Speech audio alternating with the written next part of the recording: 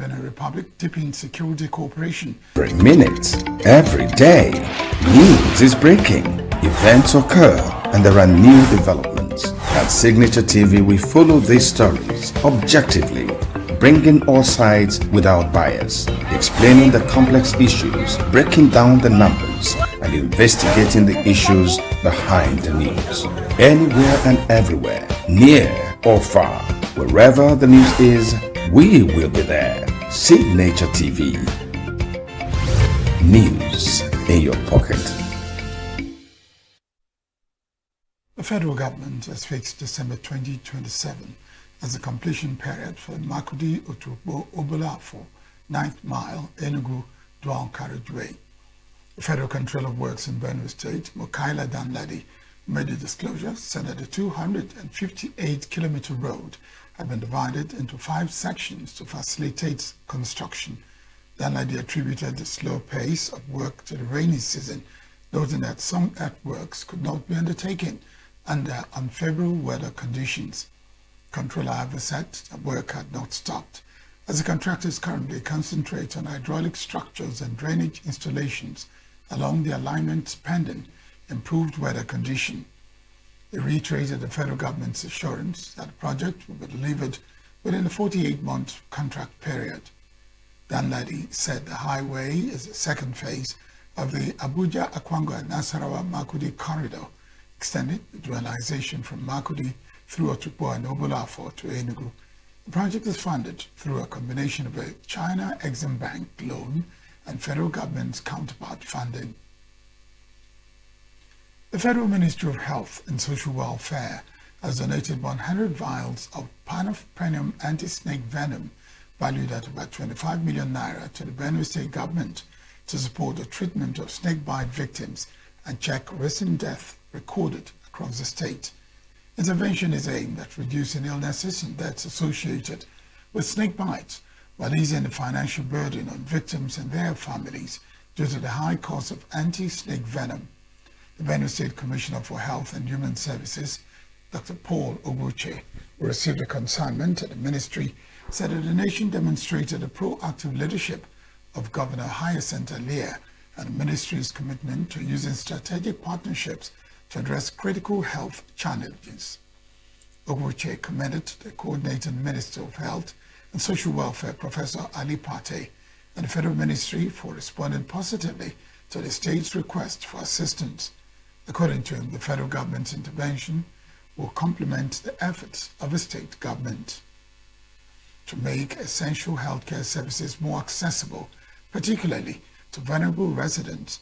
Consignment was handed over to the Director of Pharmaceutical Services, Regina Aja, for documentation, storage, and warehousing in line with established pharmaceutical management procedures.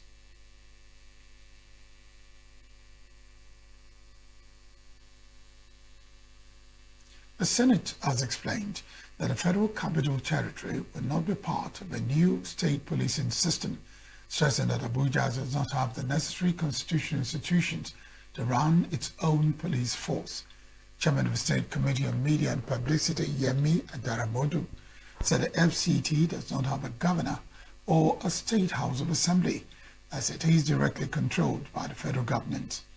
A statement he issued, Adaramodu said the FCT is managed by a minister who follows instructions from the Federal Executive Council, where the National Assembly handles its legislative oversight. Said that since Abuja does not have a governor or state legislature, cannot follow the same police system that has been planned for the 36 states. Explanation comes as the federal government continues with its plans for the establishment of state police. The Nigerian Correctional Service has removed the officer in charge of the Bara Medium Custodial Center in Abeokuta, Ogun State, alongside 2 other senior officers, following a security breach involving a death row inmate who allegedly conducted TikTok live sessions from prison. The inmate, identified as Elijah Oyebode, was sentenced to death by hanging in 2019 after an Osun State High Court convicted him of the murder of Fiat Adebisi, a final year student of Osun State University. Reports indicate that despite being on death row, Oyebode allegedly maintained an active presence on TikTok, where one of his accounts reportedly attained level 20 gifting status, enabling him to receive monetary gifts during live streams.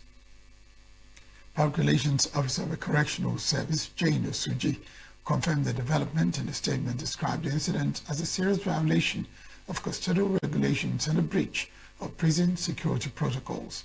Osuji said early investigations revealed that the inmate unlawfully possessed a prohibited mobile phone which he used to access social media platforms while in custody. Correctional Service further disclosed that Oyebode has been transferred to another custodial facility and placed under enhanced security measures pending the conclusion of investigations.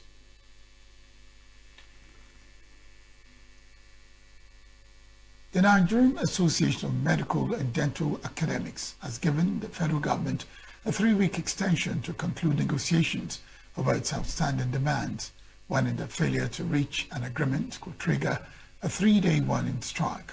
The association issued an ultimatum in a communique released to journalists in Review at a weekend following its emergency National Executive Council meeting. Communique endorsed by the President, Nosa Ohwe, and the Acting Secretary General, Amiakan Peter, said extension will run until August 31, 2026. Association directed all its branches nationwide to engage their members through congresses and sensitization programs at least twice during the extension period. It expressed concern over what it described as the government's reluctance to conclude negotiations, while commending the Department of State Services and other stakeholders for their interventions in the process. A rescued victim of the February 3 terrorist attack on Muru and ENUGU communities in Kayama local government area of Kwara State, Amaria Saliu, has recounted the harsh conditions she and other captives endured during their nearly 6 months in captivity. Saliu was a nurse and the daughter of Omar Saliu, the chief of Muru community, says she took delivery of 10 pregnant women with her bare hands while in captivity. Said she assisted the pregnant women who went into labor during the period after the doctors asked whether there was a nurse among the captives. Saliu said the terrorists later came to know of her nursing skills and wanted her to remain with them, which she declined. According to her, the captives were poorly fed and often slept in the open, including near a river, despite heavy rainfall. Saliu said the captives were sometimes given kuka, a local food preparation, but that the abductors eventually stopped providing it. She also recounted how her 2 brothers were killed during the attack. The abductees regained their freedom on Wednesday after nearly 6 months in captivity. According to the Kwara State government, 13 children died in captivity, while 12 others remained behind. The Ebonyi State government has approved a 30,000 monthly stipend for every National Youth Service Corps member deployed to the state. The development was announced during the official swearing-in ceremony of a 2026 Batch B Stream 2 Corps members at the NYSC Permanent Orientation Camp in Afikpo. Delivering the address on behalf of the Governor, the Commissioner for Youth Development and Sports, Chidebere Onya, reassured the incoming Corps members of the administration's commitment to their security and well-being. He described Ebonyi as a hospitable, peaceful, and opportunity-rich state, urging the Corps members to leverage the service year for personal development, cross-cultural integration, and community building. The NYSC State Coordinator, Margaret Pat Badagria, highlighted critical infrastructure needs at the orientation facility located at Old McGregor College, Afikpo, and appealed for state intervention in key fiscal upgrades, including modernization of a central camp kitchen and construction of a standard dining facility.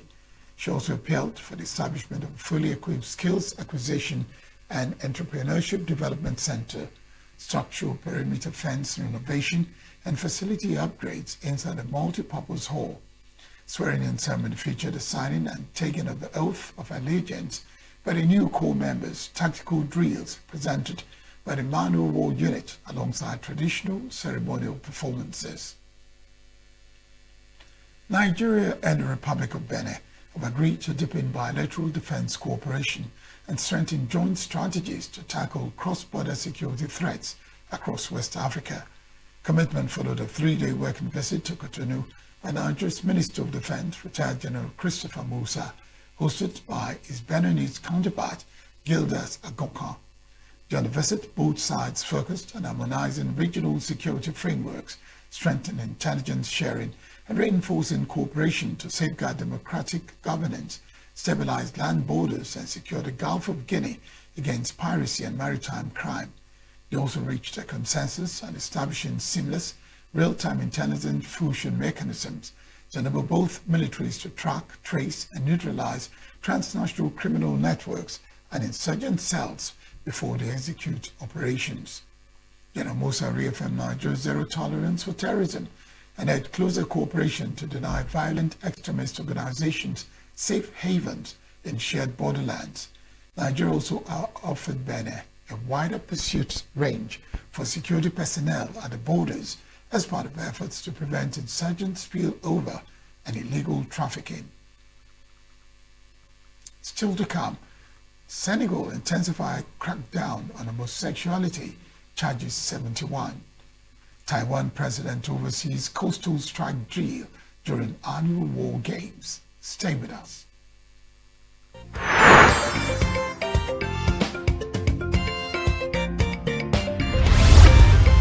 Signature TV, news in your pocket.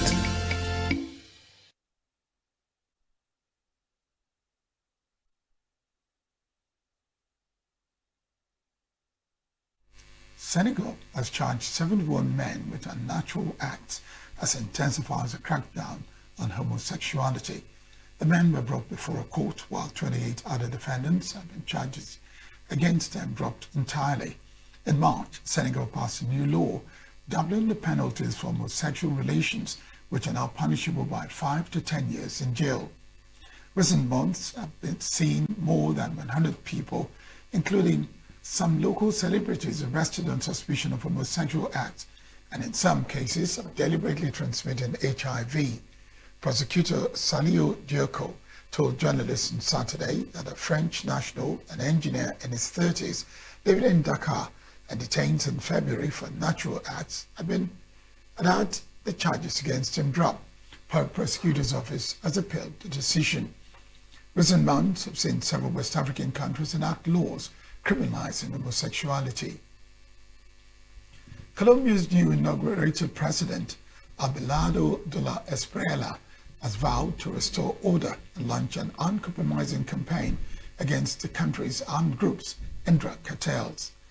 De la Espriella, a 48-year-old millionaire and dual Colombian-American citizen, made the pledge in its first address as president delivered to hundreds of soldiers at a military garrison in the southwestern city of Cali. His comments were a direct reference to the previous administration attempts to negotiate peace with Colombia's numerous guerrilla and criminal groups, efforts that critics say allowed armed organizations to expand their influence and illicit activities. De la Espriella said one of his immediate priorities would be to join U.S. President Donald Trump's regional anti-cartel initiative known as Shield of the Americas. The move is expected to strengthen security cooperation between Bogota and Washington, with the U.S. administration indicating its willingness to support the new government. The U.S. State Department said late Friday that the Trump administration intended to work with Congress to announce $1 billion in assistance as part of a security package to support De la Espriella's government. An appeals court in the United States has upheld an order halting work on Donald Trump's prized White House ballroom, setting up another Supreme Court battle over the limits of presidential authority. U.S. Court of Appeals for the D.C. Circuit, which had allowed construction to continue while it considered the case, agreed with the lower court that such a massive White House overhaul required the explicit consent of Congress. It stayed its own decision for 2 weeks to give Trump time to ask the Supreme Court to intervene. The Republican president lashed out after the 2-1 ruling, calling it horrendous, politically motivated, and unlawful. The 2 majority court judges were appointed by Democratic presidents, while the dissenter was nominated by Trump himself. The president vowed in a lengthy social media post to immediately appeal to the Supreme Court, saying that the decision made after much of the work has been done and paid for is a national security threat at the highest level and a national disgrace. Trump initially touted the construction of a ballroom as been necessary to host galas, but has since repeatedly pointed to the concurrent addition of an underground military bunker and other security features. Spain has imposed border controls on all air and sea travel from Italy as a row between the two EU countries intensifies. The measures, which started at midnight and will last for a month, come a week after Italy introduced similar restrictions following an influx of about 78,000 migrants from Morocco into the Spanish enclave of Ceuta.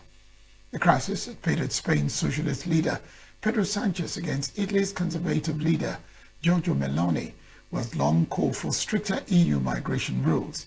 Italy does not share a land border with Spain. Its government said the decision to temporarily suspend the border-free Schengen arrangement was to prevent any of the migrants who had entered Ceuta from traveling to Italy. Spain dismissed this position, saying it was based on spurious arguments that lacked any basis in fact, because the migrants who entered Ceuta had no way of entering the Schengen area. Italian officials had said local authorities carried out checks to do everything possible to ensure maximum comfort for both Spanish and other European citizens arriving in Italy from Spain. Taiwan President Lai Ching-te oversaw coastal strike drills on Saturday during annual war games, boarding a fast attack missile boat and watching the deployment of low-flying attack drones to simulate beating up the Chinese assault. Taiwan kicked off the hand cooking exercise on Wednesday, lasting 10 days, which are focused on Taiwan's combat readiness against a potential invasion by China, which regards the democratically governed island as its own territory and has vowed to bring it under control by force if necessary. Lai said in the face of external threats and challenges, the government will continue to work to strengthen defense capabilities, given the military and Coast Guard the greatest support, without directly mentioning China. One of the Coast Guard's new Alpine-class catamarans also participated, as the Coast Guard will be pressed into service to support the Navy in time of war. The Alpine ships are based on the new Navy's highly maneuverable Cho-Ching-gang fast attack warships, dubbed by Taiwan's military the aircraft carrier killer for their complement of anti-ship missiles. China views Lai as a separatist and has rejected his repeated offers of talks. Hunter Biden has disclosed that his father, former U.S. President Joe Biden, is facing a more difficult phase in his battle with cancer, revealing that the disease has spread to his bones. Hunter, who made a disclosure in an interview published by BBC on Saturday, while discussing his father's health and ongoing treatment, described the development as painful for the family. Hunter Biden's only surviving son also described his father as the center of their family and praised his role as a father, husband, and grandfather. Biden announced in May 2027, 4 months after leaving the White House, that he had been diagnosed with an aggressive form of prostate cancer. Former President later said his treatment was progressing well and thanked those who had offered prayers, support, and well wishes.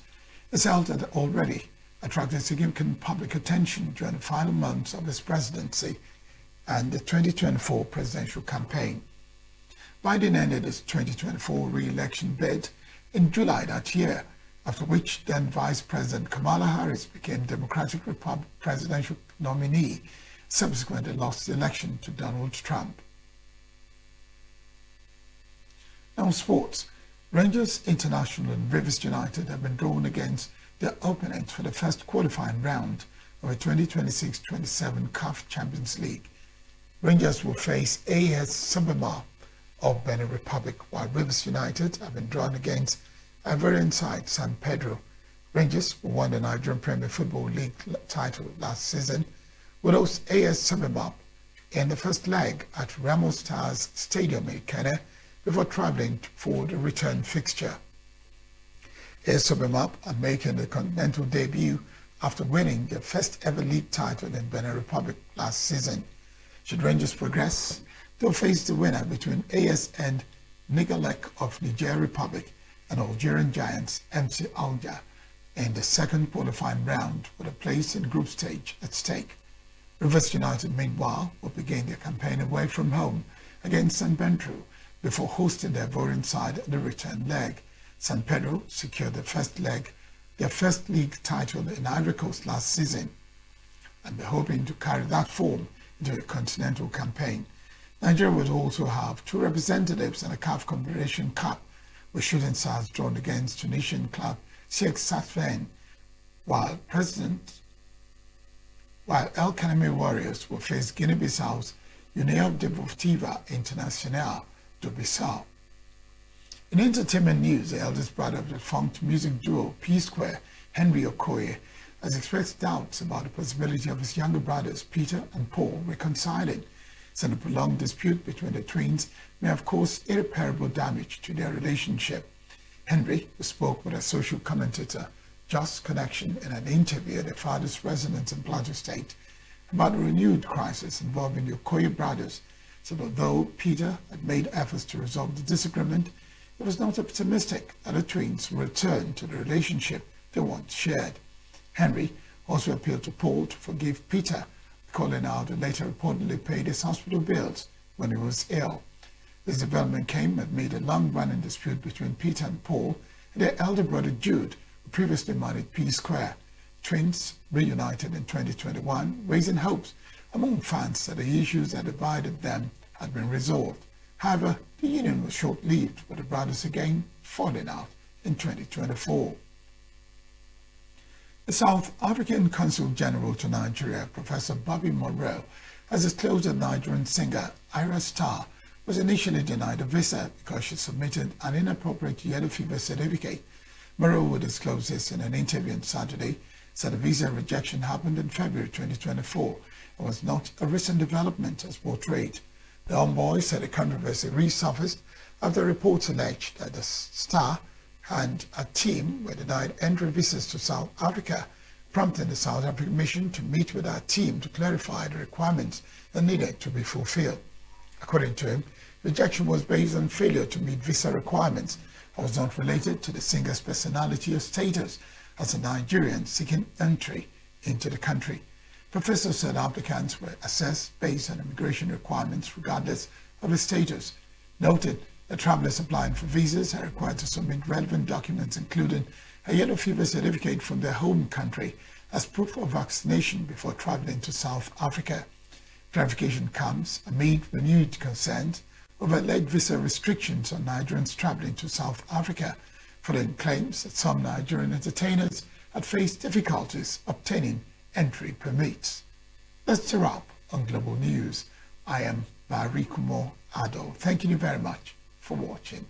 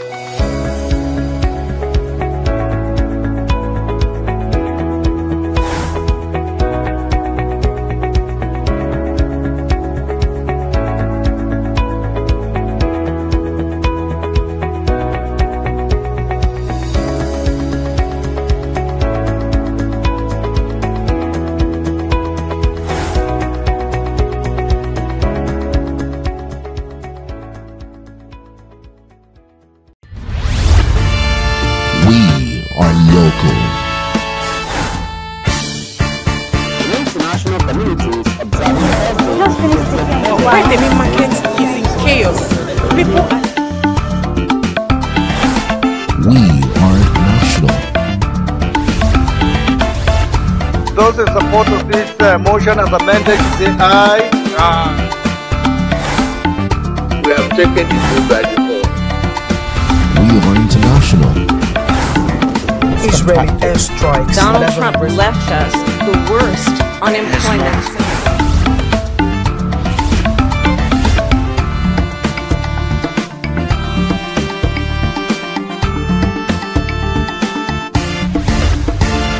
Signature TV, news in your pocket.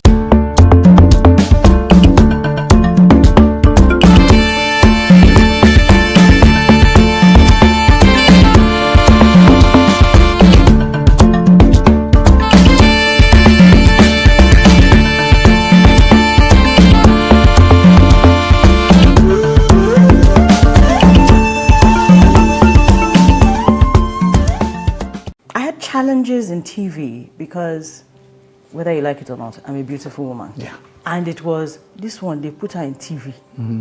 She's a threat. Yemi Pratt was one of the it girls of the early 2000s when private television exploded. She was host of multiple award-winning and hit TV shows, including AIT Jams, Primetime Africa, The Music Chat Show with Tito. I didn't want to do TV. Oh, you didn't? No, I wanted to go abroad. 2 years after television, she left. I still can't get over the 2 years. It's because 2 years. It looked like a number of years. It's 2 years. But you know that with TV, when you do things like syndicated shows, some stations will show it longer after. But not, 2 years today. Wow, that's incredible. That is some legacy there. It's mind-blowing. She left and went to become a tailor. So people tried to call her a designer, but she said, I didn't go to fashion school. Right. So it's when you go to fashion school that you become a designer. So I'm a tailor. Right. My husband used to flip. Yes. You cannot, you know who tailors are? Tailors are those people. I said, guy, those people, they do work. 2025 would be 20 years of marriage. And because of the beauty of her life, they don't have kids, even though she wanted. And so she hasn't spent one moment worrying about it. The God who loved her before is still the God who loves her today. Yeah. I'm so okay with it. Yeah. I've been told, go and adopt. But my husband wasn't. And I was like, we're living it's a family. Right. I can't take a unilateral decision Right.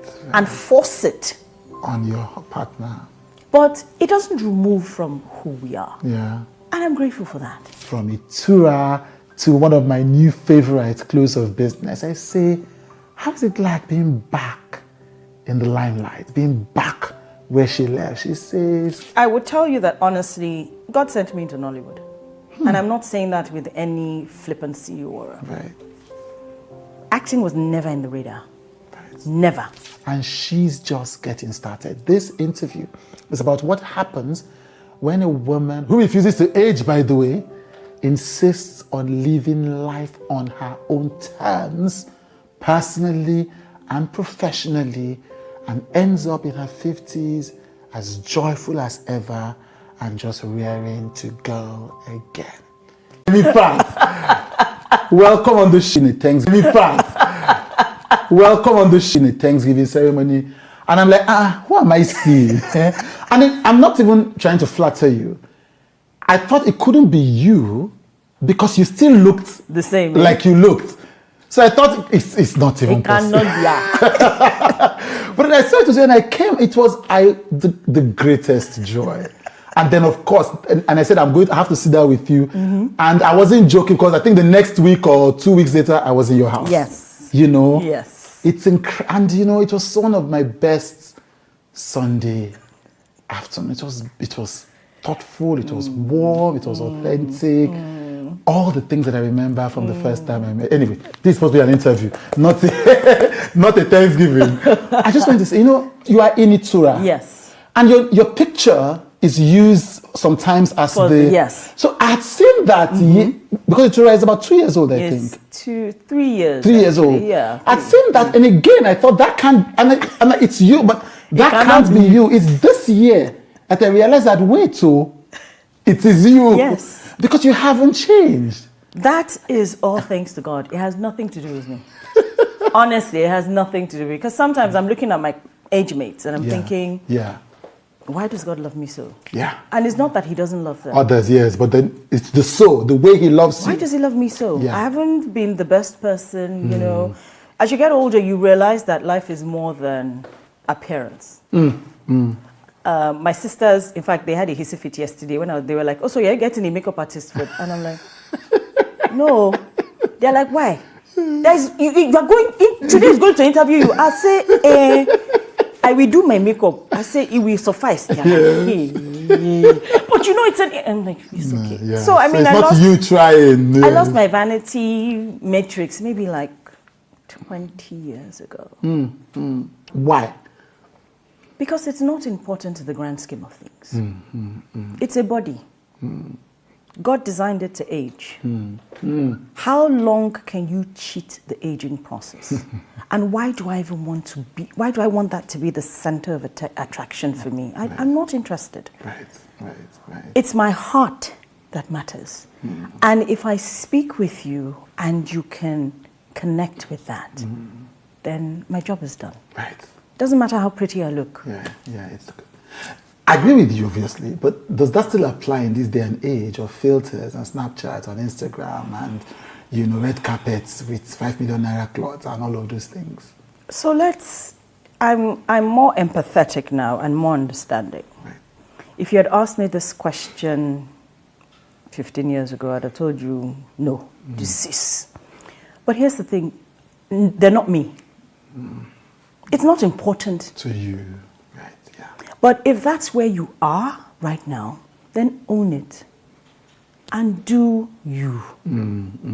The thing about life is it will progress. There was a time when I could not do without, I must do makeup. As you know, I used to do makeup professionally. Yes. But one of the greatest things that drove me away from doing makeup consistently was that I had a thing with washing my face, so I would not wash my face. Right. And I thought to myself, I was like, you do makeup, full makeup, you know, wash face.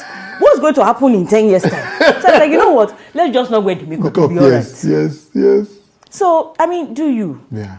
And be comfortable with it. Be okay with it. Irrespective of the noise. As they say in Yoruba, ariwo oja. Leave the market noise. Market go make noise. Take care do of yourself. Yeah. Let's go back. When I met you for the first time, obviously, I was working for, I think, New Dawn before me, and you were one of the hottest talents in television. Like, you know, you were doing Primetime Africa, you were doing AIT Jams, you were doing a world chat show, I think. Was that the one with Tito? Yes, with Tito. World Chat. Yes. You know, I mean, people need to understand. Like, you know, let me explain to people. Like now, if my clips are going viral, they're probably going viral alongside some other people's content. Then there were just like 5 stations or 3 that were watching. Yeah. So everybody was watching you. Yeah. And entertainment TV was just becoming a real thing. You know, with AIT, with Keke and D1. And so it was fresh and it was exciting. And every young person who wanted to work in the media wanted your job. What were those days like when you look back now? So I'm grateful for, I was just telling Ulubori, that's my manager, I was just telling him that everything in life, God is detailed. There are no mistakes. Right. And if you understand how detailed God is, then you know that everything that you did is going somewhere or is teaching you something. Now, I didn't want to do TV. Oh, you didn't? No, I wanted to go abroad. Right. And I went to meet my father's friend who all his children were abroad. And I was like, I want to go abroad. And he was like, it's not easy. And your children are there. And to show you how bold I still, I was like, uncle, it's not easy. All your children did it. It go easy. He now said, okay, let me give you a letter. Go to. I said, I don't want to work. Right. He said, if they don't take you, then I will help you. Right. I walked into Dark Communications. And before this, I'd met D1. Because he was living across the road from me in Iwutemeta. Okay. And I met him through my sister. All right. So I already had a relationship with D1 and Kenny. Because of course you meet D1, you meet Kenny. So I didn't tell them that I was coming. Right. So I got there and I was waiting at the reception. And Keke walks in and he goes, what are you doing here? Come on, let's go. So I said, they gave me a letter. He said, let's go. So I went to his office. He was like, he sent somebody, Ladi Lawal. Oh, Ladi Lawal. And he looked at my resume and he looked at me. And he said, first and foremost, we can't afford you. Love it. And I was like, okay, right. In 1998, I'd moved from architecture. I have a first degree in architecture. Yes. I'd worked in architecture. Yeah. I left architecture because they were not paying well. They were paying me 2,000 naira then. It was a lot of money, Right. but it was not making sense. Right. And I was doing a lot of work. So I moved into interiors where they were paying me 14K. Oh, wow. So you can imagine I was balling. Yes. Thank you very much. Yes. So I got to a document and they were like, we can't afford you. I'm thinking, it was about, we're going to hire you on the spot anyway. Can we offer you 8,000? I was like, okay, I mean, this is a 30-minute interview with Ladi Lawal. Right. And they hire me on the spot. Wow. And I'm like, what is it? So I went back home and I told my father, I said, so they've hired me. My father said, hey, my father had been telling me that you should work on TV. Because I used to read aloud a lot. Right. And I was like, I think you'll be a very good newscaster. I said, newscaster, leading NTA News. How? Me? I don't have a serious bone in my body. If you walk. So I went home, I said, they've hired me. My father said, hey, I told you. And I'm like, yeah. Right. Right. I enjoyed it. One, because Kenny and D1, mentorship was not a word then, but those guys, they set me straight. I had challenges in TV because, whether you like it or not, I'm a beautiful woman. Yeah. Love it. And it was, this one, they put her in TV. She's a threat. So everything, the rug was pulled out from under my foot at every turn. What I was relegated to doing was looking through videos. Oh, so when you got the job, even after you got the job at AIT, then people started fighting you. So they said, what's the work that she's going to do? Yes. Let her just be previewing videos. Not to be on the screen. No. So I would watch. So I would get in at 7 in the morning because I didn't want to be stuck in traffic. I was living in Ebutemeta, going to Alagbadu. So I would get in I would be the first person. The person that would come in after me would come in at 10. Wow. So from 7 a.m., maybe I'll snooze for an hour. From that time till when I close at 4 or 5, I'm previewing videos. Wow. So one day I just went into, I think, because Kenny was GM radio then. It was like, how far are they giving me work? I was like, no, I'm previewing videos. He was like, hey. He said, would you like to work on radio? I'm like, what would I do? He said, don't worry, you first do night shift with Sule. You will learn how to use the console. So I did night shift, I think, for about a month. Night shift as presenter? I know, to learn how to use the console so that I could become a presenter on radio. When I finished learning the console and blah, blah, blah, he gave me a few tests. Then he gave me primetime belt on Friday from 12 noon to 5 p.m. I almost collapsed. I'm like, what am I going to be doing? I said, this primetime. He said, yeah, I think you can do it. I said, you think? He said, yes. He said, Shebi, you know how to use the control. I said, yes. You know music? I said, yes. He said, yeah, so what's the problem? Right. So, of course, that became a thing. Yeah. And then TV came and said, they gave her belts. How? So I had a very good conversation with my head of department then. I go cover Imashiri. I will not call him. And I said to the person, I said, when I got into university, in fact, when I started working, you probably were not in secondary school. Love it. I said, but you're my head of department. I said, and I was taught respect. I said, if you ever step out of line with me again, I said, you will hear it. From where you will hear it, you will not understand. I said, do I do my job? They said, yes. Am I here on time? They said, yes. I said, so what's what the else problem? do you want? I said, did I come here to take your job? I can't take your job. But the difference between me and those that were on TV then was that we had the phone-in segments. Yes. And they were like, oh, when you ask the person's name. I said, why should I ask the person's name on air? Shebi, when I don't answer the phone call. Shebi, we're playing adverts. I said, so let me have a conversation with that person. Right. So behind the scenes, I will talk to that person. What's your name? What do you do? Before coming on air. And then when that person comes, I was like, oh, John, so how you doing? What's going on today? Why are you calling us today? So it's not, hello, John, where are you calling from? Yes. So we can't hear you. So people were like, how did she? I said, they can't see John, but they can see me. So they have to understand that John and I have a kind of relationship. It can't be stilted. Right. So of course I did a few shows on TV, subbed for a few people, and I was like, no, we can't, this girl. But I was only there for 1 year. To the amazement of me sometimes. Right. I still worked out 1 year. I spent 1 year only. Where? In AIT. Right. Oh, so just 1 year? 1 year. And I spent 1 year with Primetime. Right. So the total of my TV, 2 years. Wait, the total of the TV is 2 years? Yes. What? So you see that when God is doing something, Right. I'm walking down the street till today. Yes, people will be calling your name, I'm They sure. just, are you not a Yemi Pratt? And I'm like, yeah. They're like, oh my God, I used to watch you when I was younger. And you know something else? And I was like, but like I said about the mentors, Keke and D1, Yeah. D1 said to me when I started work with them, he said, it's the people that make you a star. He said, so somebody sees you on TV, someone's up the courage to walk up to you and say hello, and then you snub them. He said, you're no longer a star. He said, from that moment onward, that person is going to spread the gist that you're not a nice person. He said, look at it, in the totality of your life is maybe 5 minutes max with that person. He said, smile, ask their name, hug them if they need a hug, have a brief conversation, and go on your way. Right. You see that thing? I've never forgotten it. Right. Never forgotten it. Till today, I still do it. In fact, now, there's phone now. When you come home, I want you. Do you want to take a selfie? You're like, I can take a selfie. Yes. You can take, what's your name? I might forget your name as I walk, but I will ask you yes, your that name. moment Do you must matter understand? to you, yes. Because that person is a human being. Yeah.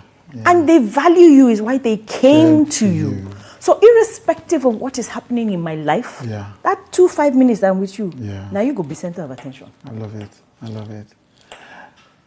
I still can't get over the 2 years. It's because 2 years. It looked like a number of years. It's 2 years. But you know Wow. that with TV, when you do things like syndicated shows, Yes. some stations will So show it's it longer not than. longer after, but not- yes. 2 years today. Wow. Wow, that's incredible. That's is. some legacy there. It's The- mind-blowing. Okay, let's go back. So, interior decor, if you were earning this 14K, then why did you want to leave the country? You know, if you're earning that well, and why did you accept this lower paying job since your plan Was to leave was the to country. leave anyway? So my mom had just died. Oh, I'm sorry. My dad was retired. Right, I'm the first child. right. And I think in my head, I thought, you know, if I moved abroad, I'd be able to support my family better. Right. Right. So that was my thought process then. But I think after getting the job, you know, because the caveat was, if you don't get the job, then I will help you. And I got the job on the spot. So it was like, well, we might as well do the job. Something I also noticed is that even though you were, and this fits with the theme of work always comes to meet you, because even though you knew Keke and D1, so first, you're going to the office, you know them, so you could have as well spoken to them, you didn't. Then they put you to be doing video, you could have as well gone to talk to them, you didn't. Why not? I think this ties back to my dad, right? My dad always believed that people knew his value. Right. And I recently connected that. I'm exactly like my father. I also do not believe in harassing people. Right. So you've met me, right? I'm working, but I didn't come to work for you. And I'm in my department. Right. It's work. Right. It will not always go right. How am I going to manage it? And that's part of growing up. It's how I was raised. Right. So it wasn't so I know the head of a hen, so I can go there and go and whine. And no, it's you know what, okay, so the day we cannot handle it again, we'll say, hey, thank you very much for the job. We're very grateful. We're going home. Yeah. Yeah. So it was never, even till now, I find it, I'm a bit hesitant Right. to go to the top. If I know that the corporation or the people I'm dealing with are going to waste my time, then I will go to the top. Right. But I'm a firm believer in following due process. Right. Right. It's very important for me. Right. And I also believe that it shows value to the people that I'm People are working with. with you. Right. I'm going to ask a strange question. Why did you get married? So, looking at my parents' marriage, right, it's a good example of what marriage should be like, Yeah. right? My grandparents too. In fact, in my head, I'll be married at 25. Right. By 30, 32, 33, I'd have had my 4 children. Right. And everything else would be hunky-dory. Love it. So I'd always wanted to get married. Right. And I'd gotten the opportunity earlier. Okay. And it would have made sense, but I felt I wasn't ready. And then also, I wasn't pressured. Right. Right. My father was a bit worried. Yeah. And my mother was like, what do you want her to do? She's going to stand on the road. And then the next guy that passed, she will call him and say. Kidnap him. And then I could bring my boyfriend home. Wow. I was not one of those that Wow. the guy will come, he'll be inside the car, then he will So when you're coming to my house, I tell you, so when you're coming to my house, you will come inside. You will knock on the door. We will open the door. My parents will be in the living room. Love it. You will come inside. I will Yes, introduce you. and They will sit down there for a few minutes. Yes. They will Before talk to proceed. you. Then they will, both of them will just get up and leave. Love it. So my father had told me this, I think just after secondary school. He said, you need to bring your boyfriends home. I said, who does it? My father said, so if anything, and this is exactly what he said. He said, if anything goes wrong, I know where to go. And my mother would sit me down and say, hey, so what exactly are you people doing? Perhaps you know that there are some things that you should not be doing. And she will not, do you understand? So Yes. I knew how to keep So the myself. trust, yes. So you trusted you, and that trust made you, My first all-night party, my father drove me to it. I think I saw that at the age of 15. Yes. So you thought he was just letting you go, but no, he has done his My scoping. father don't do groundwork. He has So done Reiki. So this party that I went to, Yeah. he had a military person who lived next door. So he said, I know it's an all-night party. And he and my mother, obviously, they don't agree. So when you are tired, she'll be waiting for you. So you walk from the party to her house, knock on the door, she will pick you up in the morning. Love it. So I know jump fence. Yeah. I've been wearing shorts. My mother said she would wear dresses for me when I was young, and I'll take off the dress and go and pull out shorts. So I've been wearing shorts from my house. Yeah. I've worn, when I was getting married, my father said to me, he said, I hope your dress is decent. And I said to him, you'll be shocked, even our sleeves. And my father just laughed. What my father didn't know was that my dress was going to be green. Your wedding dress was green. My wedding dress was like an emerald jade green, full from head to toe. Sounds on brand. And I got married in Hoas Memorial Methodist Cathedral. Right. It was not a Pentecostal church. It was an Orthodox Methodist church. You dared them to send you out. They know fit. Because I served in the choir. Oh no, I was an usher when I joined the church. When we moved back to Lagos and I was old enough, I became an usher in church. Right. So I served in the church. Right. But those that know me also know that we are different in my house. The first thigh-high knee-length boots I bought, it was my mother that paid for it. So I could do a lot of things. Right. They allowed us to express ourselves. When we were doing Thanksgiving, the Reverend Father, he whispered in my ear, said, I knew you were going to do something different. He said, I love your dress. Unfortunately, my mother was already dead, so my mother didn't get to see it. But my father wasn't surprised. Yeah. So before I got married, I showed my stepmother. I said, this is the scarf. I said, so just in case you want to tell him. But I knew my father. My father knows that. He knows his children. Yeah. Okay, so the plan was the marriage plan. What of the 4 children plan? So that never came to pass. Right. So I still love children. Right. From newborn to when the child refuses to be called a child. And it doesn't matter what stage, I always manage to connect. And I realized that is also a gift. Right. A lot of people find children to be a lot of work. Yeah. If I walk in here and there are 10 children, I will ignore all of you. Right. And focus on them. As in, I will ignore all of you. I will listen to what they say. We will ask questions. My house, wherever I've lived, has always been a hub for children. Right. So I will connect with the mothers. I will connect. Okay, so if people need to go, just bring them, just dump them. When we're here, we'll read books, we'll experiment, everything. We'll cook together. People have eaten things. Their children have eaten things in my house that their children will never eat in their house. Yes. So, but we never had children. Right. And it didn't stop me from loving God. It never brought you down? No. Never? No. I mean, I'm not surprised to hear that. But why not, though? Because those are the kind of things that make many women in our society. I agree, right? And I can't speak for them. Right. But I can speak for me. yourself. Right. God has always been present in my life. Right. So it's that conviction in knowing who I am in God. And he doesn't, I mean, if you look through the Bible, he loved Judas now. Yeah. Not Judas betrayed. But he knew that it's Judas. Now he sent Judas go betray Jesus. Yes. Nobody say Judas just got up one day saying one. So is it that God that doesn't love me? No. He loves me. And I'm complete in him. Children are a gift. Yeah. And he will give the gift to whoever he so wishes. Does it mean that he doesn't? No, it doesn't mean that he doesn't love me. And I'm okay. With that. Yeah. I'm so okay with it. Yeah. I've been told, go and adopt. But my husband wasn't. And I was like, we're living it's a family. Right. I can't take a unilateral decision Right. and force it on your partner. But it doesn't remove from who we are. Yeah. And I'm grateful for that. Yeah, I love it. I love everything about it. I love it. I'm loving everything about it. Right. Okay. So that's, I was going to say that people said to you, adopt all of that, and yes, but you and your husband are a partnership, and acting, are you loving it? The first one I saw you in was the counselor. Yeah. When you were a therapist. Yeah. You were therapist from hell. But look at the couple in the end. Yes, we know that. But I'm just like, this therapist, we need to report this therapist. But are you enjoying it? Because you've been very busy. You've been you've been busy. You've been I've gotten work. Yes, you've gotten work, yes. You would like more? I would like more.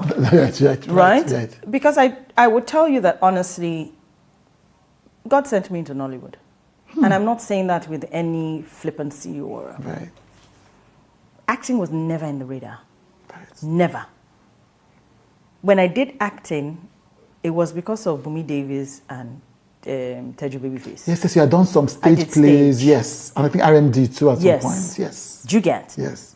But it was, something you can do. Okay, so we did it. And then we moved. I still continued to do all the things that I was doing. Because that was just, by the wayside. We can, yes. Yeah, right. I love stage, by the way. Still love it. Yeah. Acting, because I know it's a mission. Nollywood is like Nigeria. Okay. We love it, but there are a lot of things that we need to do properly. Right. And I'm just going to leave it at that because am I enjoying acting? Yes. Right. Because it involves people. Right. As I've said to your people here, I understand what goes on in the back Behind end. the scenes. It's a lot of work. I think one of the first productions I did after Itura, because Itura, they were so detailed, there was no need to ask any questions. Right. The next ones, I have a list of questions that I send out. Right. If you answer those questions, I will still go with a few things. When I went to do Dust, I had a suitcase and a half of the stuff that I knew that I would need, that they would not be able to provide for me. I'm very particular about what I eat. Love it. So, plus, when I get kitchen, they don't get, I go bring my camping gas. I don't say, I say, no, you don't understand, I need to drink tea in the morning. So I know fish. PA will be, I say, no, don't worry. I will do it myself. It's okay. Right. So I brought my camping gas. I took a pot. Right. I had my organic produce delivered to me. I would cook some of my meals. Right. Because I don't want to fight with anybody. Yes. You already have enough stress going on. Yes. And then if you are not organized, then there's another problem. So you know what? Let me come. Arrange myself to avoid drama. And also not be part of the people that are going to give you grief. Love that. So in that respect, Right. I enjoy acting. Right. I really do. And I love the crew. I give them the props. I ask your sound man. Yeah. And you're not sound, you're not makeup, you're not hair. That is the job that you do. If you ask somebody their name, people are very surprised. I ask your name, and then next one I see, I'm like, hello John, how are you today? I'm like, what's the problem? You remembered my name. I said, didn't I ask you yesterday? He said, yes, ma, but you remembered. I'm like, Yeah. So it's also about relationships. Yeah. It's about connections. Yeah. It's about working with people. And that is why I'm in Nollywood. I already have the fame. Right. With all humility. Right. And the money will come. But that is not why I'm there. Right. What's the thing you are happiest about? So happy is not a word I use because happy is dependent on circumstances. Right. Joyful. Joy doesn't change. Yeah. It doesn't change no matter what's going on. Yeah. Maybe because now I'm understanding the journey, looking back. So I know that they're all building blocks, right? So I can't say that. And I enjoyed every phase. I was present in every phase. Right. You were present. I was present in every phase. So that's it then. I was present in every phase. Yeah. And once it's gone, it's gone. I let it go. Yeah. It's gone now. We don't jump. So we Let's move. go. Yeah. You take the lessons from that, like you rightly said, and you move on and you apply it to the next thing. Next thing, yes. So happy to see you. Thank you. So happy. Thank you. And I'm looking forward to more joy. Oh, don't worry. The joy is It's already here. It's already here. It's So just already be here. unfolding. That's it. In Jesus' name. Amen to that. Every second, every minute, every day, news is breaking, events occur, and there are new developments. At Signature TV, we follow these stories objectively, bringing all sides without bias, explaining the complex issues, breaking down the numbers, and investigating the issues behind the news. Anywhere and everywhere, near or far, wherever the news is, we will be there. Signature TV. News in your pocket.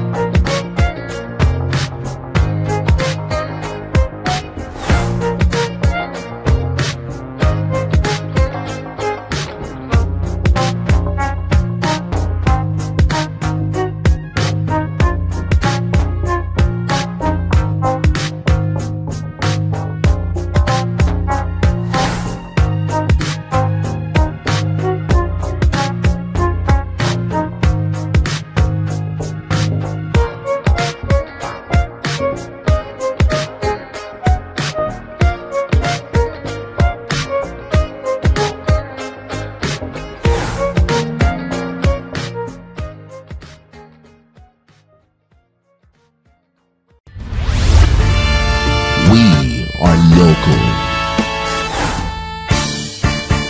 International communities observing Why the main market is in chaos. People are We are national. Those in support of this motion as amended say aye. We have taken the move by default. We are international.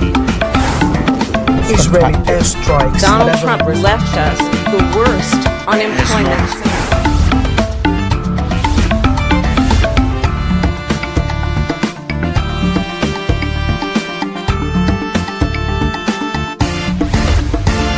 Signature TV, news in your pocket.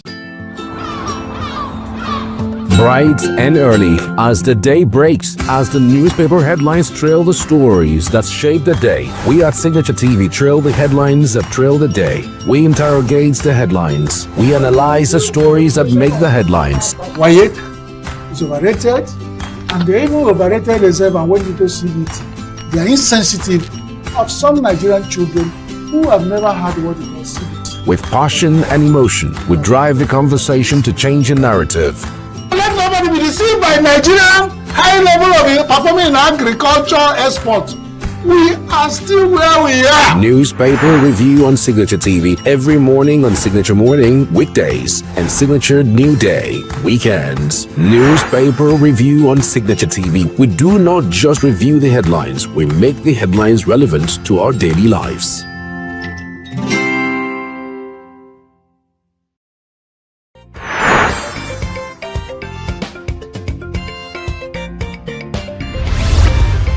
Signature TV. News in your pocket.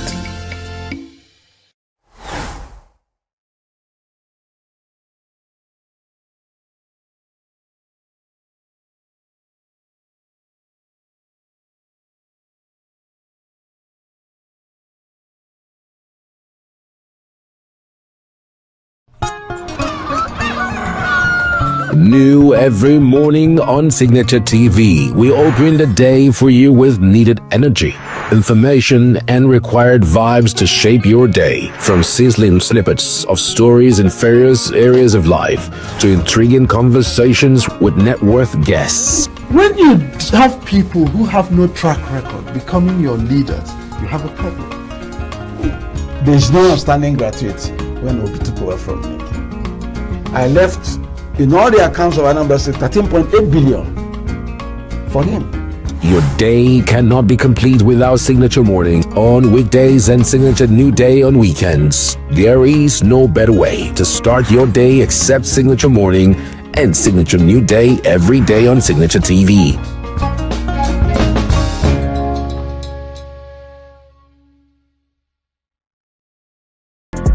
Get plugged into the heartbeat of entertainment on The Hub, your ultimate show on eVibes. From trending stories and social media drama to top charting music, must-watch movies and exciting moments from the world of arts, we've got it all. Join us for unmissable conversations with your favorite entertainment personalities, plus fun segments every week. So I should try harder. So okay, I don't know that one. Outfit of the day. Oh, I don't do that. That's some Gen Z stuff. Oh, now you say it's a Gen Z stuff. It's everything you love about entertainment, served fresh every week at 1 p.m. with weekend repeats just in case you missed it. The Hub's on eVibes, where the vibes never stop. Only on Signature TV.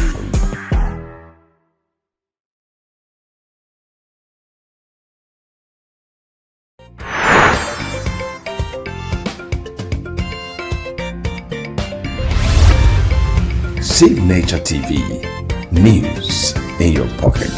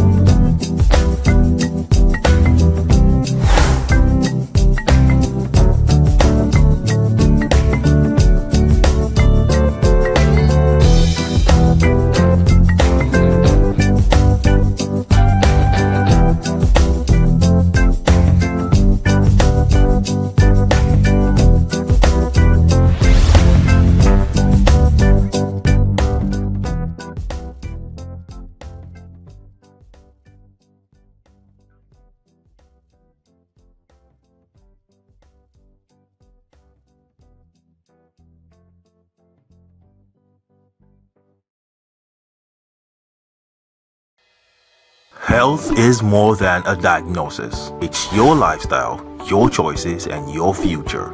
Join us on Inside Health, your weekly deep dive into the stories, science, and solutions shaping your well-being. From expert interviews to real-life journeys of healing and hope, we cover it all. One of the complications of cancer management or treatment is they have some of them, at one point in time, you see them having anemia.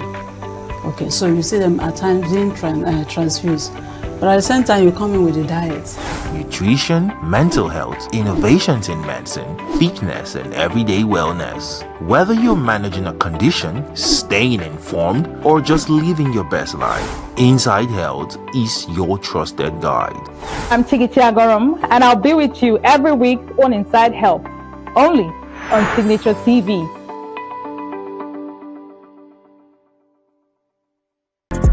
Get plugged into the heartbeat of entertainment on The Hub, your ultimate show on eVibes. From trending stories and social media drama to top charting music, must-watch movies, and exciting moments from the world of arts. We've got it all. Join us for unmissable conversations with your favorite entertainment personalities, plus fun segments every week. So I should try harder. So Okay, I don't know that one. outfit of the day. Oh, I don't do that. That's some Gen Z stuff. Oh, now you say it's a Gen Z stuff. It's everything you love about entertainment, served fresh every week at 1 p.m. with weekend repeats just in case you missed it. The Hubs on E-Vibes, where the vibes never stop. Only on Signature TV.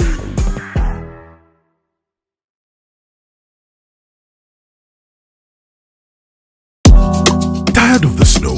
Tired of the bad TV signals? Nigeria has gone digital. Introducing Free TV, the national platform for every Nigerian. Get 100 plus channels immediately. Sports, news, and entertainment in your native language. All with clear picture quality. Whether you're in the city or the village, our satellite signal reaches every corner of 36 states from day one. No monthly subscription, just a compatible decoder and you are set. It's a national asset built for you. Take the show on the road, download the Free TV app and stream your favorite channels anywhere. Starting this May, scan to download the app or call 0700 388 7277. Free TV, digital TV for free. Brought to you by NBC. Issues, breaking down the numbers and investigating the issues behind the news. Anywhere and everywhere, near or far, wherever the news is, we will be there. Signature TV. News in your pocket.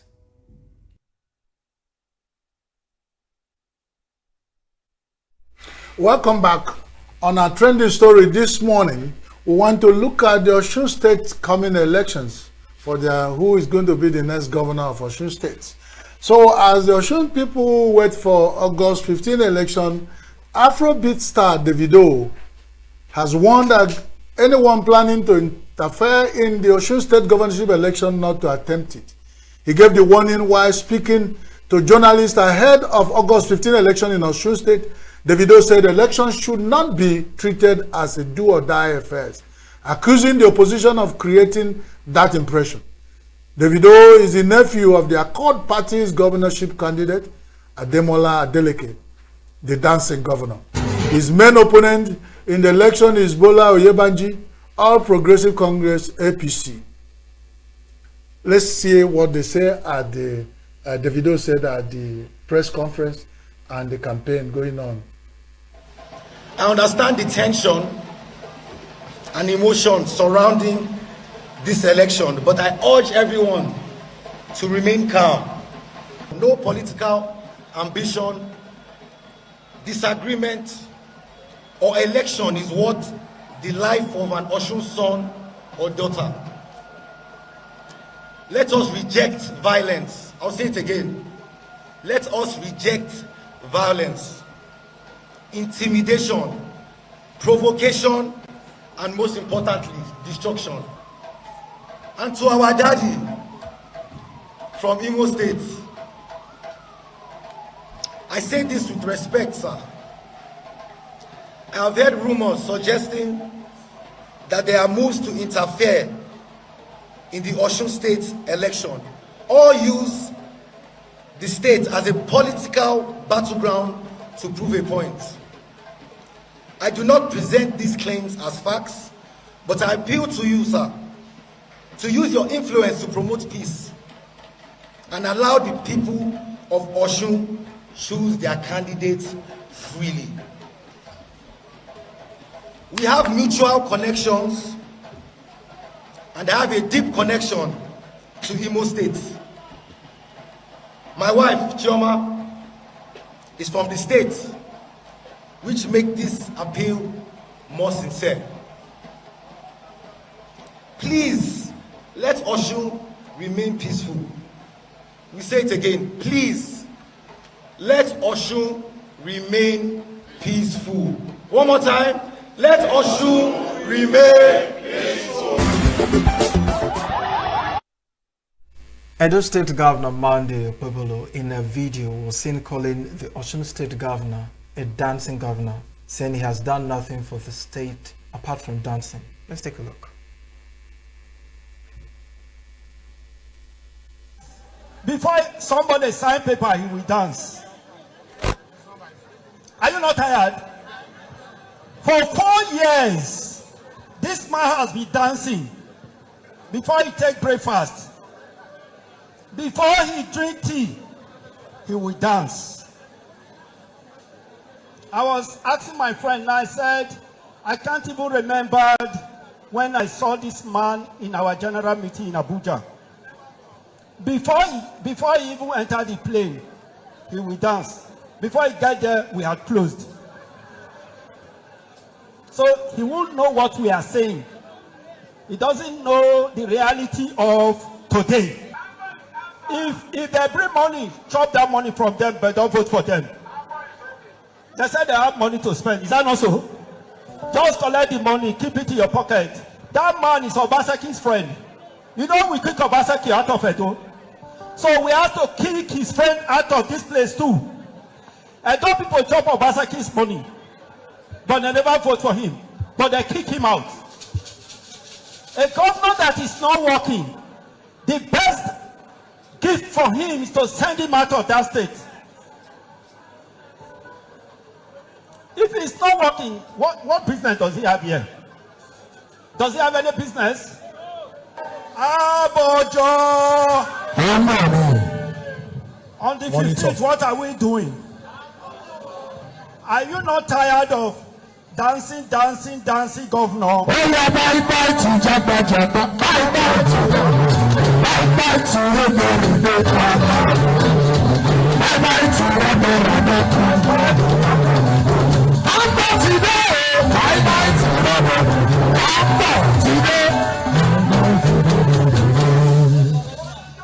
This is the man. This is the man that stands for development of this state. Your schools, this is the man that will develop your school. He will build road for you with concrete pavement. Road that will last for 80 years and above. The reality of today is somebody that will change it and make development for Osun State. What are you looking for? Is it not development? Somebody that will bring about prosperity to this land. That is the person we need. And that person is humble. Let me tell you something. The road I was passing, my tire was shaking. I said, is it the dancing road or the dancing governor's road? They say it's the dancing governor's road. But I want you to enjoy good road. And the man that will give you good road is humble. Are we ready? Or are we ready to make? All right, that's the Edo State Governor Monday sharing his thoughts. You know, my own concern is that we all have different personalities. Before we became governors, I'm using you. Let's assume we are all in politics now. Before we became whatever public figures we were once an individual. We were once someone. So you calling me out that I'm a dancing governor, I don't think that is justifiable in any way. And I even liked it. We are tired of people that we don't see they are real who they are. They just allow fame and being a public figure to disfigure who they are. If you go outside other countries, in the foreign countries, you see these presidents, prime ministers living their normal life, playing golf and doing them. And if this governor, in quote, loves dancing, loves music, can you allow him to be him and do what he's doing? Should that be used against him? And even in one of the videos where Davido even made a statement, he was like, what is wrong being a dancer? What is wrong loving to dance? What is wrong being a governor that loves dancing? And I love it. I think that's his vibes. I think that's what works for him. I may not support if you are not doing what you're supposed to do as a governor. That's not what I'm saying. If you're a governor, you're expected to deliver, to do the right thing. I'm not campaigning for him. I'm not endorsing him. It's not in my place. I'm just saying that being a public figure shouldn't change who you are. Being a public figure shouldn't change the fact that you love dancing, you love listening to music. We see the likes of Barack Obama that goes on his platform to list a couple of artists he listens to in the year. He does that. He posts it on his platform. That is who he is. These are what gets to him. Was it not which day that the what is it called, the UK, their king said Davido was among one of his favorite singers. Listen to one of his songs, Kante or something. They have their individual life, their personal life, what works for them. But politicians dwelling on things like this to make caricature, just to drive a message, just to discourage people, I think they can do better. Political jobs are welcome, especially during campaign in Nigeria, because we always have a way of welcoming when you say when evil has stayed over time, it become culture. So we have over time begun to accept these what they call I consider useless jobs, political jobs during campaign, because what is the issue? If you are talking about Osun State that has not tarred the roads, that has not built hospitals, provided welfare for the people, it will be campaigning with the issue. If you are talking about that and you left your state, a whole state business, for almost 24 hours to go to Osun to throw jabs, and when you got there, what you are saying was a dancing governor. Is he not enough of dancing? That's it. That's what I'm saying. Nigerian politicians are in themselves empty. Some of them are empty. And it pains me that it's even the empty ones that make the greatest noise. On a very, very, very, very, very objective level. If we put Osun State the way it is now, and Edo State, because Edo State is older than Osun State, is it not? Just put two of them together on level of development. Leave the governors, whoever. Can you see where people are more safe, more happy? And that's what you are looking at, welfare.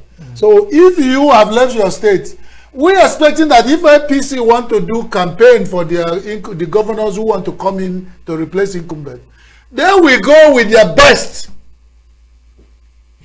I'm not profiling anything, but I don't think out of all the APC governors in Nigeria, that Okpebholo is what APC should put forward to go and campaign. Because is what the Maibo people will say, I want to will be a wampum.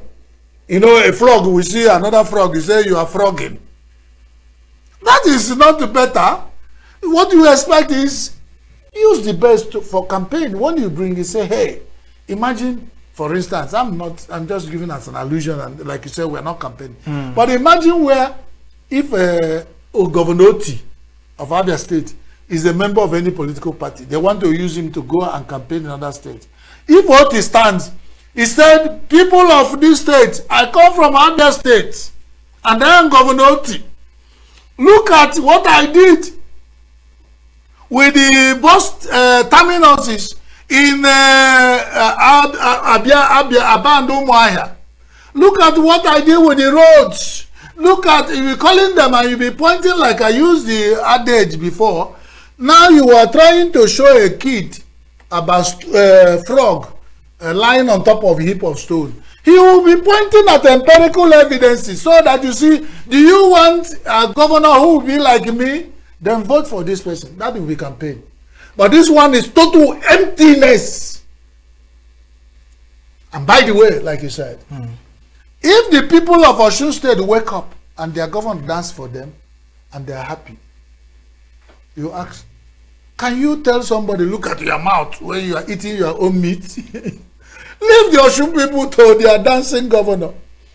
And then that's what you know, the issues that are rising with the Osun State election, there are many.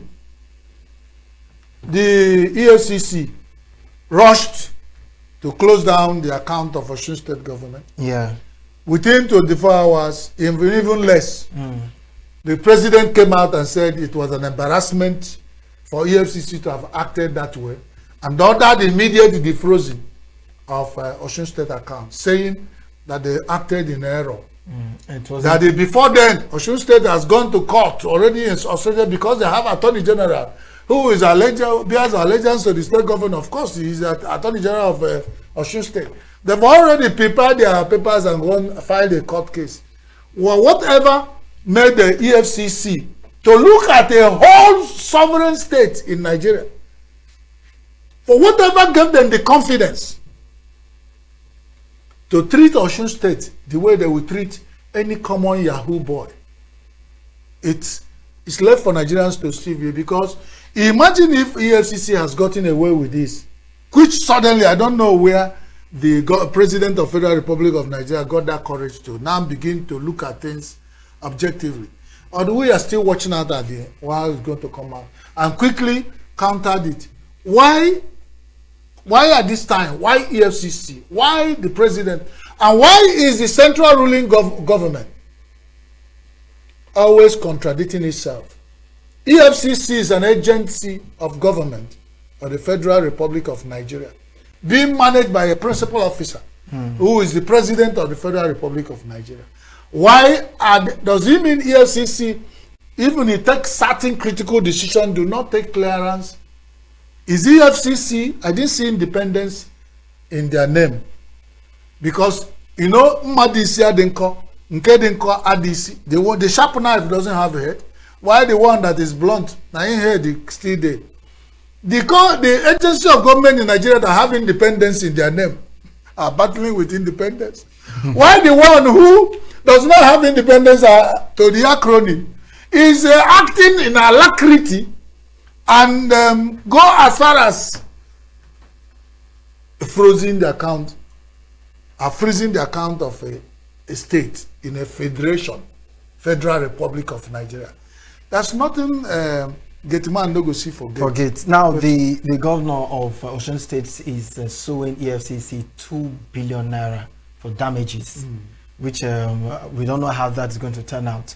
And also, we have the likes of Atiku, reacting to this very one, saying that this has threatened, people's thoughts about EFCC. How independent is EFCC at this moment? Can EFCC actually boast that they're not interfered or they're not corrupt with this kind of reaction? And many people are asking the president, you ordered the EFCC to defreeze their account and they should go back to court to get their order. Which court? Because the Osun State is saying there was no court, there is no paper. So which court are you now asking EFCC to go to? It baffles me, Chris, because so many questions are answered. Retinue of questions. And you earlier mentioned... Can EFCC defroze a state account without court mandamus? So they present. At least, let's give an instance. Can police arrest certain individual without warrant?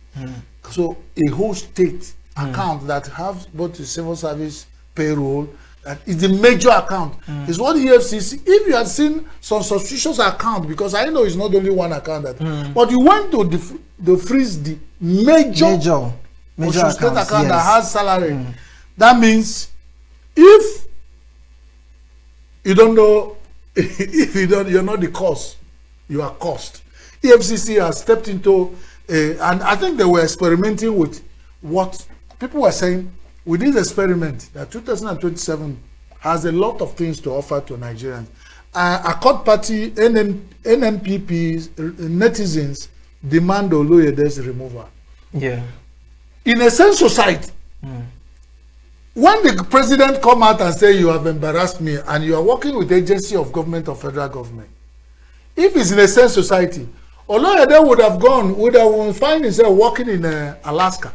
He would have dressed warm a long time and resign, go to work in Alaska before the president even wake up to say, you did this, who ordered you, or whatever. And if I said, there are creative ways of doing things. If the central ruling government of Nigeria really care about the people, there are certain ways they will handle things, and people will be, that's what earn them respect and trust of Nigeria. Because Oloyede is still sitting there, and we are talking about what he did was wrong, how he embarrassed our president of Federal Republic of Nigeria, so to speak. And is confidently sitting there, and EFCC independence faces scrutiny. Falana tackles president. These are what we hear. They are usual words. And then, so I do not understand. My major concern is if you as the president, you're embarrassed, by someone's action. Yeah. What happens to a statement? You're suspended. Just as you directed him to go back and undo what he did, questioning the timeliness of that order, looking at the election around the corner and how much damage it would cause to that process, and you don't want any challenge.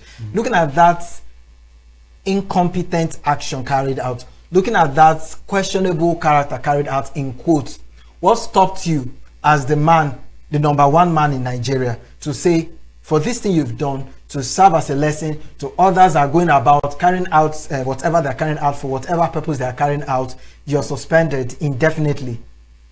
That action alone, even if many fingers were pointing at the government interfering in stuff, people will start to sit back and start to think twice. True, this man is not behind this thing. No, he's not even aware of this. So where did he get his directive from? Okay, he has learned his lesson. The next agency that will want to interfere or do it wrong will sit up and start asking themselves questions. They'll start to consider, let me not do the one that the next minute the president will either suspend me or get me off the seat. But no action is being carried out. No action. How will this stop? When you say action, when the first child take a walk, or begin to walk, then the second one you can even think about running. That's a high Igbo proverb. When the first one, you bought two children, even the first one never stand up to think about taking steps or first step to walk, and you expected the second one to start running. That's an error. If the scandal of PFIPC has been dealt with, and Bajamila is still sitting there, then another one came up and he said, so if that's what we're explaining, that when you talk about how government could have handled it, it sounds as if we're advising. We are Nigerians, and we are talking about trending headlines and what people have said. I watch a lot of my colleagues in other platforms, what they have analyzed. There are so many questions that have risen that have not been answered. And this is not a country where people ask questions and get answers. So you can ask the question, when you don't get answer, you try to answer it yourself. What you make out of it is what has kept us in this turn situation. We are just running around from a circle. Now, not moving forward. Because if you answer the first question, we take a step. I say, okay, let's answer the second one. But the first question, since we have been asking, nobody has answered it. And the worst, they will have attack dogs who will leave the substance, pursue shadow, and go around saying other things for deviation and distraction. We expect that the people who speak for the presidency should have reacted with this development in Osun State. But what did we hear? The PM media, whatever, spokesperson, press media. What's the name of the man? Okay, Musa, No, not Boala, the other one. What he said, the one that reacted at EFCC, the frozen. Okay, it was quick. Onanuga. That will tell you, we find the central ruling government working at par. That's against each other. Because if the government, the person has reacted and go put it on his X handle, Onanuga, how can president come back and say, meanwhile the speaker, the spokesman, the spokesperson for president has reacted 1 hour after EFCC froze, defending that action.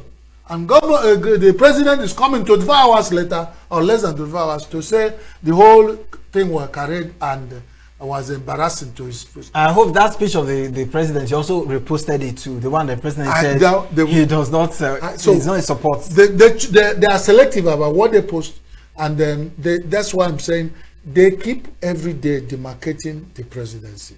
With people around him, these are things, and we don't find him taking what kind of decision we expect him to take.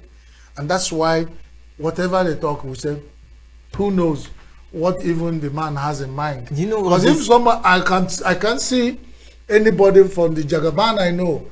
I don't know anybody who has embarrassed him over time that has stayed. So if the embarrassment is a sweetheart embarrassment, that's maybe why I can say smiling, Chris, Chris, you embarrass me. That one, there are sweetheart embarrassment. Maybe they didn't know. Maybe they didn't know Nigerians would react the way they did. They thought it's one of those escapades that would just be swept under the carpet. And then what did they do if Nigeria reacted? So what has happened? Maybe that's why Onanuga was excited that yes, my boss has given a directive. They've frozen the account, posted it on his platform, and the next minute the pressure was much, and like, elections around the corner, we have to be careful. The president said it's embarrassment, so he didn't say he gave the order. He said I'm embarrassed. He didn't say he gave the order.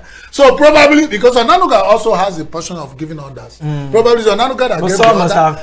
Onanuga would have read the mind of president, gave the order. When the president got a better explanation of what happened, and he said, no, this is embarrassing. Cut down, bring it down. So whatever happened, it's Asorok matters. But we say, if you have a brother who is a madman dancing naked in the street, you'll be scratching your, what do you call it? Brow, temple. Your brow will be scratching. One no when you have a person who is, if your relation is in a, African theater, a theater in the round, that dancers are there, people surround, and one of the other dancers is your relation that is dancing badly, you'll be feeling uncomfortable. So, because we love the presidency and the people working there, because we're interested in the success of the presidency and the principal officer, the President Bola Ahmed Tinubu, that's why we are worried. Because otherwise somebody will say, what can be on our business? That's why we are talking. Can it be done this way so that we'll be more proud of you? We're already proud of our president. But certain negative decision that people working for him are taking is what is making us to talk. Not that I want to be president. Not that I am a member of any political party. Not that. It's just that I am a member of the fourth rim of the estate. Remember the statement. Remember what Onaiko said about them being worried when they went for that conversation with the president. That they are worried that the president is not aware. He was in shock when they were telling him about the situation of Nigeria, the poverty bedeviling the country and what have you. And he was like, no, things are getting better, these are that. Their major concern were the people working with the president is feeding him with what they expect him, what he wants to hear. They're not telling him the actual truth. One of the things is true, which we have said it here, everybody has said is cocooned and shielded away from reality. But he is not the first person to be in that place. Right. I remember Babi Yabo, OBJ, said when people wanted to put him in a pondo and carry him at the back and they're dealing with his mama, he said no. Late in the night, he will go on unmarked cars. And even his security will be worried. He will go on unmarked cars and drive around Abuja. He will be chewing his goro and be asking, who is the owner of this house? They say it's your minister. Who is building this one? They will tell his minister. So when he come tomorrow, you know OBJ, how blunt he can be. If you come to greet him and want to double, he say, hey, no, ole. That's his style. He will not give you the data of where you are building house, and you come here, we're talking about patriotism. He will give you everything. So he begin to find out by himself. Why won't Jagaban do same? You cannot be Nigerian president and you want to behave like Adam and Eve. When God asks, he said, hey, God, now Eve give me this job. You gave to me. So we gave you the presidency, Jagaban. Nigerians voted for you. Act with it. No excuse. You can't tell us, hey, EFCC went and gave order. Hey, I didn't know, it's embarrassing. Onanuga spoke what I didn't ask him, and the Buala went to defend what I didn't ask him to defend. It will not work. The minister's not telling me. The buck stops at the table of the President of the Federal Republic of Nigeria, GCFR. President Bola Ahmed Tinubu, Jagaban, that is in control. And that's, when his name Jagaban, when you hear it, it sounds bem, that he's in control. But where the center is no more holding, and you begin to wonder, no excuse. And that's why we're worried, because we trusted that he would do this job, and that's why we voted for him. So at this point, it's no more like the people who are working with me are not doing enough, and then they will ask you, what did you do? What did you do? So I think that's enough for Osun State, EFCC, the Adele case, the Oyebanjis, the APC, the Accord Party, whatever that is working out there, Nigerians are watching out for August 15. What the remaining one is about to finish, like my people say, here followed Agulabu, you know.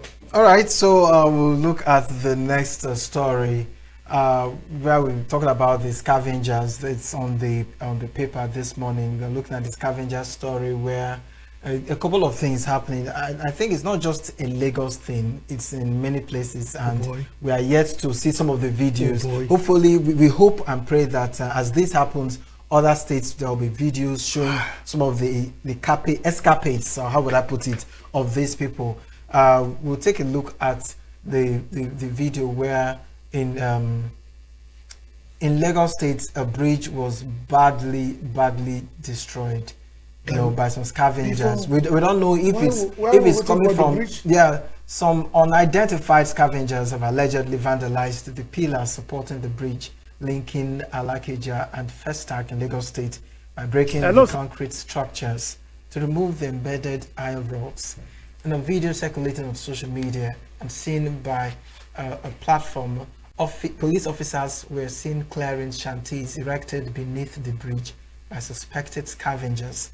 Speaking in the viral video, an unidentified man alleged that several of the bridge's concrete pillars had been damaged, with the reinforcing iron rods removed.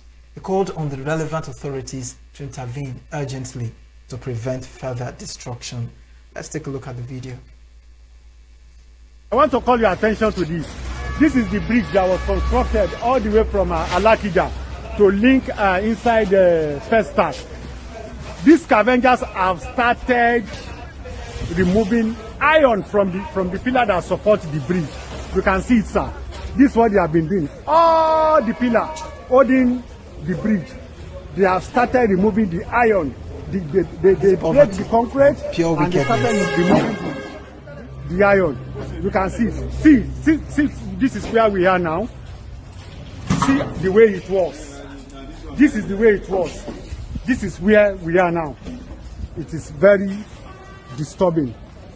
How can scavengers be doing this in Lagos? This bridge was constructed by FHA about 5 years ago. But see what it has turned to become.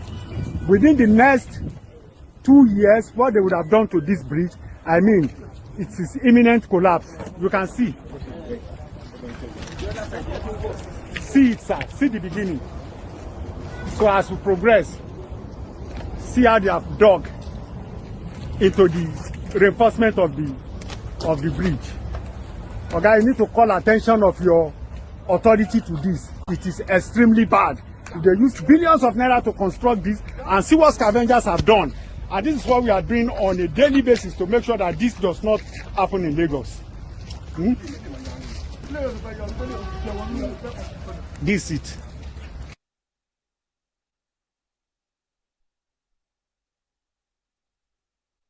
You see that video, and we don't know what to call this. I don't know if I should call this wickedness, because many Nigerians are poor. Many Nigerians are being affected by the situation of the economy. Many Nigerians are going through all of these things.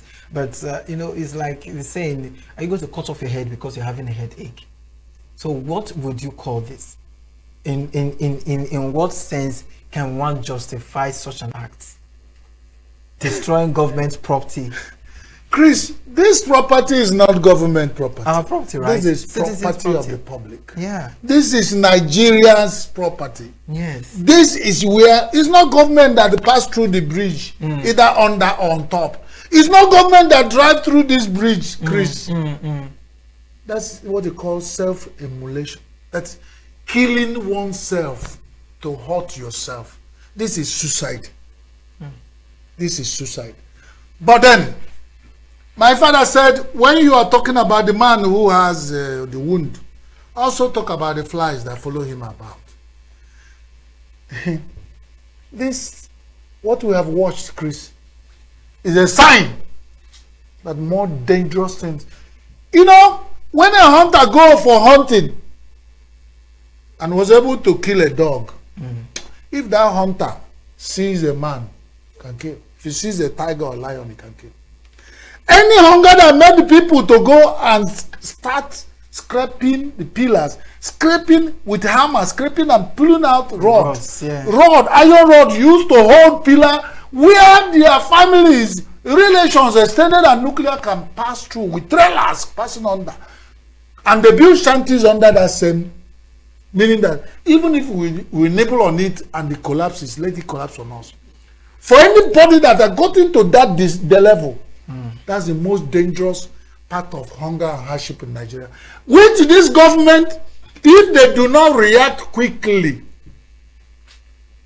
I am sure for those who have decided to scratch, to scatter pillars or bridges in Lagos, you see the extent they've done the damage every day. Yeah. And some of them may be under drug. So if they manage to get one rod, they'll cut it, go and sell to have their, or even if to eat, whatever, they're making them do that. Such people are the most dangerous people to stay with. So, but then what do? The same people see SUVs bought with billions of naira, given with convoys, protecting people passing that road, the top of that bridge, either under or top. They have had how much Nigerians have borrowed over time. They've had how people are paid, how people in government enjoy what they are talking about. And they don't even have a roof over their head because they live in shanties under the bridge. And the only asset they have to Nigeria, only national cake available for them is the bridges. For them to even think about it, imagine how they can manage over time what it will take you, that solid pillars, to be able to dribble on it until you get to see the rod inside it. How many years it will take a normal human being? That will tell you the level of frustration. I am drawn to tears. I'm really glad that you mentioned this. You brought this up. How many years? This is not done in 2 months. It's not done in 1 day. It's not done in 1 week. It also tells about the negligence of the government to protect properties. Remember, one of the major things of the government, life and property. Now you build a structure and you forget about it. No monitoring team to check around, to monitor these properties, to monitor these things, how they are faring, what is done with it. Even not that this video, that's what I keep saying. Nigerian politicians always been reactive. When things happen, that's all of a sudden, that's when it becomes very popular. Nobody's reacting to this. It wasn't a politician, it's a citizen journalist. Yes, it's a citizen, yes, but now if you go online, you see reaction from the Lagos State government. They've now sent a task force. They are going under the bridges to arrest people. They've arrested about, the story I'm seeing here, they've made about 27 suspects they've arrested so far. And then the government has put a call to find out, he has ordered an immediate technical assessment to evaluate the full extent of the damage and check if other bridges have been similarly compromised. So that means all this while, this is not just about the governor of Lagos State.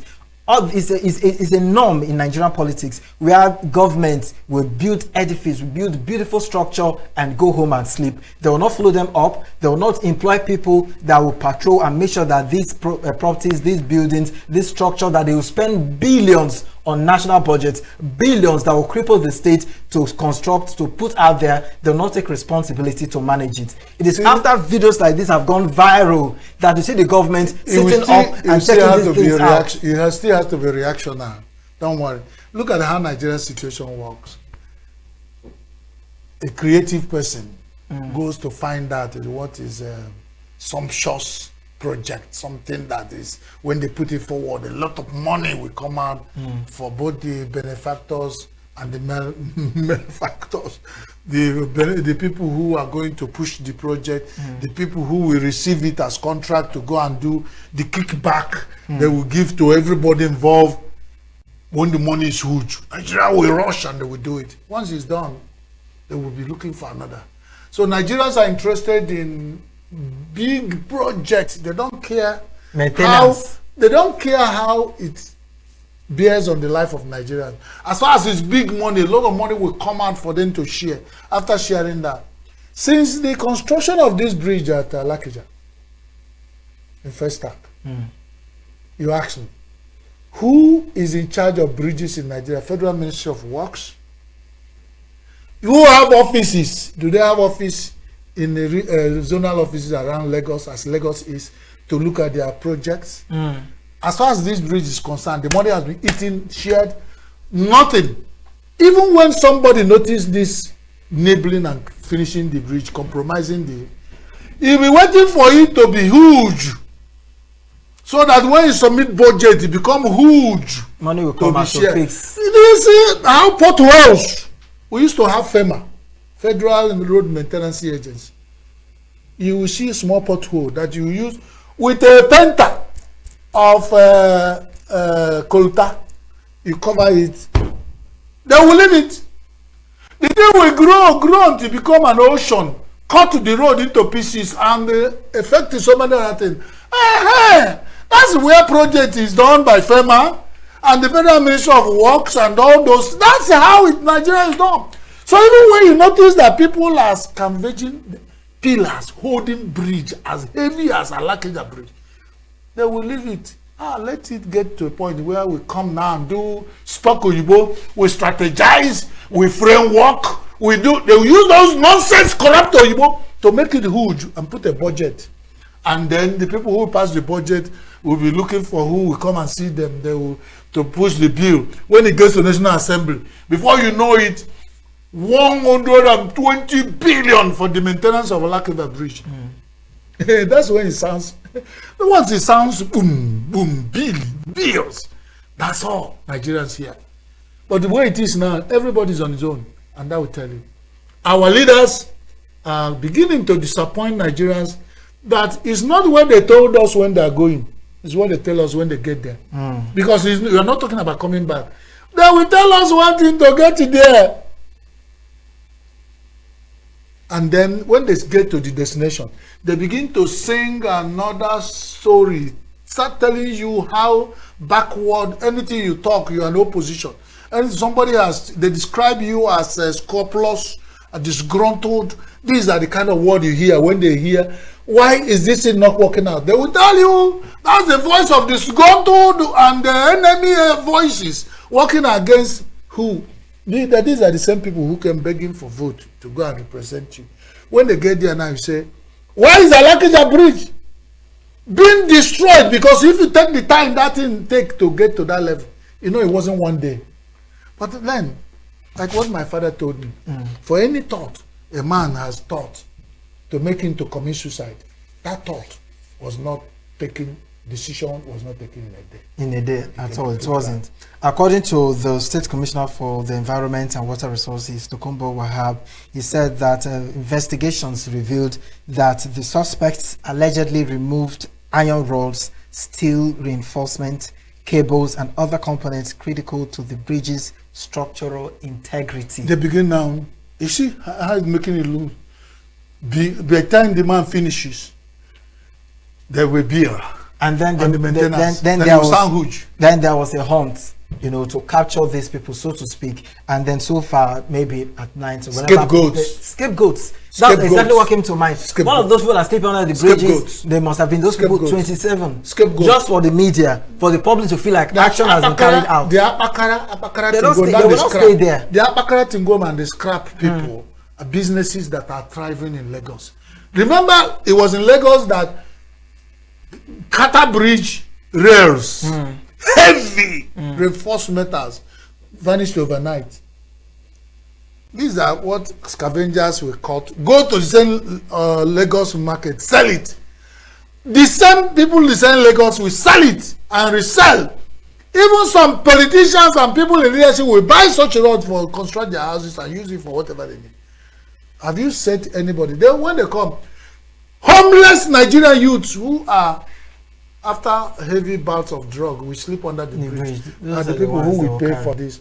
When you catch them and then put them in prison, because nobody will come. Yeah, they will just put them in prison. When they say, then you are now putting the Nigerian prisons or what they call it, correctional service under heavy challenges. They will open their door because once the court say remanded, they are without paper.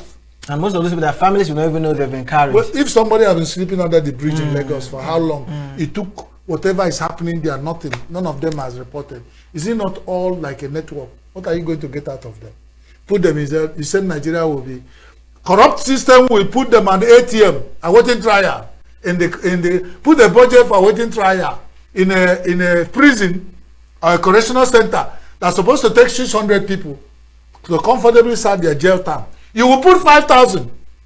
Awaiting trial will turn to 1 year, 2 years, 3 years. Awaiting trial of 5,000 in a capacity of 600, a prison of 600. Then awaiting trial of 5,000. The same Nigeria will feed them, clothe them. So imagine how the network and the danger of corruption, what is built, breeding more corruption and satanic activities over time is expanded. So that's why nobody goes to correctional center and come out. Few have been corrected, but majority will go to correctional centers and get it decorrected. They get it decorrected instead of correctional. And you mentioned something so that it won't be as I'm speaking their mind. One of these days, we'll bring them back to tell us how correctional they have been correcting these things that are happening. How they've been faring. And no, because what happened now, Lagos has gone on scrambling. Anybody you arrest, I follow. I no follow. If you can't pay your way, because I follow get price in Nigeria. I no follow get price. Oh, you no follow 20,000, 50,000. You follow, you go reach office. All those things are money.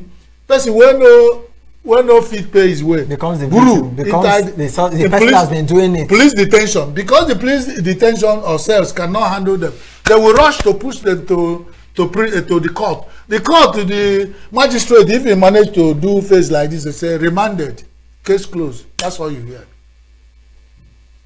So Nigeria have a way of building on, giving itself pressure, and pressure. Chris, if you want to solve the problem of, let's say, of destruction and patriotism of Nigeria, first solve hunger.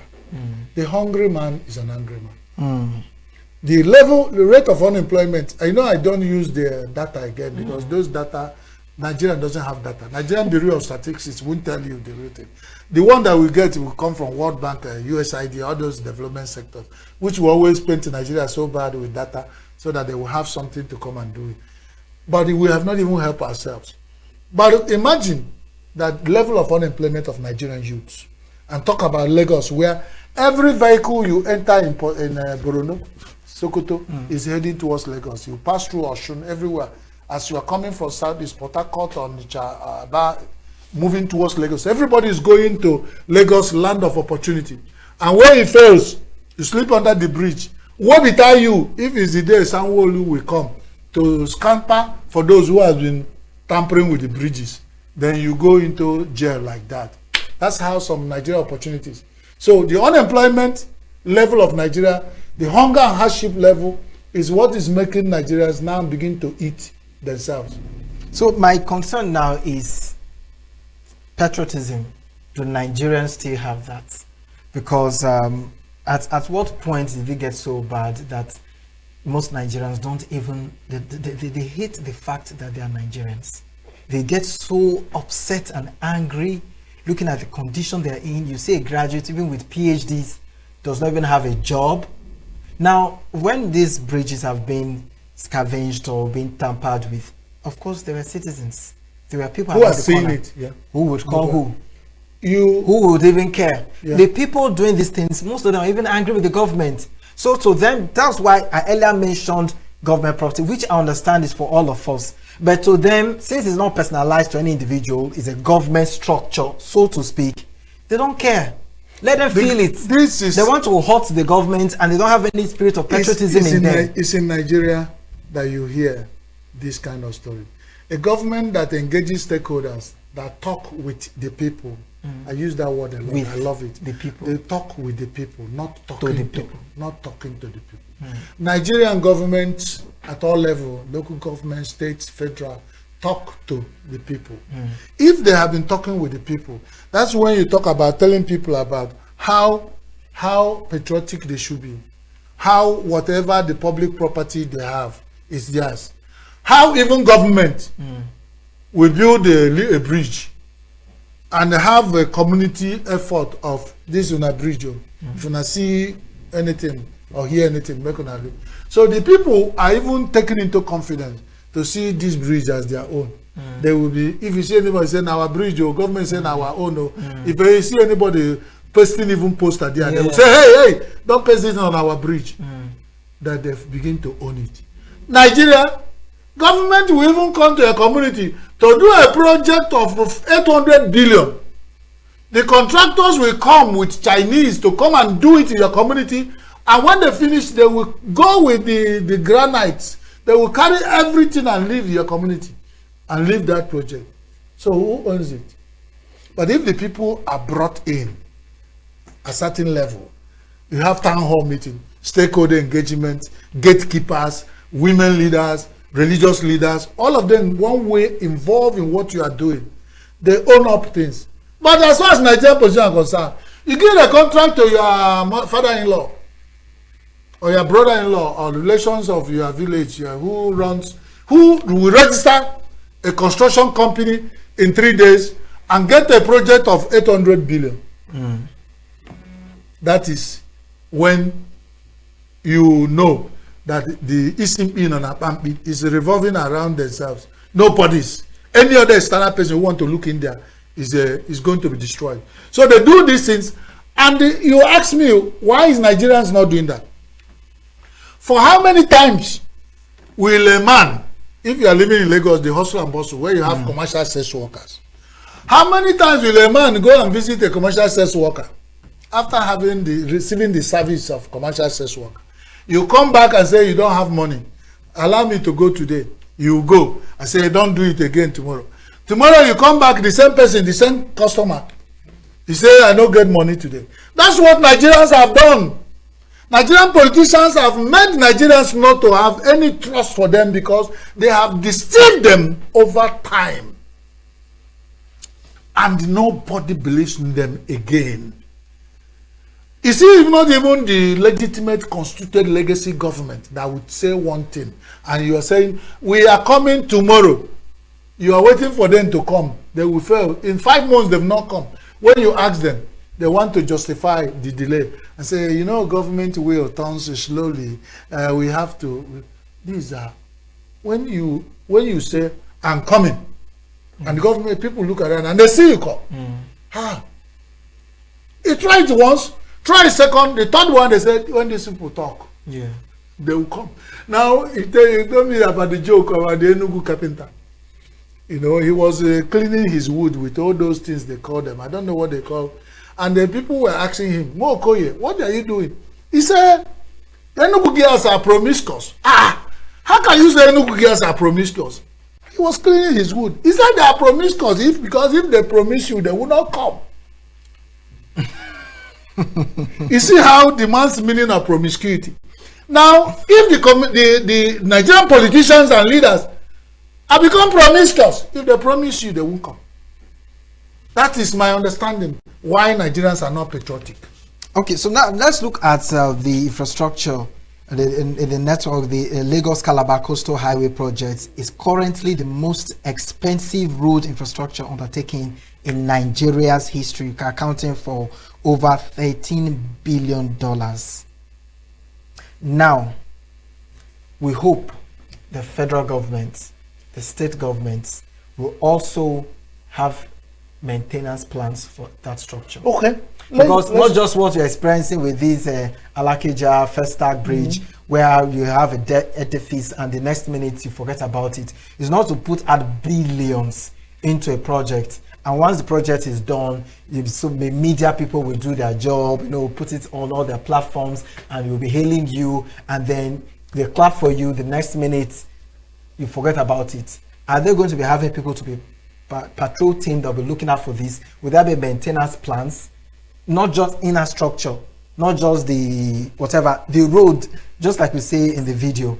Will there be maintenance? Will they be painting it? Will they fill it up? It is a common thing in Nigeria. I don't know about other countries. Without government properties are always forsaken, abandoned, and not taken care of. When you say Nigerians and have lost their patriotism because of the way government, that particular project has been fingered as not passing through the right channel, due process, but it has been awarded. It didn't go through the government acclaimed the way they put the template of acquisition, procurement in Nigeria. That particular project at 13 point something billion didn't go through. But that's not where I'm going. I'm going at patriotism. If you want to do the coastal highway, and then the environmental impact,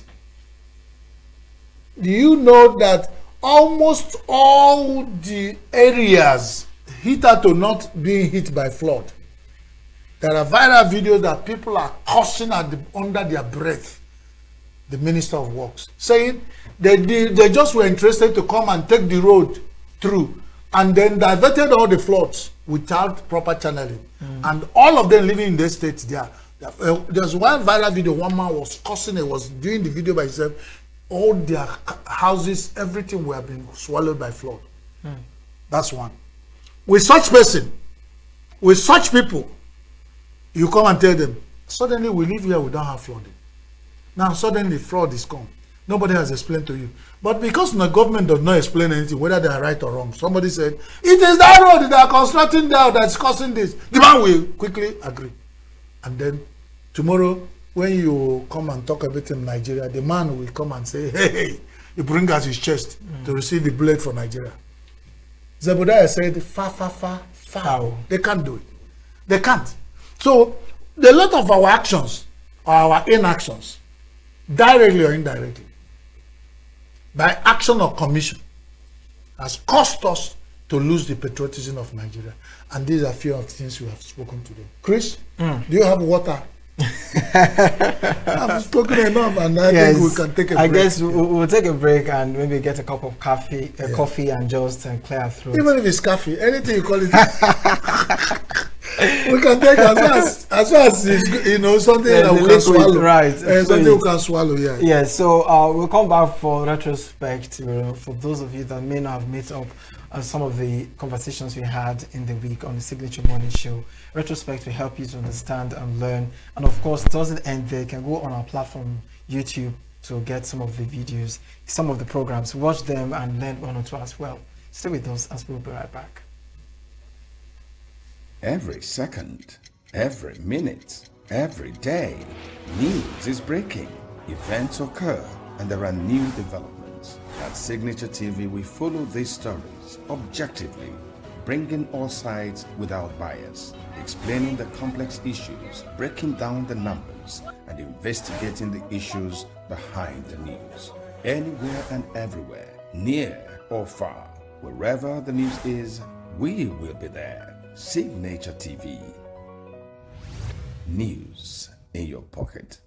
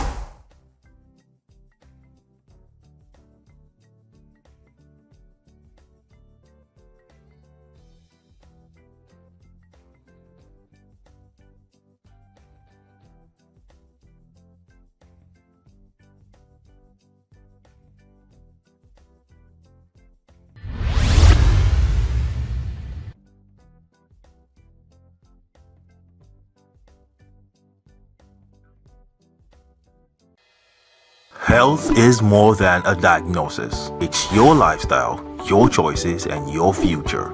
Join us on Inside Health, your weekly deep dive into the stories, science, and solutions shaping your well-being. From expert interviews to real-life journeys of healing and hope, we cover it all. One of the complications of cancer management or treatment is they have some of them at one point in time, you see them having anemia.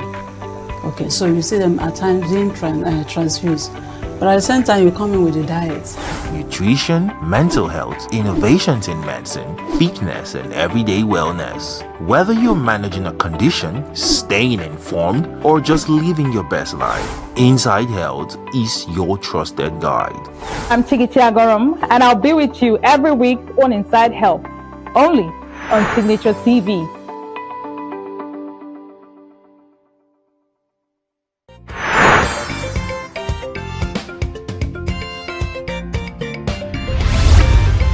Signature TV, news in your pocket.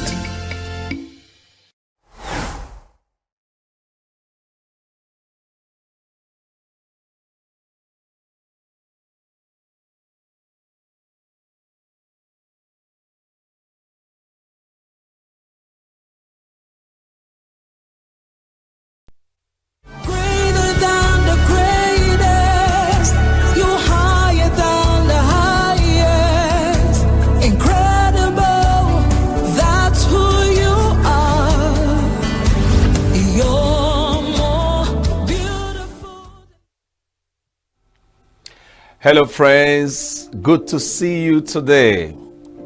It's a very beautiful day that the Lord has made. We'll rejoice and be glad in it. I gladly welcome you to today's show on Gospel Lounge.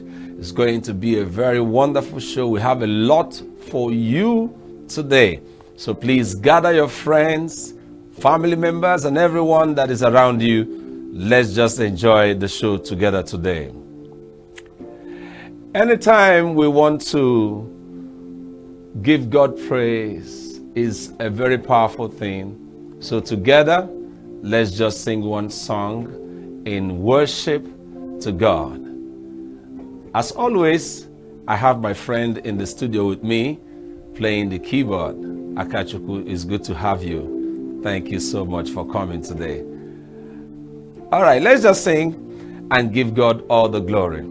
Thanks, thanks, we give you thanks for all you have done in our lives. We are so blessed, our souls are found rest. Oh Lord, we give you thanks. Oh, join us, sing thanks, thanks. We give you thanks for all you have done in our lives. We are so blessed, our souls are found rest. Praise God, we give you thanks. Oh Lord, for all you have done for us. Hallelujah, we are grateful. Oh Lord, for all you've done, for all you have done for us. Hallelujah, we are grateful. Oh Lord, one more time. For all you've done, for all you have done for us. Hallelujah, we are grateful. Oh dear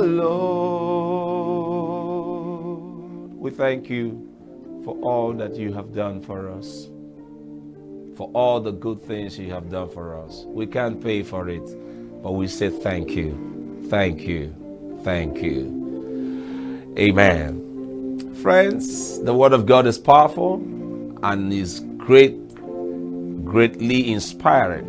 When it is acknowledged and practiced, its results are so incredible.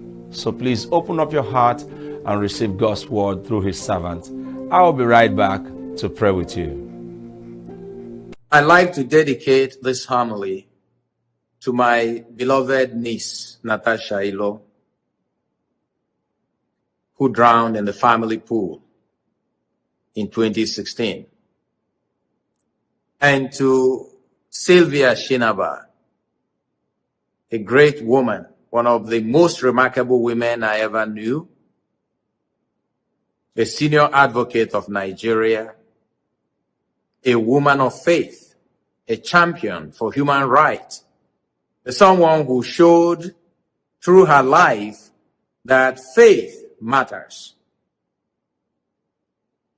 And Sylvia died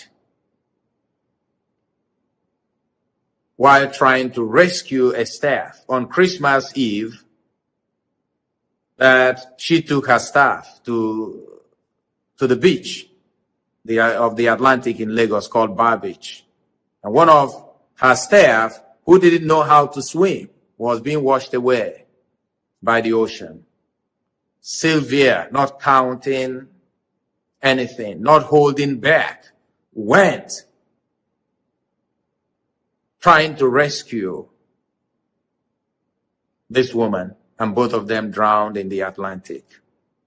I'd like to dedicate this homily to the memory of Sylvia and Natasha. How many friends have we lost in the ocean, in the lakes, in the pools?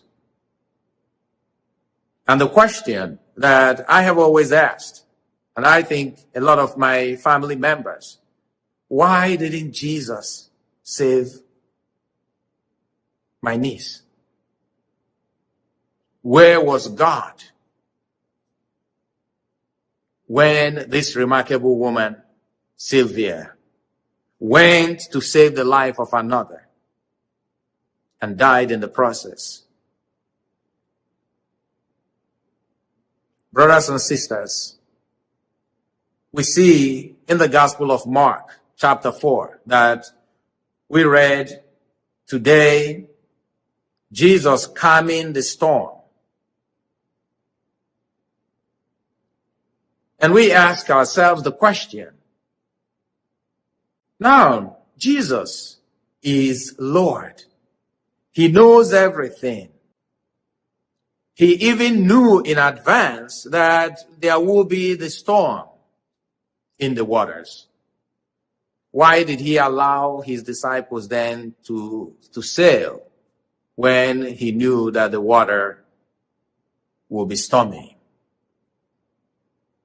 That's the kind of question that most of us ask when tragedy strikes in our families, in our friendship circle, or in people that we know. We ask, why didn't God prevent that from happening? I think we find the answer in the gospel today. The Lord says, I am always with you. Jesus was with his disciples. He was in that boat. He was in that traveling company. But he was sleeping. There is nothing that happens in our lives without God's permission. We might think that life is tossing us up and down, that the storms of life have come mightily against us to drown us, to destroy us. But so true are the words of the psalmist, be still, my soul. Be still and know that I am God. We ask the question, Why didn't the disciples who have seen the powers of Jesus, his miraculous power, his casting out demons, raising the dead, curing the sick, multiplying bread, why didn't they know and believe? Why didn't they have the faith that Jesus was with them? And nothing will happen to them without God's permission.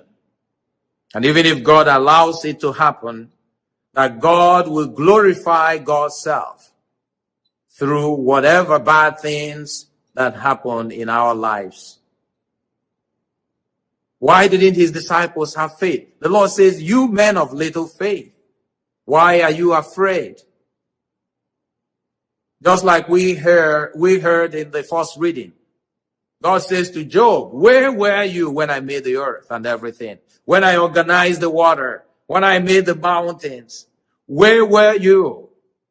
I would say to each and every one of us, when God knit you together in your mother's womb, why are you afraid? The gospel today ends with his disciples asking that Christological question. Who then is this? Even the wind and the storms obey him. Recognize the one who is with you. For he promised us, I am with you always, not sometimes, always, even till the end of time. The Lord is my shepherd, I shall not want. Even if I walk in the valley of death, I shall fear no evil. For you are there always with us, my God. All right. So good to have you back from that time of reflection. What a great word. I hope your heart is blessed already. Okay, today I have a wonderful personality in the studio. I'm going to be discussing something very crucial. The role of women in leadership is so critical. The world we live in today has, over the years, seen women in particular light, especially when it comes to leadership. They think it's gender-based and that in favor of the male gender. However, in the beginning, God made them male and female, releasing them to a dominion mandate. Today, we ask why and what have we done with the women in the circles of leadership. To discuss this topic with me is a passionate woman who have served in several capacities in advocacy to women inclusion in leadership. Nena Nozie is an accomplished professional with 17 years of experience as a legal practitioner. She's currently the president of Nena Anozie Foundation, a charity organization she founded for the indigent in the society. She is the National Director of Programs, League of Women Voters of Nigeria, National Advisor Omuade Igbo in Nigeria and in diaspora, among several others, where she manages a wide range of responsibilities and obligations. She is currently the National Financial Secretary, African Women Lawyers Association, AWLA, member of International Federation of Women Lawyers, FIDA, Associate Nigerian Institute of Chartered Arbitrators, and member Nigerian Bar Association, Oji River Branch, Enugu State, amongst many others. There's a whole lot to say about this great woman. But today, friends, I want you to help me welcome Barrister Nena Nozie. Thank you so much, Victor, for having me. Good to see you. It's a pleasure being here. Really. Thank you so much. You're looking so good. Oh, great. In spite of all the stress of the work goodness. And everything. We thank God. It's God's doing. Wow. And you're not looking bad yourself. Thank you. Thank you. Thank you. Thank you. I want to express my joy for having you here because, you see, it's been a tussle bringing women into leadership is a very critical one. But in a nutshell, I want you to help us understand why we should have women in leadership. Thank you so much. I think you've even started answering the question from your intro when you said that God made them male and female. All right. And if you go some other place in the Bible, you see where God says it's not good for a man to be alone. Though we usually quote that Bible passage during marriage, that it's not good for a man to be alone. But if you bring it to what I believe God wants, it shows that women are supposed to be part of whatever is happening in this world that God has created. Yeah. Why do I say so? If you look at the book of Genesis, where you got your intro from, where God gave them that dominion mandate, the Bible says that God made them male and female, and He gave them that mandate: go into the world, multiply, be fruitful, have dominion. And what is that dominion? Dominion is leadership. Dominion is authority. Yeah. So when a man leaves the woman aside and begins to lead alone, there's that gap, and there can never be success. And bring it to our country, Nigeria. Look at how every year we keep complaining. Every election year we say, oh, this man will do wonders. Because in Nigeria, we've never had a female president. Yeah. In fact, we've never had a female governor. The one we had in Anambra the other time wasn't that she contested and won. It was as a result of some political crisis that made her to just step into that position for a few months. Yeah. Okay, so we've not had any woman in Nigeria contest as a president and win, or as a governor. In 2019, where I was privileged to also contest for governorship of ENUGU State, the statistics had it that over 70 women contested in 25 states. None of us emerged. And that is because we belong to a society, to a climb that has not seen the need for women inclusion. Why do we need to include women? It is not good for men to do it alone. You can't do all the thinking. Before I came into here, we went to visit. There's a program we are planning, and we visited a male Igwe. Then we visited a female. And by the time we compared what we got from the man and what we got from the woman, they all testified. I was the only woman amongst the men that went for that visit. Wow. And they testified that the value they got from the woman was far more than what they got from the man. I say, have you seen why we will keep suffering until we learn to bring women on board? So they will bring their talents, they will bring their skills. There are inherent skills that God has deposited in women. They know how to manage. They're better managers, whether at home or anywhere you put them. Okay. They are good in economizing the little we have. All right. So, but men, that's why I said they do it together. I'm not canvassing or advocating for only women to be there. Let men and women be included in leadership, because they are bringing their natural talents that God has given them. Yeah. That talents that makes them to run the home. Even when the man is the head of the home, you still see that it is the woman who runs the home. Okay. She determines what we cook. She determines what even everybody in the home wears, including the husband. She determines, and when a woman goes to a function, for instance, and she's given a portion of something, you see her thinking home. A man can sit down there with friends, eat, drink, and even give to others. But the woman is thinking home. And when she brings, I usually want to say it in Igbo, now, okay, one in a runo. That is to say, the woman's portion gets to the grassroots. It gets to the home.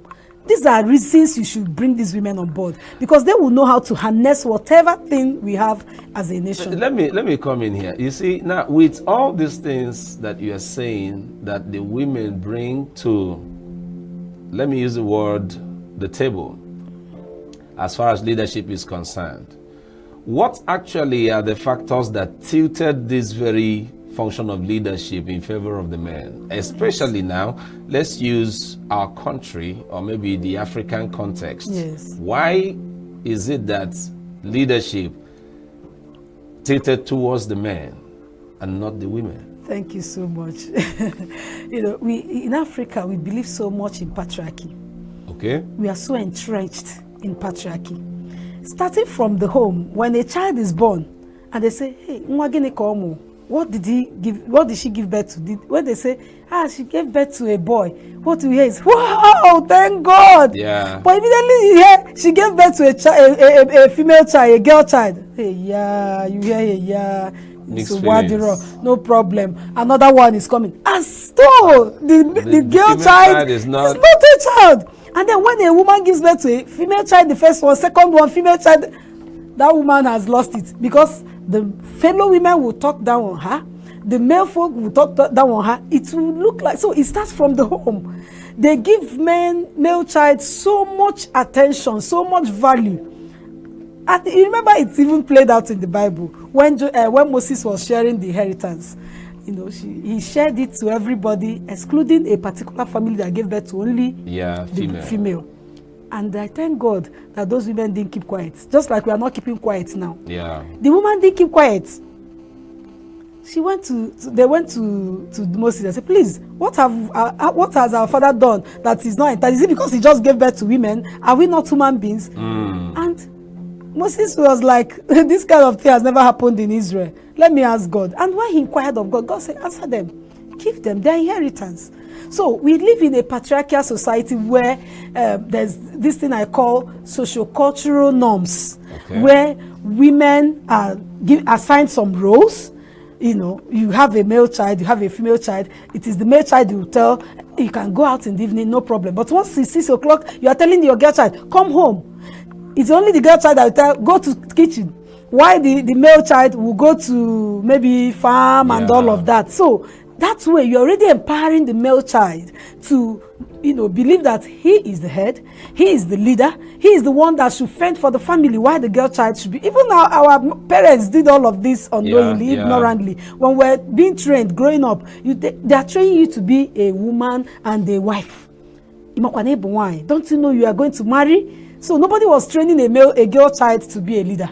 So some of these women you see that just woke up one day and started leading and coming out. Yeah. Some of them are seen, they were resisted.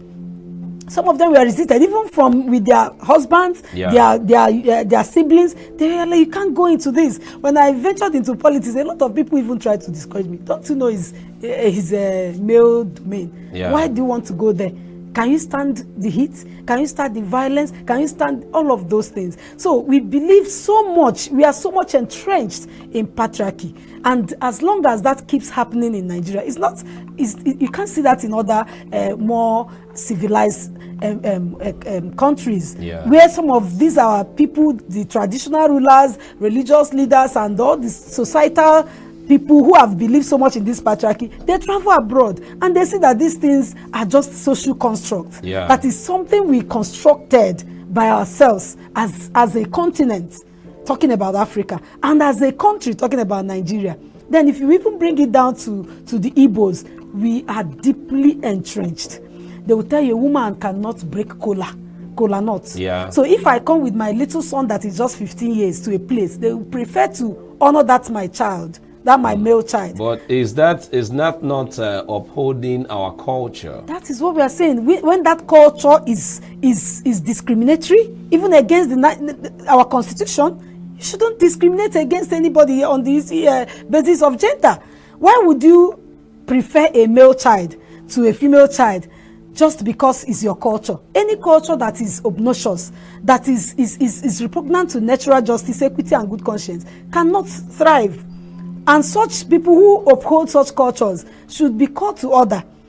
Okay. You understand? So it doesn't matter that that's why I said there are socio-cultural norms. Over the years, we have believed it.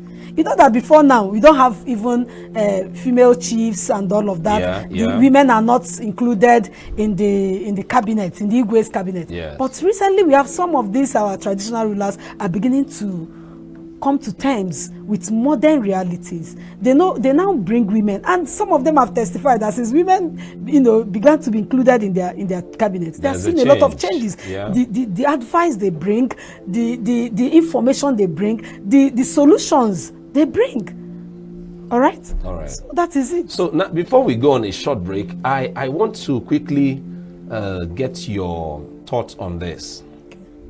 Now, making a case for the male folk. Yes. Decision making is a very crucial part of leadership.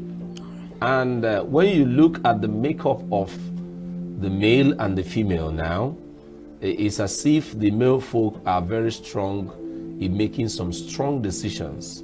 And that is why a lot of people see it as an edge they have against the female folk. So what's your take on this? I always tell people, see, the only difference between a man and a woman is their genetic makeup. Okay. A man can be emotional because sometimes they say, women, you are too emotional. You cannot take decisions. It's a lie. Look at Germany, for instance. Okay. Was it not a woman that was the chancellor of that place? Yeah. Was Germany not doing fine? We talk about Queen of England. We talk about Ellen Johnson Sirleaf. You know how poverty-stricken what was that their country was, and this woman came on board and they salvaged the situation. And so many other countries. I was in Tanzania this January, and the woman is the president there. Yeah. And you needed to go to that country. Some of these countries in Africa that we say we are giant of, they are already far away from us. Far in terms of, I was in Rwanda too, and I saw Paul Kagame, the president, have a lot of women in the cabinet, a lot of women in the legislators, and they are doing so fine. Remember that they came out from what is it called? What is it now? The ECOWAS. No. They came out from war. You know, they were victims of war and all of that. But they came together, included the youth, included the women, and genocide. Yes. Yeah. And everybody came together to be part of leadership, and that is why these countries that I'm mentioning, they are doing fine. I'm not saying somebody told me. I visited, I inquired, I made research. I love to research, and I see these people are doing well, and that's why we are in Nigeria shouting and praying, lobbying, doing all manner of things just to see that our people can come. We have even brought up some gender bills, though they threw it out. The Ninth Assembly threw it out, but we are still pushing so that we can have a proper and a balanced society. Emotions or your genetical makeup does not make you a better leader. That you are a man does not make you a better leader. Yeah. What makes you a better leader is your experience. And a man can be experienced, a woman can be experienced. Yeah. What you can give, your character, your attitude, your dispositions. It's not about, and you know, in Nigeria, for instance, they will tell men, something happens to you and you want to cry, and they say, why do you want to cry? Be a man. You can show emotions. You're a human being. Yes. So that a woman shows emotions doesn't make her less of a leader. She can lead from that her even soft spots. So it doesn't mean, I've seen a lot of even organizations and departments where women are leaders, and they're doing so well. So it has nothing to do with being strong or not being strong. Wow, it has nothing to do whether you are strong or not. The difference between a male folk and a female is just their genetic compositions. Yes. We'll be right back after this short break.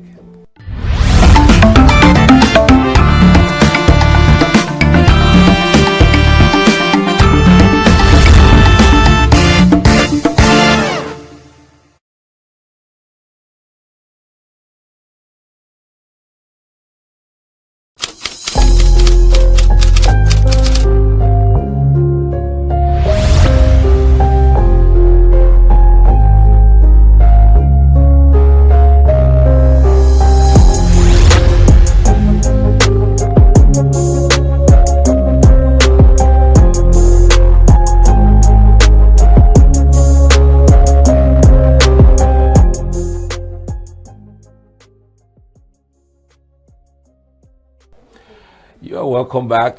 This is Gospel Lounge, and I'm still here with Barrister Nena Nozie discussing the role of women in leadership.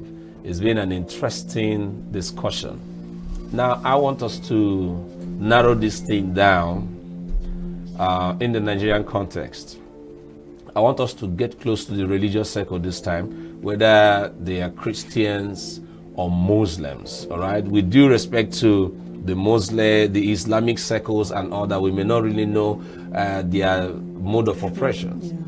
Even in the Christian circle, there are several portions in the Bible when you read and all that, and they try to drive a particular idea as it has to do with women in leadership. At some point, they say women should just keep quiet and just learn. And you see, even in some places where women had to take bold steps to lead men into war and all that. Where I'm driving this thing is, what can the religious circle do to make sure we have a balance, bringing the women into leadership and getting a better result? Thank you so much, because this is really a disturbing scenario. I go to some churches and I see the pastors, that's the, when we say pastors now, the male worshippers, the pastors, you see them on the front row and their wives who sit at the back. Yeah. I've seen it. Then you've come to there's this thing I call tokenism. Yeah. They will just say, okay, let's give them, they will lead women. Maybe they'll say, these ones are sisters, they lead women. You can't see them having the same obligation or playing the same roles with the men. So men, you cannot lead, as a woman, you cannot lead the men. Okay, so I think this is a very huge gap and a misunderstanding from the intent of God when he was creating man. He started, when you want to know the intention of God, go to the book of Genesis where we started. From that book of creation, he made them male and female. And he wanted them. In fact, when I was reading that book of Genesis, from chapter 3, I found out that it was even a curse for a man to lead the woman. God never intended it to be so. It was when they committed sin that when God was now pronouncing curses on Eve, he said, your husband, your desire shall be for your husband, and he will rule over you. Go and read it. I think Genesis 3:16 or thereabouts. Your desire shall be for him, and he will rule over you. And now we are saying we are no longer under that curse where, some of those curses or all of those curses are still functional and operational in us. So if the religious leaders can understand it that way, that first of all, God wants these two genders to be together and work together. You will not segregate. You will not discriminate against them. You won't say, pastor, you can't be a pastor. You can't be ordained a bishop because you're a woman. Leadership, whether in the spiritual aspect or in the common, general, does not have anything to do with your gender. If you read that same Bible they are reading, I think in Galatians also, it says we are all equal before God. Yeah. There's no, and we address ourselves as Christians. I wouldn't know much about Muslim, Islamic religion, but in Christendom, we address ourselves as the bride of Christ. That is to say, we are all wives of Jesus, and that he's coming to marry us.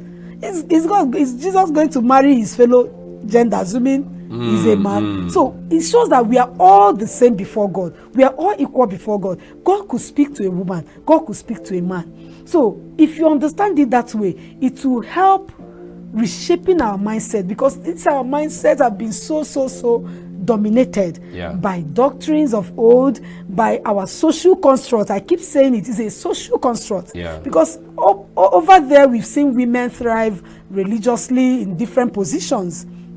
All right. We've had, and then some of them, the arguments they make, they say Jesus never called any female disciple. But that is not true, because a lot of women also followed Jesus. That's right. You understand? They followed him. They walked with him. He recognized them. The same thing with other apostles. They recognized these women. They said, please greet them. These people walked with me. They walked with Jesus. So if you understand it that way, you will try to bridge this gap. Women can be leaders in the church. Men can be anybody that is more filled, or whatever criteria you use in appointing people into leadership positions in your religious circle, whether in Islamic religion or Christian. Please don't look at gender. Look at who is most suitable. Look at who can deliver. And that is how God works. Anybody. When Peter was talking, if you go to the book of Acts chapter 10, when he was asked to go to Cornelius, he said, no, I can't. But by the time he was coming and saw that the Spirit of God, that God himself has visited this man, he said, now I know that God is no respecter of persons. Wow. A lot is coming out from this, and I know you are enjoying and learning what is being said today. I have a problem. And it worries me because just like you've been saying about our social construct and all that, I believe that a lot of things have their place as it has to do with our continent, our culture and all that. And then we have seen a bit of the religious circle. I know also the Islamic circle, they have their own leadership pattern and all that, and the way they include their women and a lot of things. But now, generally, we have a platform that holds every one of us, which we can call the political circle. Whether you're a Christian or you're a Muslim, wherever you are coming from. And I know quite well that your foundation is doing a lot, all right, to see how we can include women into this thing. Now, let's take a balance. This purple concept, all about emancipating women and empowering them, has caused a big problem. Okay.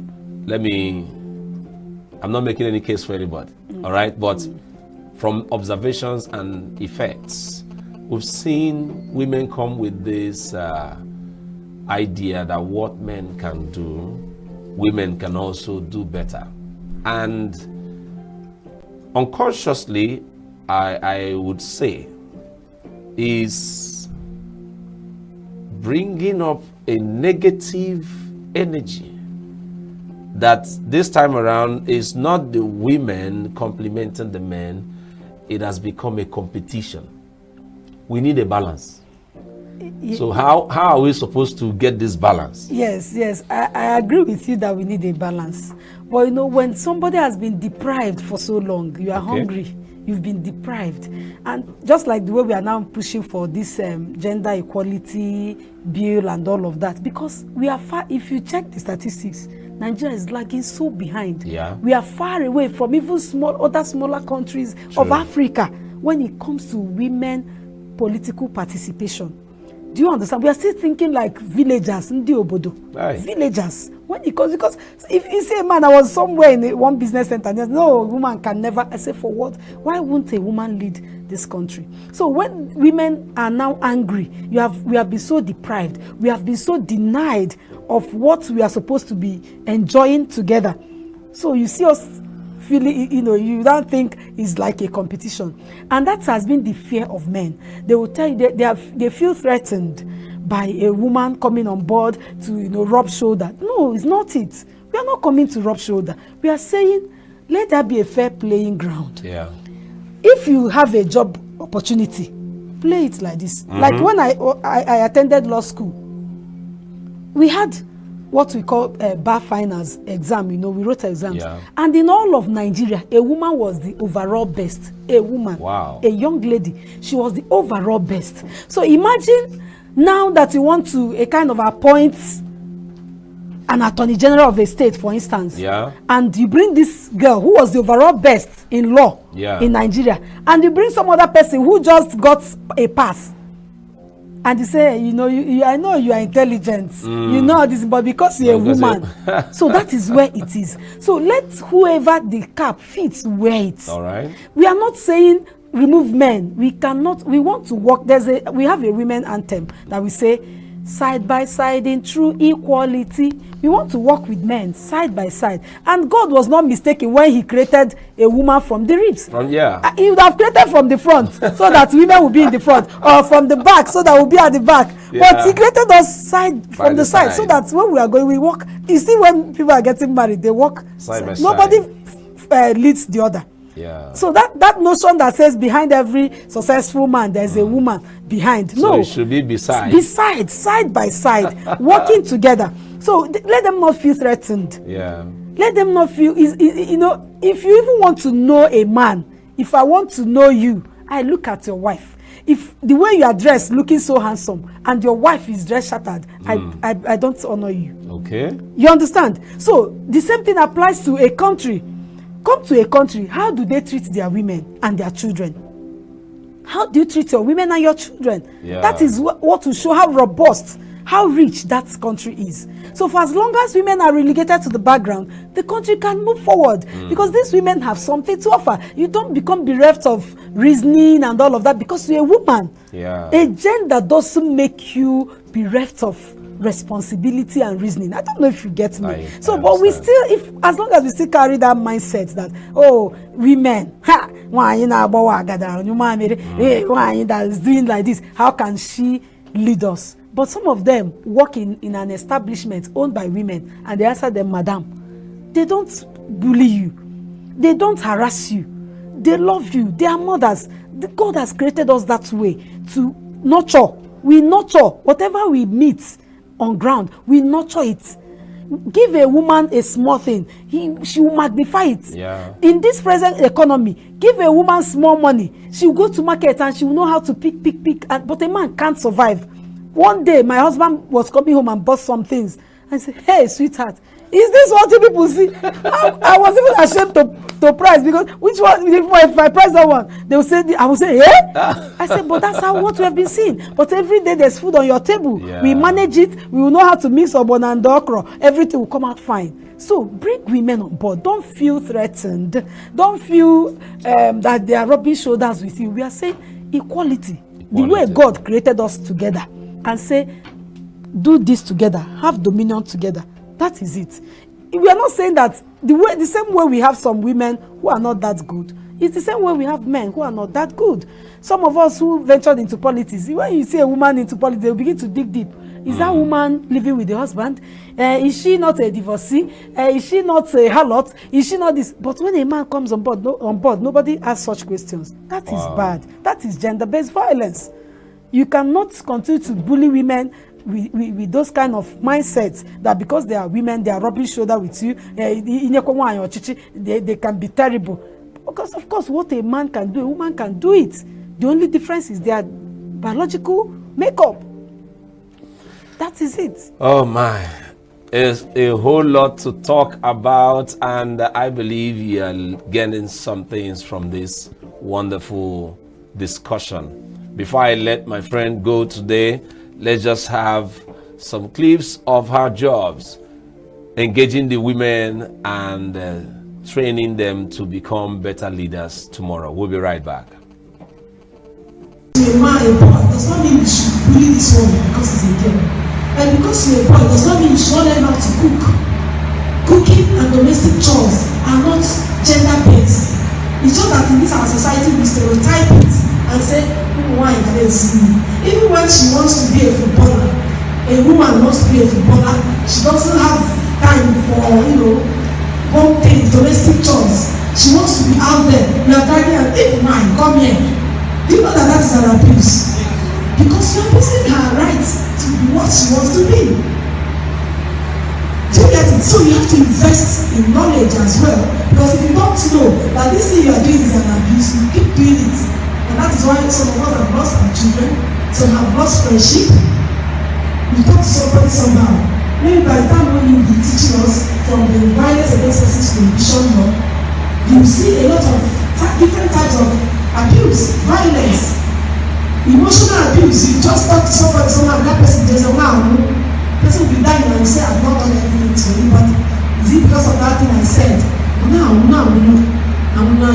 the lady just told me this morning in the office that some church people, not church, all these prayer houses, and they told the husband that why she has not given birth is because she's not submissive. That, because the lady is a very big woman, lawyer, doing very well in her career. And they told the man that, you see, this is your wife, very influential. And by the time she becomes influential, she will throw you away. Do you understand? And this girl came sobbing. The husband just told get medicine, but she has already started feeling disturbed. That was why she was telling me. Do you understand? Because if this woman now does anything, maybe the husband says, before the fake prophecy, maybe before now you say, but I don't like that thing. Because if you try to feel again, if she does it now, the man will say, are you sure it's not? You're welcome back. Still Gospel Lounge here on Signature TV. I hope you saw one or two things from the works of my guest today. I just want to take this last question and then I let you go. One, are there offices that are meant for the male or the female? I want us to be very, very clear on this. I know, I know you didn't see this coming, but I want you to do justice to it. It's just like asking, are there courses in the university or in the school meant for women? In all the courses now in Nigeria, you find women there. Yeah. We have women pilots, we have women engineers. You see, why I'm asking this is because we know that we have different makeups, capacity, and like capacities. physical energy. Yes. Yes. Okay, driving it down to that physical energy now. Are there offices you will say, okay, let's leave this for the male folk? There's none, my brother. There's none. None. We have female mechanics. Female mechanics. We have female women who drive trucks. I mean, we have women soldiers. Yeah. We have women engineers. So which field? We have women pilots. Yeah. So all of those male-dominated spaces before now that, out of fear and ignorance, women shy away from. We have women politicians. Because it's a hard one. For you to be a politician in Nigeria is a hard one. So we have women in all of these spaces. So there's no particular job that should be assigned to the women, or to the men alone rather. Women can thrive in, we have women drivers, they drive all manner of cars you can think of. So there's no job. Even that physical strength they're talking about, don't you know that I've had a case, we fight for women, but we also work for men. Yeah. A man has come to me to say, I don't want to live with this woman alone, she beats me. Wow. Some women, their wives beat them, but they can't talk. Because either they are ashamed or something. Maybe that will be discussion for when we talk about gender-based violence. It affects even the men too. So this woman has physical power. She beats the man. The man before the woman will talk, on the floor. My God. So if it's about physical strength, it is also not gender-based. When it comes to domestic chores, it's not gender-based. Anybody can be a chef. A woman can cook, a man can cook. So let us deconstruct these things in our mind and change our mindset so that we can have a better balanced society where both the male and the female work together in bringing unity and development in our country, Nigeria, and even in the religious circle. Thank you so much. Just in 1 minute, I want you to tell our friends out there, especially the female folk, just to encourage them to understand that no matter what they see, they should get themselves prepared for what is coming. Yes, so I want to encourage you, every woman out there, you are strong, you are made for more. God has created you, giving you dominion. So don't let anybody relegate you to the background. Not even marriage is supposed to stop you. Not anything, giving birth shouldn't stop you. You are to keep pushing. Don't remain at the floor where these men have kept you, or society has kept you, or the culture has kept you. You can do better than you are doing. And let's support ourselves to make this world a better place for everyone. Thank you. Thank you so much for coming to Gospel Lounge today. I am so blessed. Thank you for having me. Listen, I'm going to call you up again because I want to make this an ongoing conversation. That will be so fine. that we can educate our people out there. Thank you very much. You're welcome. Leadership did not start today. It began in the Garden of Eden at creation. Man, quote unquote, this time, the male and the female, was given the mandate of dominion. All right?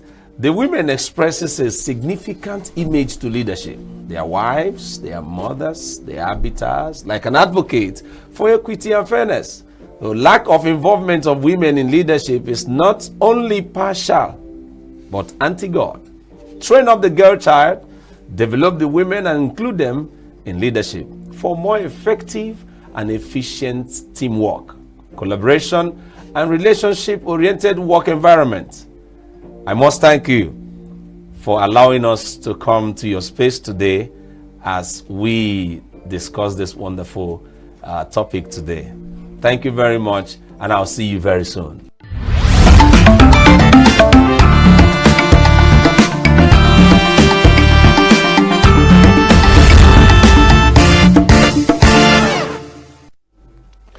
It's good to have you back. Thank you very much for being with us. This is still Gospel Lounge on Signature TV. I have another guest in the building, and is a very interesting personality. And we are going to be talking about response to hard times. It is no more news that we are in hard times. Economic policies and inflation has affected all facets of our lives. A whole lot of issues have risen to create negative energies in the family, in the workplace, and the nation at large. However, a wise man once said, where there is life, there is hope. In waiting for things to be better, what should be the response of people to hard times, especially the family front? To discuss this topic with me, I have with me a great personality. I have a whole lot to say about her. She's a professional. She's a lecturer with Akanibiam Federal Polytechnic. She's a realtor and many more. Friends, help me make welcome to Gospel Lounge, Dr. Mrs. Nancy Obinna. You're welcome. Thank you. Thank you so much for being on Gospel Lounge again. Thank you for having me. The place where we live and everywhere is very rocky and hard. Wow. What are we supposed to do? A lot of people are giving up. A lot of people are so frustrated and depressed. Whether you're a Christian or a Muslim or an atheist, everything around us is really showing us the red line. But what should be our proper response to it?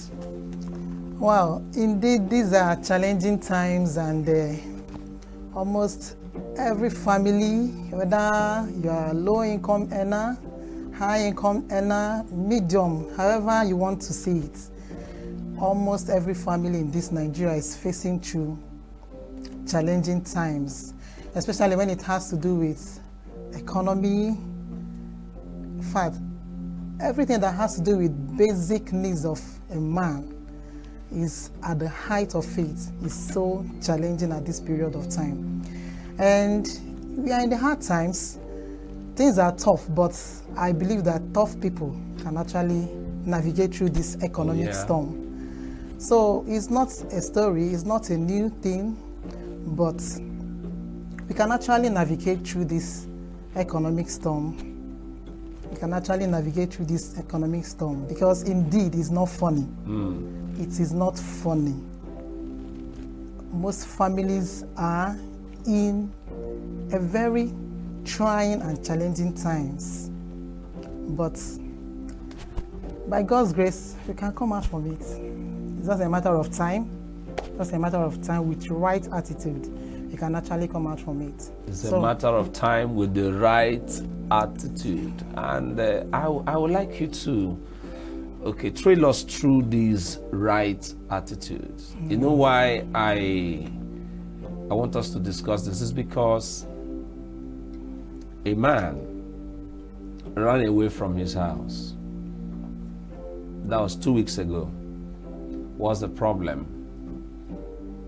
The wife wrote a list of what is needed, just to prepare just a little soup and all that. Now, the figures the man was seeing was way beyond what he could afford at the moment. And then he said, excuse me, let me see a friend. And then that was it. They were looking for the man for some hours. He switched off his phone and all that, only to come back in the evening drunk to stupor. He actually went to cool off. So, what are these attitudes that we are supposed to exhibit in this time? Like I said, these are really hard times, and they are inevitable. And our responses to these times can actually make us or even destroy us. Yeah. And I think these times that we are in, I think it's an opportunity for us to have a kind of sober reflection. How do I even put it? Okay. Now that things are hard, even to afford the basic needs of life, basic needs of life like accommodation, shelter, Yeah. food. Like now that the rate of inflation is hitting the rooftop, Yeah. things are going up higher and higher every day.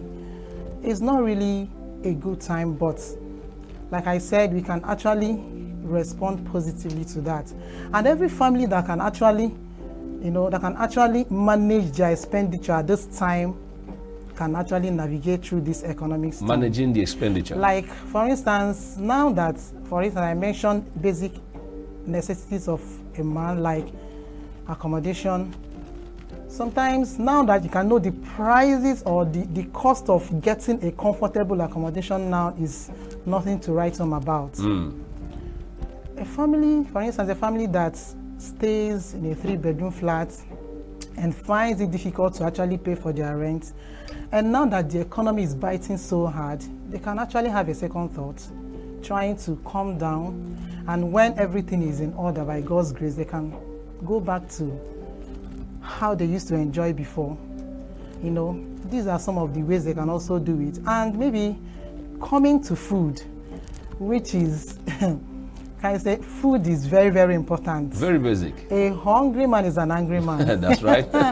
A man can be very, very angry. Don't know the cause of the anger. It's because the person is hungry. Oh, yes. Okay, so some families, one of the ways they do navigate through this economic storm is, if a family used to enjoy 3 square meals before, now they can decide to cut down, and decide to say, okay, we'll do one heavy meal, maybe in the morning, maybe before night, or at night, you can just do light meal so that we can actually meet up. Yeah. Okay, so this is also one of the ways you can actually navigate through this hard time. Yeah. That one is in terms of food, and it's not easy. Then you can actually find another way, like if trying to, some persons can actually pool resources together. Meet some persons, they can come together and buy things in bulk. Yeah. They buy things in bulk. That way, it's more, it's less expensive. They can share. That way, they can also have a good number of things that they need in the house or in the homes. Okay, it's another way to actually navigate. Now, maybe coming to education, which is also very, very important. Yes, education. You see, some families, they have their children in some good schools, that they pay heavily, and maybe because of the hard times, they cannot really meet up with the school fees. And instead of trying to put undue or unnecessary pressure on themselves by trying to meet up with the school fees, they can decide to, now that things are not really getting better, we can find a way of trying to, look for a cheaper school to actually enroll our children while we wait for better days to come. Yeah. And sometimes those cheaper schools you look at, they might be doing very well. Yes, of course. Yes, they might be doing very well, but most times you look at those schools as if they don't have much to offer. We are always carried away with good edifice, beautiful environments, and so on and so forth. And we tend to deny the fact that there are some of them that are actually doing well, but they are not in such level or the place you're looking at them. Yeah. So we can actually work on trying to make things work for us and try to reduce unnecessary pressure. Try to reduce unnecessary pressure through this economic storm. Unnecessary pressure. That thing you want to buy and you don't have need of it, you can let it go for now until we pull through this time. All right? Before I let my friend go, I just want to ask one more question. And this time around, let's shift it to the government. What should the government do to help alleviate the pain? Create a soft spot and soft landing for people that are really hurting in this time. What can the government do? Anyway, if you look at the government is not really helping matters, if I may say. The government is supposed to be a backbone to the citizens, but as you can see, they're not really helping matters, because if they are actually helping matters, there are some of the things they need to do to actually cushion the effects of this economic storm that is ravaging most families this time around. For instance, you can see the cost of fuel. Yeah. Very, very high. Very, very high. How do we go about it? It looks as if all the cries of the poor masses are falling on deaf ears. Nothing to be done about it. They keep promising and promising and promising. It's not funny and it's not helping us. And you can see that some industries, they need this fuel to actually run their business, to be able to get money and actually provide for their household. But it's not forthcoming. Look at prices of things. You know, this field of a thing, you know, you see, it affects a lot of things. Yeah. Transportation, marketers will go to, some of these women will go to the market and come back and they will put their own price and they will tell you, do you know how much I paid even to bring this thing to the market and this and that? And as a result, they will increase the prices and it's not even helping matters. Yeah. It's not helping matters. The truth is that it's only, we are just sustained by the grace of God, because if you think about, if you sit down and count the cost and actually calculate the expenditure and the income that comes in and what you spend, you can even see that it's not even about what you earn. It's too much. It's just by the grace of God. Yes. We'll keep on banking on the grace of God, because as for the government, they have indeed failed us. But we also call on them to actually help us and come to our aid, because people are suffering. Yeah. They are really suffering. Talking about health, some people can be very sick, but they cannot be able to achieve, or they cannot, you know, have what it takes to take themselves medication. Yes, to the hospital to get treated.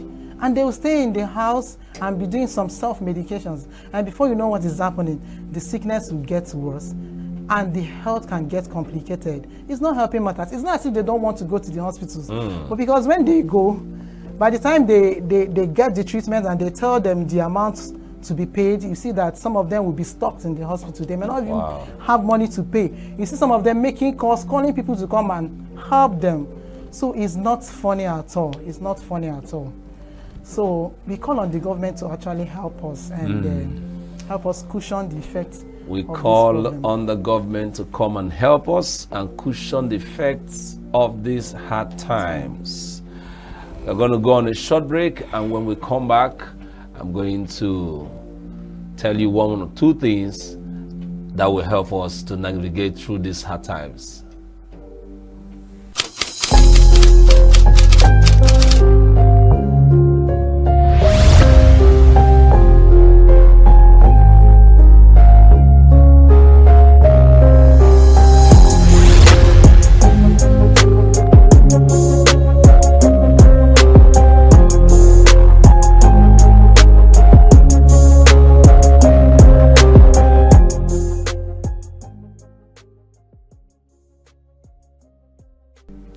You're welcome, friends.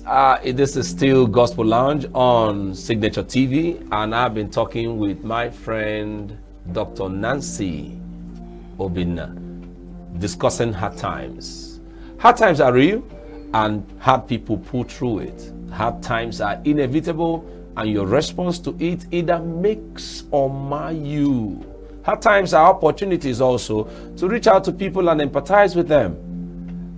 However, the sincerity of the leaders of today are proving in hard times, and that is why we are calling them to come to our aid and cushion these effects. All the same, trust God and believe that better days are ahead of us. Doc, thank you very much for coming to Gospel Lounge today. Thank you for always having me. It's been an interesting time with you. It's a pleasure. Thank you. And my beautiful audience, thank you very much for allowing us to come to you. And thank you for being there for us. Till I come your way next time, be good and have a wonderful life. My name is Victor Chief Judge. From all of us here in Signature TV, bye for now.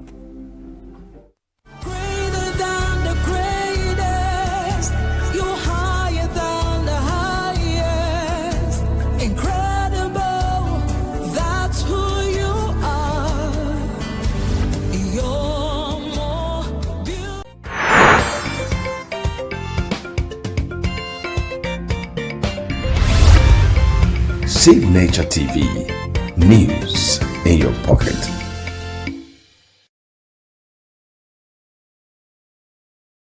So you deliberately studied psychology? Not deliberate. Okay. I went for biochemistry. But you know how it is in life in school. When you want to study something, but something else is studying you. I failed so much in biochemistry. Fail. You know, when you have carryover, you get a level that you are not even carry over courses, you are carrying over your department, you are carrying over your faculty. When you HOD advise you to... when you advise, you know, there are a lot of advice. They will advise you to withdraw by vice chancellor. They advise to relocate. But I moved. I yielded to advice. That was my prophet, Woli Arole. He has blessed me. This is my third blessing from Woli Arole over the past 5 years. And I receive all of it. You know, we are going to have a blast today talking about how the man that was called too loud, too noisy, and having no money to cut off those beards. Did you ever find people criticizing you a lot for being too loud? I get that a lot. In fact, some could be quite insulting. Comes to look at his mouth is big, he's bushy, he doesn't even have money to barb, you know. It could be very depressing, you know. And this thing about comment is that if you check comment, and it's very psychological, the first 3 comments is abuse. You don't read the rest, you just feel like, the rest we are couple abuse me. Became the executive producer of a movie that was watched and endorsed by the vice president of Nigeria. Yeah. So I had a dream of shooting my own movie a long time, and I'm like, I need to do this. I'm a movie person, and I will tell you then. In fact, cinema had not been this big then. They had created more cinemas now.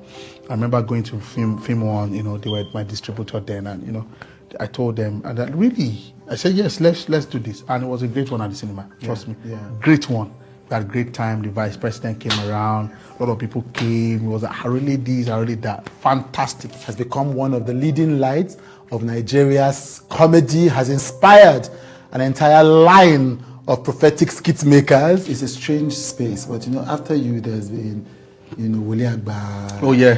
There's been one of my faves, remote, absolutely. You know, all of that. I count it all privilege and joy. So Wole Agba, for example, is my very good friend. Right. Oh yeah. Absolutely, very good friend. I mean, you've also been in his... Oh, yeah, course, so yes. that shows how much connected we have. Yeah, yes. Very good friend. I love him. So, in fact, I was the first person that told him to go on Instagram because it was part of Afasule at the time. Yeah. Remote had been my guy, friend. We're close in Ibadan together. Yeah, okay. I've done a lot of content. I've been at his show, you know, long time. Even before Remote, even before the pastor thing. We used to do all of these things together. The prophet thing and all of that. And, you know, we had a very common route in Ibadan. Yes. So, Wole Agba came out from Ibadan. Yes. I also schooled in Ibadan. Right. So, Remote also came from Ibadan. Yes. So, we had this synergy, you know, all together. And why he told his wife the first day he met her that, you're my wife. So I went for a show in Dublin. So what really tripped me was the fact that I said, do you know me? He said she doesn't know me. My head banged. I flew all the way from Nigeria. Once, he said he doesn't know me yet. I became very inquisitive. This girl doesn't know me. This girl needs to know me. You are going to know me. You are going to know me. The God that will make her know me. She now came to where they serve the comedians. Food. She brought food for us. Right. And I said, she had the girl yesterday that I was a very shy person, very reserved. I just look at her. I said, you're my wife. I kid you not. She says it till tomorrow. She look at me. Somebody I've not met before. I said, you are? Yeah, I said, you're my wife. He said, what is this? I beg you, I don't, you know, she has this space. I don't even know you. I laugh. I said, you will know me. I'm married to her now. And she not know me. She has known me. Today, Wole Arole with Chude.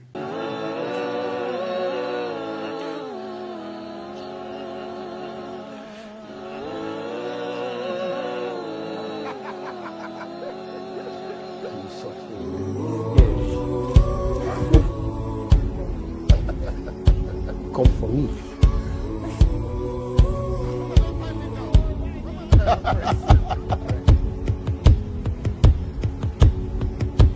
Welcome on the show. Oh, thank you for inviting me. I haven't seen you in years. But me, I used to see you on your show now. So you see me? Yes, okay. sir. Thank you. We also see you. Fantastic. Do you sometimes look back at just your career so far? Because your career did not follow any normal, conventional pattern. The thing you decided to do didn't have any. I mean, there's always inspirations and forebears, but didn't have anybody. There was no pattern. Yes. Now we have woolies. Yeah, of course. You know, and this industry, you know, the kind of comedy you started with, you know, what has now become seen as skit making, all of that whole thing. This whole new wave wasn't even a real thing. True. Do you look back and think, man, how did I get here? Yes, I think that's very true. Like, yeah, I look back and I'm like, wow, this is where we are. You know, because when I started off, it was the first try. So let's keep doing this. Then IG was 15 seconds then, if you remember. Right, that is true. Yeah, so from there they moved to 30 seconds. Yes, from yes, there they moved to 1 minute. Yeah. And they had an IGTV. Yes. You know, so it wasn't that big as it were. And you know, I think the thing for me was I just love to post smiles on people's faces. So when I saw an avenue for me to do that more to a larger people, I just followed through. Very hopeful, open for innovation, creativity. And if someone had told me that, do you know that in years' time, this thing will be a force to reckon with yourself as a person? Yeah. This thing, I would probably not have believed that it will have become something this huge for me, firstly. Right. Because what is huge for others might not be huge for other people. I know people that we kicked off together, started, but along the line, they just felt, what's this? You understand? So I think I just followed the movement. You know, I just followed the force that was taking me somewhere, and I'm glad I'm here. You're glad you're here. Did you, at any point, think to yourself, it's not working, let's stop? I would be lying if there were no times like that. I would paint it as if everything was just rosy. You know, there were times I would do content. There are two issues I had. First, my content is more of indigenous. Yes. So because I started with, so that's one. Yes. I started with Conk Yoruba. I think Conk Yoruba now. This is aggressive. So I did start very refined. Yes. Quite crude. You understand? Yes. Then secondly was my content was very religious. Yes. Which is still very religious. But it's still very, yes. So those two things today I had a lot of challenges. I won't lie to you. Because, you know, I'm a very faith-based person. I'm not apologetic about it. Now, and you want something faith-based to be accepted by people that are not even faith-based. Now, that's number one challenge of the brand. Second is, dude, you are Yoruba-based. So how do people that don't speak Yoruba tend to gravitate towards me? So these things took me time. Because normally I do content and I'm also a proper stand-up comedian as well. You know, which I do all of that. They call me for everything. So the religious part, then who is this guy part? You know, I didn't come with the sophisticated, let's do content with the big cars. You know, I don't use some characters. It's just, you know, Woli, just like a prophet. Yes. So the possibility of this thing is going to scale up. How is it going to evolve? Yes. You know, I had all those challenges. Is even a brand? But I think one thing that has actually helped me is the fact that it's just good to take it a step at a time. Because when we look at the possibility of how we are going to end, we might not start at all. Look at the possibility of how we are going to end, we may not start at all. Look at your program. Look at people you've invited. So it's an honor for me being here. Something within me was just saying, just follow through. And look at where we are. Yeah. Explain that. I understand I know what you mean, but for people who may not explain when you say it's choking. That means, you know, describe it to us. So it's choking means you want to create the content. You have people that comment. And like, is this one funny? Try to do something else. This, that. Yes. You know, I am not even hearing him. All these Yoruba people, you know. So it got to a point that I had to sit down myself. Yeah. And I'm like, this thing, am I getting it right? And the thing about it is that there are what I call the voices. So you hear numerous voices. Your friend will talk to you. Somebody that seems like a senior colleague will talk to you. So I feel that among the voices is the voice. And what is the voice? What comes from within you? It's inside. Yeah, that's what you follow. Because the voices can be very distracting. Yeah. You know, the voices can be very distracting. Yeah. So you want to pay attention to the voice. I like that. That is what is coming from within you. Yes. That is what. So the voice, it can be because people. Okay, so many people are saying plenty things. Just like a driver, drive this way, you are running too fast. You know, it can really, you know, it can affect the person driving. Yeah. So when the voice from within comes out, it will now tell you which of the voices you should resonate with. That this person is giving me constructive criticism. So let me tilt like this. Yeah. This person does not, because at times, when people criticize, it might be very destructive. Yes. Some people are talking, observation and opinion at times kills what you are carrying. Because it's too much of opinions. This is just a young guy that's just trying to make people happy. And I think I got my breakthrough. One thing that really broke it for me. You know, I had a show at a hotel. I tried to do some of my, because I do jokes also in English. I didn't flow in the capacity of the Wole people wanted to see. I didn't know I was very popular. I tried to do some jokes in English. It was accepted, but it was not. I was going home, and you know, but I'm faith-based, and I'm not apologetic about that. So I was praying, and I'm like, God, I didn't feel myself today. I just heard God speak to me, and that's the voice. And God said, see, let me tell you something. And this is what I tell anybody I come in contact with. Say, you are not on earth to impress any human being. You are here to express. Today, that was my breakthrough till now. I'm not here to impress you. I'm not for everybody. I'm here to express what God has given me. Ability to make people happy and laugh. The moment I got that breakthrough, my craft redefined. My humor took a leap. So at times I do English with it, I do Yoruba with it. I don't care what people are saying. So when you call me for an event, I deliver excellent. So people started calling me, clients started calling me. I did brand endorsement. So I moved from impressing people to expressing. Yes. So expression with the voice got it for me. Till now. Expression with the voice. That's so powerful. You're so right in terms of the voice. And the voice tells you what voices to resonate with. And you also, it's powerful to say, you know, you're not here to impress. You're here, there's a gift that has been put inside of you. There is a message that you have for the world. And you should be focused on how to bring that message out. You know, and then the people who are for it will come. Yeah, 100. Yeah. You studied psychology. Yes. What are you using it to do? Yes, very good question. To read human beings, to study, but I'm still going to consulting anyways. Really? Oh yeah. Why? Consulting, coaching. Right. Because I realize that a lot of people are confused. And I see myself as comedy as a pathway to achieve a lot of things for me. Right. You know, I'm going to thought leadership, a lot of things, you know, because I can, there's a reason why I studied that. So you deliberately studied psychology? Not deliberate, okay. I went for biochemistry. But you know how it is in life, in school, when you want to study something, but something else is studying you. I fail so much in biochemistry, fail. You know, when you have carryover, you get a level that you are not even carrying over courses, you are carrying over your department, you are carrying over your faculty. When you HOD advise you to, when you advise, you know, there are a lot of advice. They will advise you to withdraw by vice chancellor, to advise to relocate. But I moved, I yielded to advice. A very gentle advice. Very good. Right. So, but did you choose psychology, or it was one of the options? I chose it. Right. And then, so since obviously you want to go back to it, that means you must have enjoyed studying it. No, major part of my life gave me a mind shift. You know, psychology study of human beings and mental processes. Right. So you begin to see how human beings relate. So the psychology of even yourself. So why am I here? What am I here for? How to deal with people, you know, all of that, mental processes and all of that. So I think psychology, I think everything just worked together for good for me. Right. You know, the psychology, you know, brought me to another light. You know, there's mentorship in it, there's coaching, there's how people relate, there's classic conditioning, how you relate an object with something, you know, there's branding, there's product placement. So it opened me up. It opened me up to a lot of possibilities. Right. I think the big vision for me, ultimately, is to impact with my giftings. Right. Very simple term, to impact. So what is essence of comedy for me? Impact.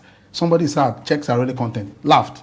So what is the prophetic for me? Impact. Somebody is sad, pray, everything works out fine. So it's impact for me with all my giftings. Yeah. Was there any inkling in your childhood that you would go into comedy?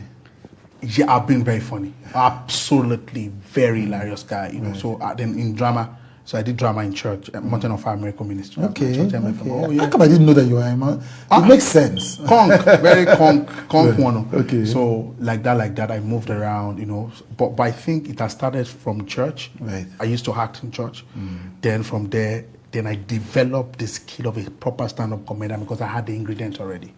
So I read about it, I watched videos, so I could complete my materials together, and that made me then I'm a very spontaneous person. Yeah. So all of these elements added up for me. Did you annoy your parents at the beginning when you stayed? Oh yeah, parents, they're like, how was this thing? Then it was not a popular thing. It was, I was from the era of a doctor, a medical doctor. In fact, the set goal for me was I really wanted to be a doctor, and I'm like, I'm not good with blood. The highest thing I've killed that blood came out is mosquito. I can't do it. I can't kill a chicken. I can't kill a fowl. I'll do operation. Is it that they will kill patients? Yeah. But everything just fell in place. Then I have a good relationship with my parents. So I was able to convey my dreams and aspirations to them respectfully. I wasn't too rebellious and all of that. I made them see what I was saying.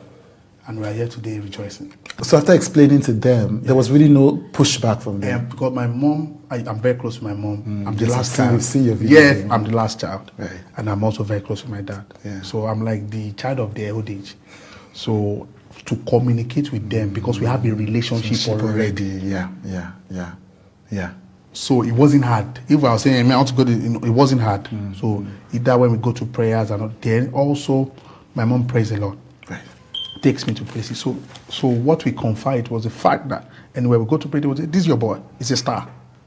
This is your boy, he's a star. This is special about this guy. So my mom was able to compute all those data together. I said, there's something that will be special about this boy. So if he's saying he wants to go this direction, let's allow him. And it's not something that is not adding value as well. So it's not like, mommy, today I want to do this thing that is not positive in that regard. Yeah. Talking about some of the comments on the comment section, did you ever find people criticizing you a lot for being too loud? I get that a lot. In fact, some could be quite insulting. Comes look at his mouth is big. I really can. Someone that told me I really is just a noise. That's what I'm saying. You get a lot. When I first started, who is this guy? He's bushy. He doesn't even have money to barb. It could be very depressing. I'm telling you. I know that human beings, and this thing about comment is that if you check comment, and it's very psychological, the first 3 comments is abuse. You don't read the rest, you just feel like, the rest we are cocoa abuse me. So, I faced that a lot. Yeah. But why that didn't really eat me much is because from the school I attended OAU, Obafemi University. Right. That's number one. I used to say it anyway. There's no doubt about that. That's what you say. Yeah, it's great if I all walk up. Absolutely, and that's what it is. And those of us from the University of First Choice, we say, well, let's just allow them to. It's not about that. But don't let's dive into that situation. So in my school, we used to do arrow. Right. Yeah, arrow is when you stylishly insult people in an hilarious way. Right. So, and I used to champion a lot of those things. Okay. The secondary school I went to is a secondary school where we were abusing each other's father. Right. The game is abuse. See your head is big. Your own head, your own nose is. We sit down, we abuse. You now say that your mother is your mother is not serious. You say your own mother that came. So the first person that pains is the person that loses. I win that thing. I love it. As if God was preparing me for something more in the future. No, you can't abuse. Because before I start, I will abuse myself. I say, me that I want to abuse myself. My mouth is big, but your head is not correct. So when I see those comments, I didn't get personal with them. Right. Yeah, that's a big gift, though, in this world. I don't know why would I get personal. Because people cannot cope with it. Many people, a lot, it stops them from doing what they're doing. Many people have killed their dreams because I'm a very afraid person. People don't. It doesn't show, but I do it in spite of it. So if it's important enough to me, but I meet people who say, well, I stopped because somebody criticized me. I'm like, an entire vision for your life. Because it is difficult, isn't it? I mean, especially if you're a creative person, because the thing is coming from your spirit, from your belly, and then someone just tells you, you cannot even barb your hair. And that's there. You're just someone who says, this guy is, I've seen it. Yeah. This guy is just too loud. Yeah. He's too loud. This is not funny. And someone will say that maybe this one is not really that good, but try to work on this. Some people, I say it's not funny. Yeah, people can come and argue with the person. Say, you cannot support him. I say, is it not this guy? Yeah. So that's how it has been. The Call. Yeah. Why did you decide to do it? This was your film. Yeah. Yes. Executive produced by myself. Yes. why you decided to do your film, and did you think that was a great experience? How did you feel about the result? Very good. Because I remember one day coming to the cinema and meeting you in the cinema. Yes. So they called. I had a dream of shooting my own movie a long time, and I'm like, I need to do this. I'm a movie person, and I need to do something. And the call we're having a meeting with my team. I've been in biology today, my producer, director, and I told them, I said, I want to do something, sir. I want to really, then content, I said, I need to do something. I want people to see that I have other things within me. I'm an actor as well. So the name just came, they called. Okay. And two random guys just came together. They did a very great story. They just did the screenplay. And I will tell you then, in fact, cinema had not been this big then. They had created more cinemas now. I remember going to Film One, they were my distributor then, and I told them, and I said, yes, let's do this. And it was a great one at the cinema, trust me. Yeah. Great one. We had a great time. The vice president came around. A lot of people came. It was I really this, I really that. Fantastic. Yeah. Great one. And it gave me a shift in my career. People started seeing me from another light.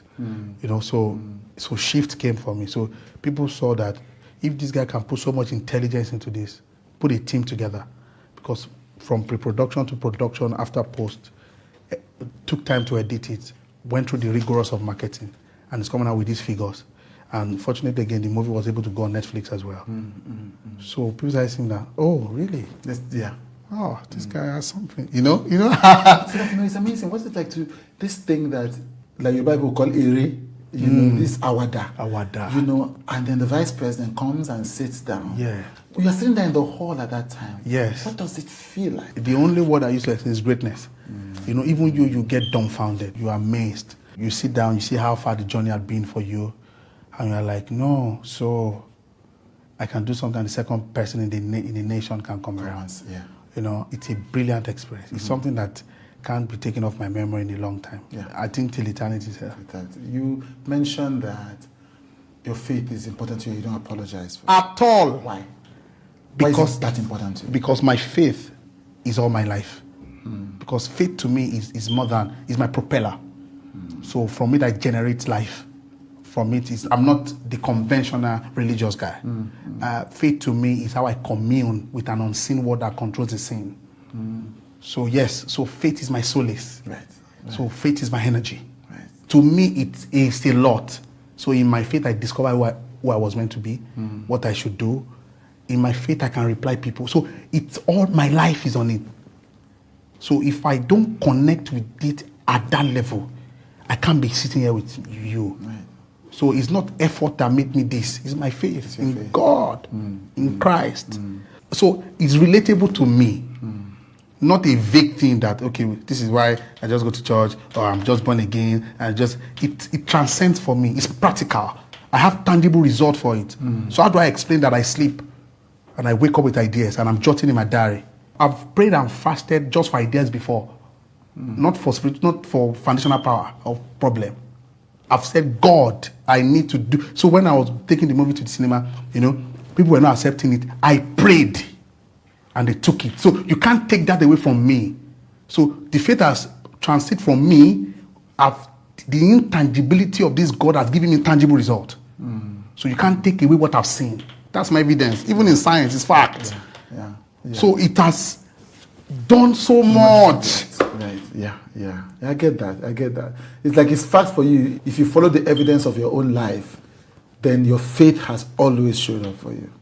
Yeah. Like always. Not, when I talk to my friend, my boldness when it comes to being a Christian, I love God, they have no choice than to resonate with it. Because I will tell them, who was I really some years back? People knowing me, it wasn't through PR. So that's an angelic assistance. The big vision is to impact people's lives. Thank you. But in terms of how you see it happening, where do you see this taking you? Very global, providing high-level spiritual solutions to people. So I'm a comedian and I'm a priest. Let your light so shine before men, not before your church members. Before men in the marketplace as a content creator on Twitter. That people will see and say, how did you get there? I say, yes, go and give the glory to my Father who is in heaven. Fantastic. Thank you so much. I think you are buying into this. I'm buying into it. Yeah, in fact, you're a member already. We are following you. We are following you. Thank you so much for joining me. It's an honor. I'm so happy, blessed. I appreciate what you do. It's transformational. You know, people you invite. I learn from it. So look at what you're doing. Pure ministry. Yeah. Thank you. Thank you. I appreciate it. Thank you. And my love to the wife and the son. All right. I'll tell them.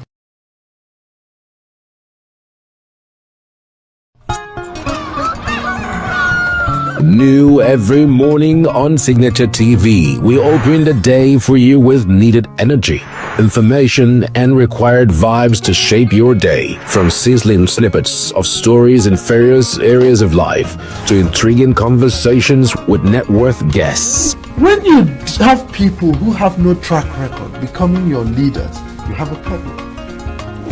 There's no outstanding gratuity when Obi took over from me. I left in all the accounts of Anambra State 13.8 billion for him. Your day cannot be complete without Signature Mornings on weekdays and Signature New Day on weekends. There is no better way to start your day except Signature Morning and Signature New Day every day on Signature TV.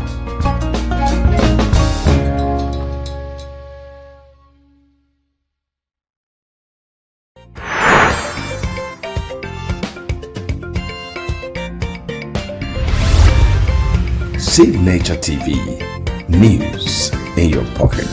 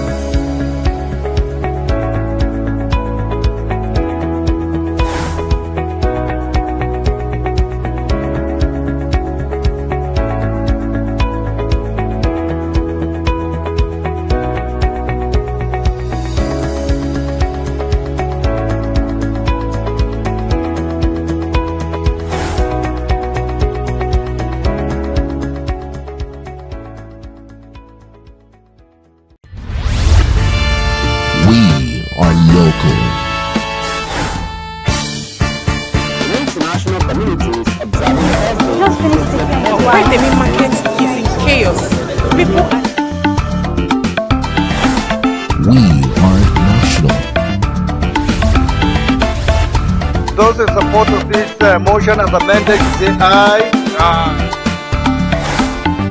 We have taken the vote by default. We are international. Israeli airstrikes. Donald Trump left us the worst unemployment.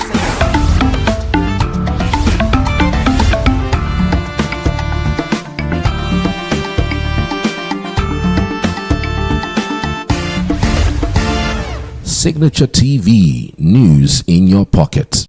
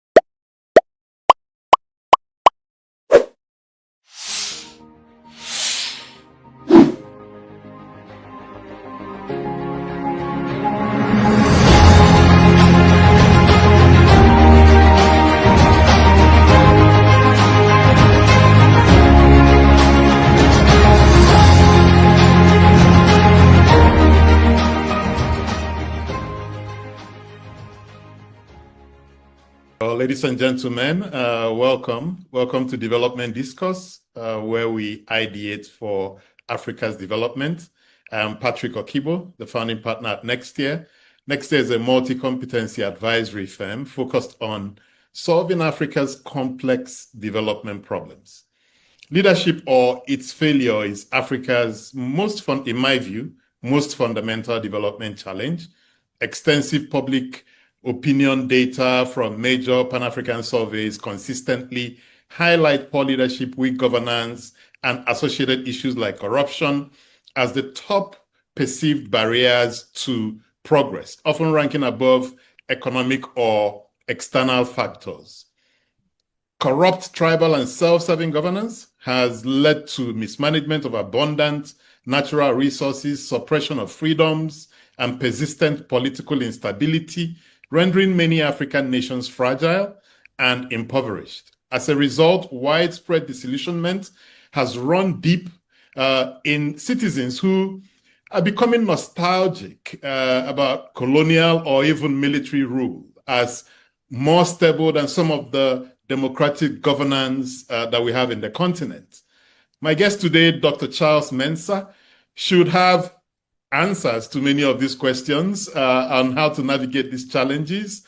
He founded the Institute of Economic Affairs in Ghana almost 4 decades ago to broaden public policy debates, promote private sector-led economic growth, and strengthen democracy. He's a distinguished economist and business leader with decades of experience in corporate governance and economic policy. Dr. Mensah previously served as board chair of Barclays Bank Ghana, Accra Breweries, AB InBev, Fanmil Ghana, which is Danone, and several other private sector boards in international shipping, healthcare, hospitality. Dr. Mensah, welcome. Thank you. Thank you. Thank you, Patrick. I look forward You're to very a good welcome. conversation. So today's chat centers on the politics of progress, political stability, and Africa's development. To ensure that we're on the same page, Dr. Mensah, what does progress mean in the African context today? And how should we measure it beyond some of the traditional GDP metrics that we're used to? Thank you. Thank you, Patrick. I'd like to start. I mean, I understand what you want to do and what you want to talk about, which is the basic way of measuring progress has always been to look at the per capita GDP. Yes. And then from there, we can go into other issues like education, nutrition, health, and so on. But once let's go back, let's take the base. As an economist, let's take the base and say, I know Ghana well, so maybe let me use Ghana to start the story of West Africa. The average income, our GDP per capita here is about $2,000, $2,400 a year. That's what the World Bank tells us. That's what they tell us. That's not what we think, though. But even if we use that measure of $2,400 a year, if you divide it by 12, it means that it is $200 a month. And if you divide it by 30 days, then you're looking at about $6 a day. Now, this is what the international community is telling us, $6 a day. Now, who lives by $6 a day in our current environment? Who lives by that? It's almost impossible to live on $6 a day. And the truth of the matter is that it is even worse than that. So the question that arises is, how come after 58 years of independence, 68 years of independence, we're where we are? Why are we where we are? How come our classmates or our course mates in Singapore, in Malaysia, in South Korea, and other places are doing much better than us. And we might have even started ahead of them. Exactly. We might have started ahead of them. So these are some of these the issues that I think your program could help disseminate throughout this West Africa region for us to know exactly how to tackle this. My central theme here, Patrick, is that what they call independence, we never got it. We never got what others call independence. For most of us in West Africa, we were given, but we really didn't have it. The old condition, continued. Now, I know we don't want to dwell too much on the issue of a colony and colonization and so on, but nevertheless, it's been part of us. It's been part of our history. So many years of colonization, and then 68 years after that, people say, don't talk about colonialism. Forget about it. What is wrong with you? Well, the foundation is wrong. The foundation that was set up was wrong. You know, a colony does not belong to the people who live in it. It belongs to the colonizer. And the whole purpose of colonizing is to use your resources to develop the colonizer's resources. So we were set up in Ghana as a colony to produce cocoa for Europe, dig up the gold for Europe, dig up the diamonds for Europe, dig up manganese for Europe, sell our bauxite, and all that was done for the development of Europe. And then, come 1957, we're told, you're independent. So go on. Now, but the rules didn't change. That's why I say that we got a Trojan horse for independence, because the rules didn't change. The rules of engagement, the structure of the economy at the time didn't change. The political leaders were just happy with the word independence and freedom. But nothing changed. We were still farming for cocoa. We kept on farming for the European economy, particularly the UK. We kept on producing timber, cutting our lumber, shipping them to Europe. We kept on digging gold for export. Nothing really changed. So when people say we're poor, of course you are going to be poor. Who runs a colony and gets rich out of a colony? Exactly. Nobody does that. Who produces cocoa and gets rich? It's the value addition that gets you rich. But you're producing raw material, producing countries don't get rich. It's the people who do the value addition, they get rich. And we will get into those. But something that I've always struggled with is if what we're measuring for is wrong, then ultimately we will be wrong. So if GDP per capita is not what we should be looking at as the primary indices for measuring progress, then maybe we should change that. And my question is, what in your view should we be measuring ourselves against? Should we be measuring our government against to see if we're making progress as a people? I haven't thought about the kind of measure, the indicators to use. Like maybe healthcare, education, something more social. But those are measured. Those are measured. They're not new. UNICEF measures even how many places you have to go to ease yourself. They measure that. So those are not new measures, really. And I really don't think it is the measurement that is wrong. But I think that the output of our countries are fairly low in the formal sector. So for instance, let me give you an example. For instance, here we're told that we are a rich country, yet we keep on producing cocoa, but we have gold, we have bauxite, we have manganese, we have all that. Now, the production of these things and the income generated from these assets, I call them assets, do not accrue to the benefit of us. If you would throw all that in, we can say we'll be better off than what we are today. Interesting.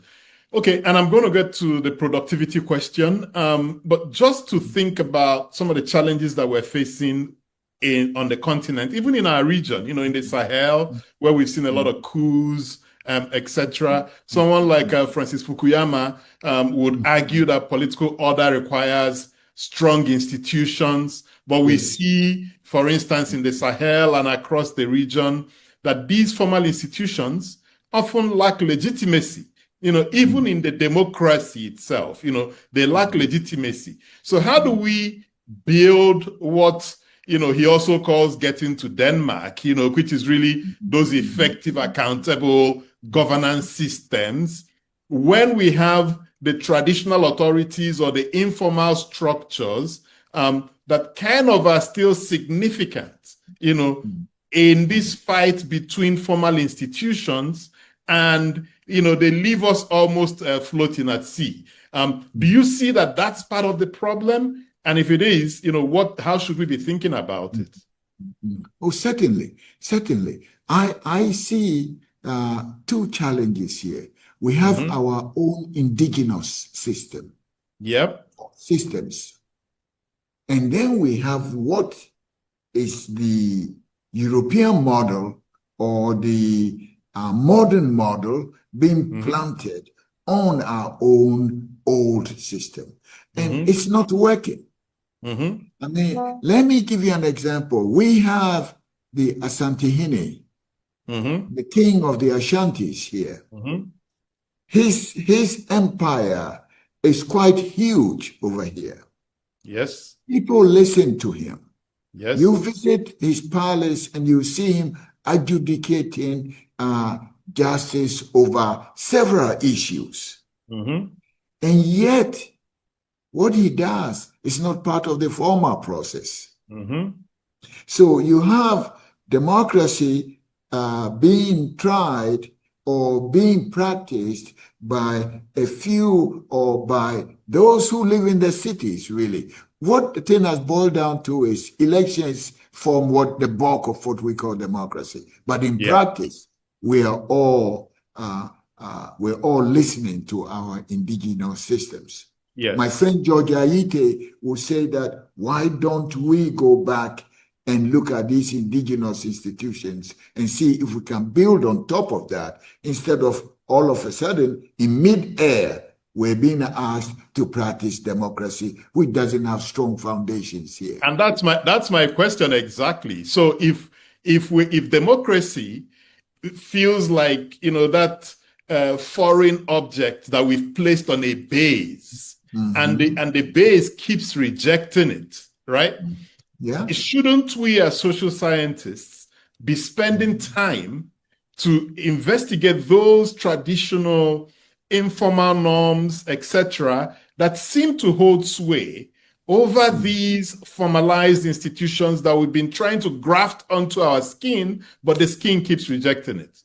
The skin is rejecting it. Yes, that would be, I would say that is the best way forward for us, because what we call democracy here is only democracy for the people who live in the cities. The people who live in the capital cities and the big places. But you go to the villages, or when it comes to an election, you see the Democrats appear and want to be elected. Once they are elected, they vanish. They don't come back until the next election. Now, that kind of system is not working well for us. What we need to do is graft what we think is democracy to our indigenous systems. And maybe we can come up with a better way. How do you have a system where a chief, for instance, a chief who takes care of 5 or 6 villages or even a village has no say in how the village is managed from the top? Exactly. You know, let's take a simple case of mining. Assuming we found gold in a village, and the next day, the local people, the villagers, see a foreigner in their village digging holes and trying to mine gold. Now, the chief will send people to this kind of person and say, why are you here? And all that the person has to say is, I have a concession from Accra. I have a concession from the government. Yes. Meanwhile, the chief, who is the caretaker for the land of the people, knows nothing about how this concession was given and whether at all there should be a concession given. And also enjoys no benefit. The people enjoy no benefit from the mining taking place there. So you know, this modern, we're trying to, as you said, graft a new system on top of an old system, and it hasn't been done well. The body keeps rejecting it. The body keeps rejecting the new part being planted on it. Although if I play devil's advocate, you know, you'll also have some people that would argue that we've had, you know, these traditional systems in the past. They did not quite work or catch up to what you may call modernity, which meant that the foreigners could come in and, you know, colonize. You know, so what's the real strong argument for injecting them in this new system? You know, so there are arguments on both sides. But you know, we don't have to accept everything that is being practiced by somebody else. We don't have to. The British have their system. It works well for them. Bless them. The Americans have their system. It works well for them. Bless them. We have our indigenous systems. How can we make it better for ourselves? How do we entrench our old systems or modernize it or even make it better instead of throwing the whole thing away and adopting something that cuts off our traditional leaders and even our community leaders and so on? It's not working well. Somewhere along, it's not working. And we've got to find ways. We've got to find ways of improving our indigenous systems. And if we need to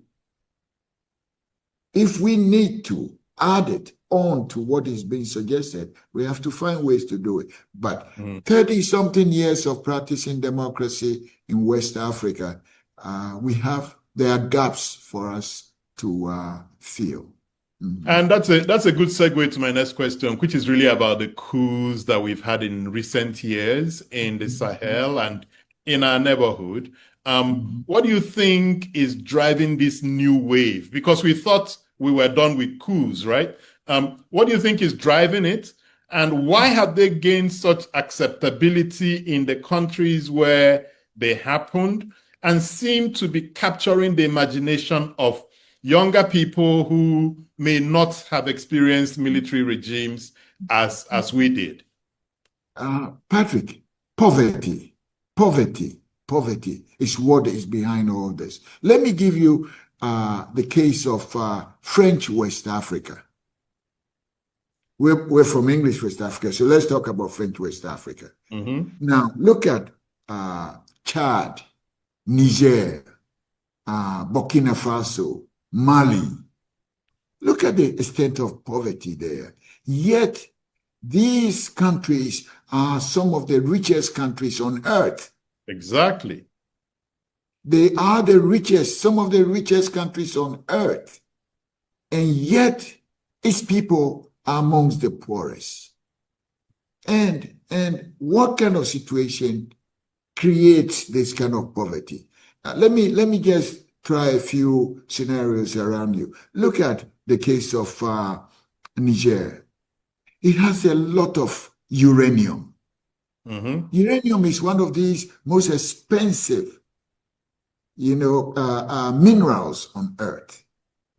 Yet, and the other thing is they are independent. They are considered independent.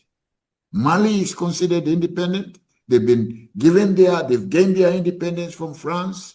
They've all gained independence from France, yet they do not control any of the mineral resources underneath their feet in their own country. Now, they are always being pushed to tax more, find more tax opportunities. Yet, nobody talks about taxing uranium. Nobody says, okay, the uranium is mine. Let me go sell it and use it to look after my people. Let me sell uranium to, and use the resources, use the outcome of it to help my people. But uranium is shipped to France and other places, and the people remain poor. Won't there come a time when they will say enough is enough? The same. And by the way, we can switch uranium for any product, and the story will be the same. In Nigeria, it'll be oil. In Ghana, it'll be gold, cocoa, oil. So long as these things don't belong to us, they are in our countries, but they don't belong to us. Look, we have a company here called Tullow. They are oil producers. Yes. They tell you we can't pay this tax because they take you to court, basically, and argue why they shouldn't pay this tax. They go to the international courts. They win the cases there. They pay no tax. Then, on other occasions, they say, we're not paying tax because we didn't make enough money. I can show you some of the cases they won. You can see them here. They say Tullow wins 320 million tax dispute against Ghana. On another case, Tullow wins something else. Tullow oil post 61 million loss. Now, you live in a country where you're mining oil and you pay no taxes and the people are poor. What do you think the people are going to do one day? They're going to get up and say, look, we can't stand this anymore. Similarly, the gold mines. You have gold mines, and remember, all these assets are owned by foreigners, from these colonial countries. Let me try. So long as we remain poor, people are going to get angry and people are going to attack the system. And let me try another angle with this. So maybe the challenge we have is the way we've defined democracy. We've defined democracy the way it's worked in the West, where it was built out of their own culture, institutions, etc. One scholar who I'm beginning to really like her work is Yuan Ang. How China escaped the poverty trap, China's Gilded Age, etc.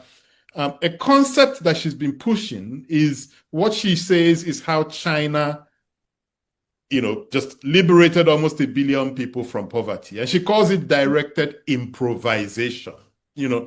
So you try something, it works, you do it again. If it doesn't work, you change it.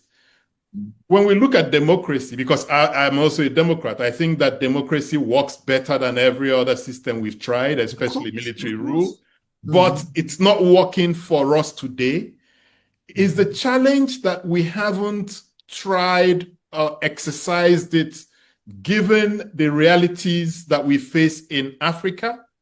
And at the root of that, is it because we've lacked the confidence to try things? If the idea is not coming from Washington, D.C. or Brussels or London, we don't have the confidence to say this is not working. We've tried it for 20 years. Let's rethink it within the general frame of democracy, but let's rethink how this could work. Do you agree with this directed improvisation? Do you agree that part of our challenge is this lack of confidence? Oh, yes, I agree with you. And I also believe that the lack of confidence is not helping us to promote our own indigenous systems and also to speak out. We're afraid that if we speak out, it may hurt somebody somewhere. We may not get the loans that we need. The whole country has become very dependent on foreigners. Foreign ideas, foreign loans, and foreign institutions. Mm-hmm. So people are worried about speaking out because they don't want one way or the other to cross what is being pushed by some of these international agencies. They want to see democracy. The Bretton Woods organizations would like to see democracy.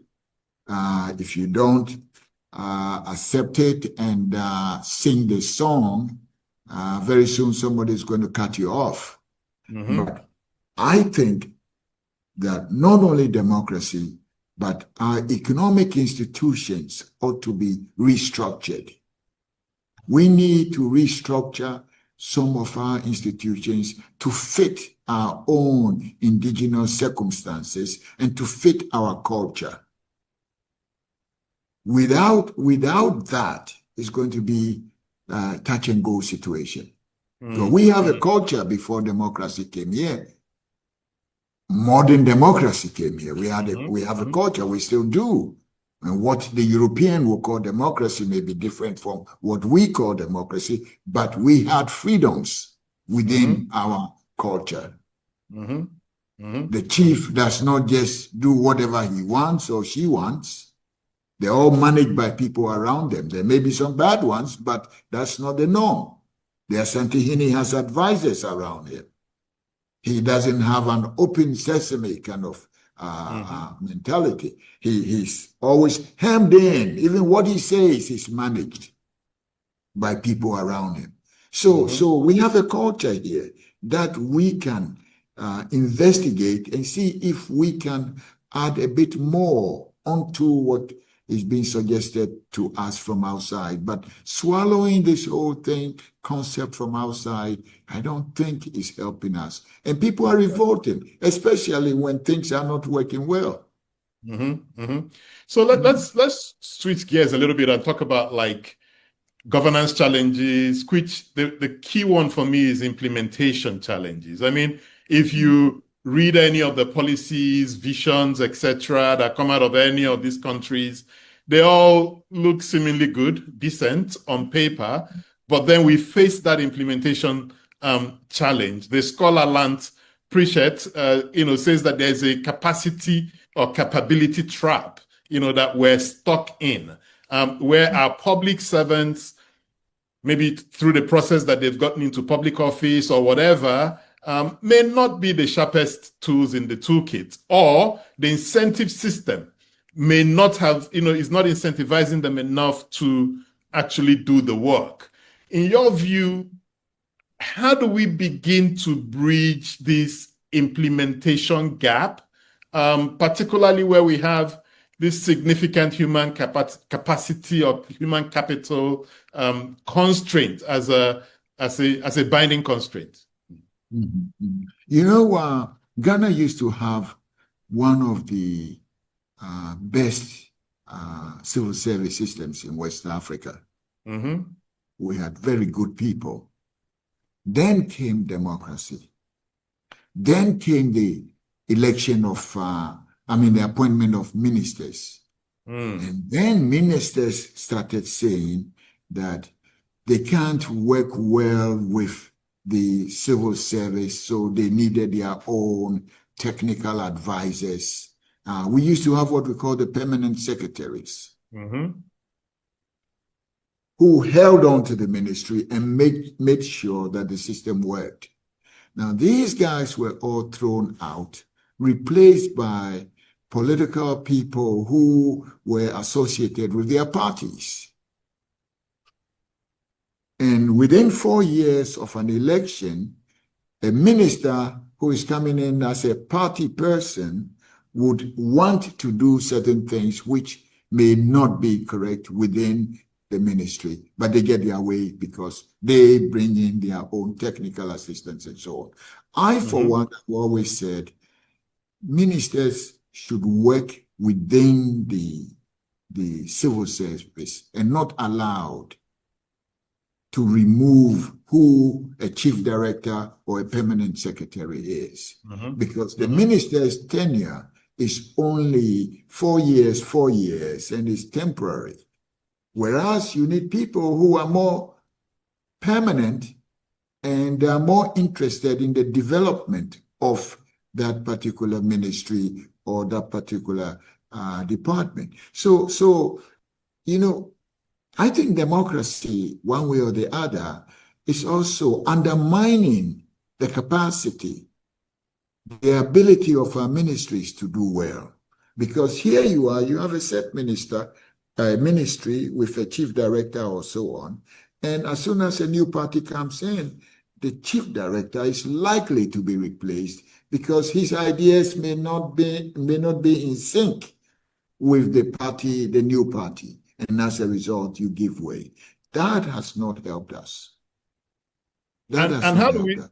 Yeah, how do we solve this problem, right? Because you and I identify it as a problem. In fact, the political leadership identifies it as a problem as well. Earlier this week, as part of another project we're working on, I was interviewing, former governors, and many of them complained about the same, issue.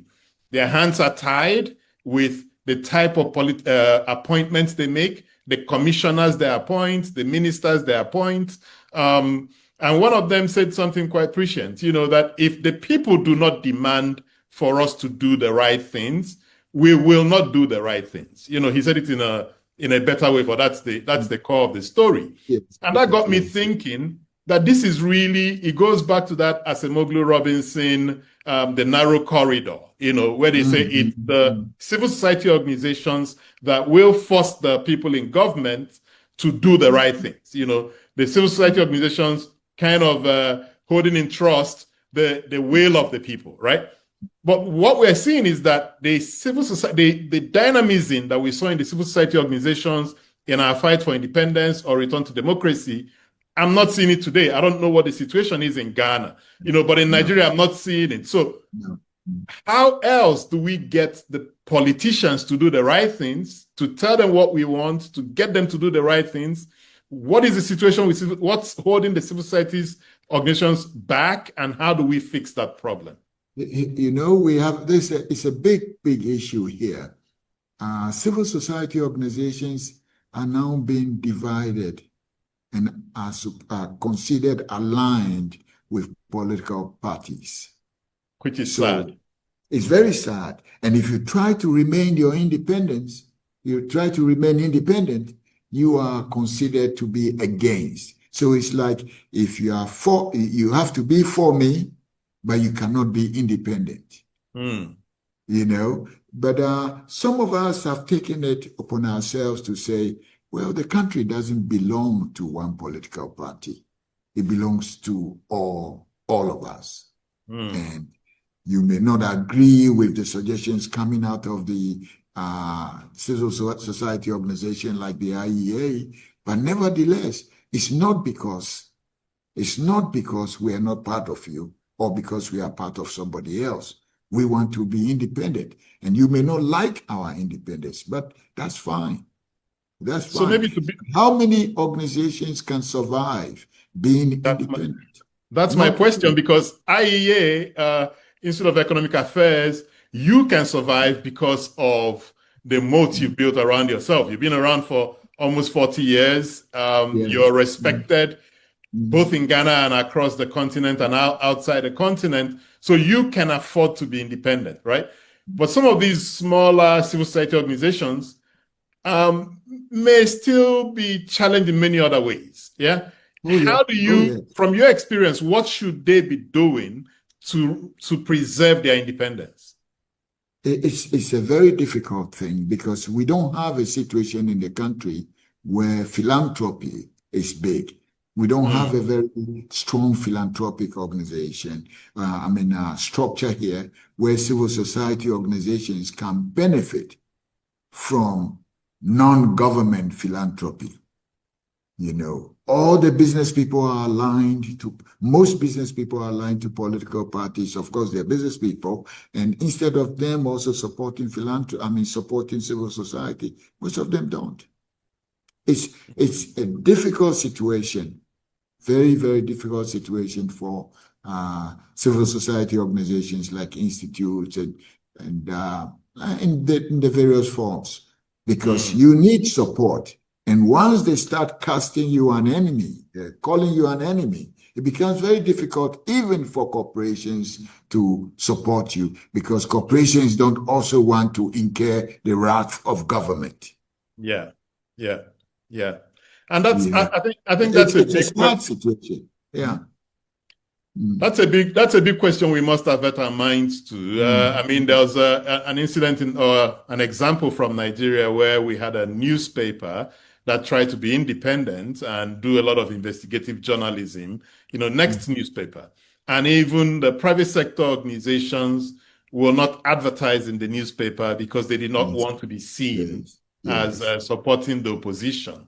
So I'm thinking if there are some thoughts of how CSOs who are listening to us, maybe some of the things that they could be doing, maybe new independent revenue sources that they could depend on.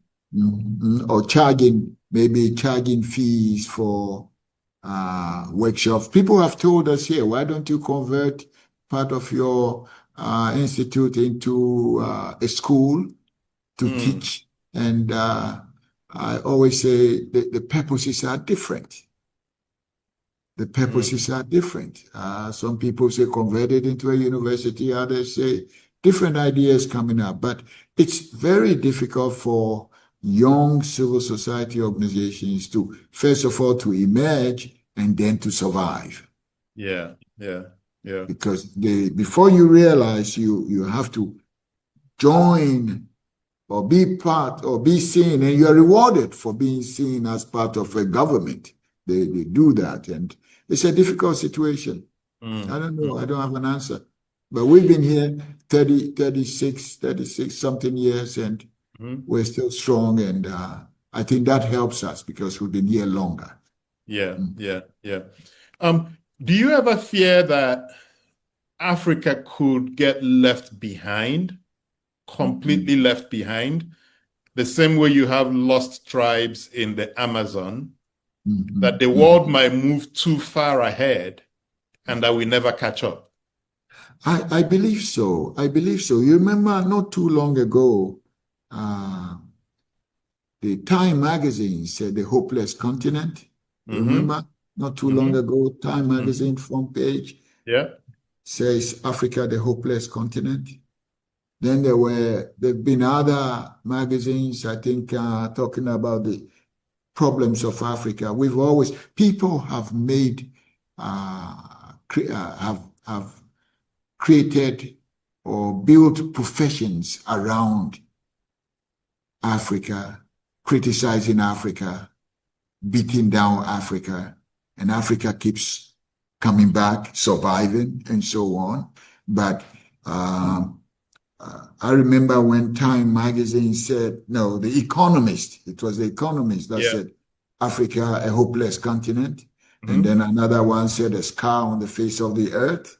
And the UN will hold general meetings on Africa. Glen Eagles Summit on Africa. Everybody is making a living off Africa, criticizing Africa, how we will not survive, how we will not. But Africa is bigger than what, for me, is bigger than what is being said about it. I think where is it? Is it Tom Sawyer who talks about his death has been exaggerated? his obituary has been exaggerated. I think Africa's obituary has been exaggerated and has been called on many times. The dead continent and so on.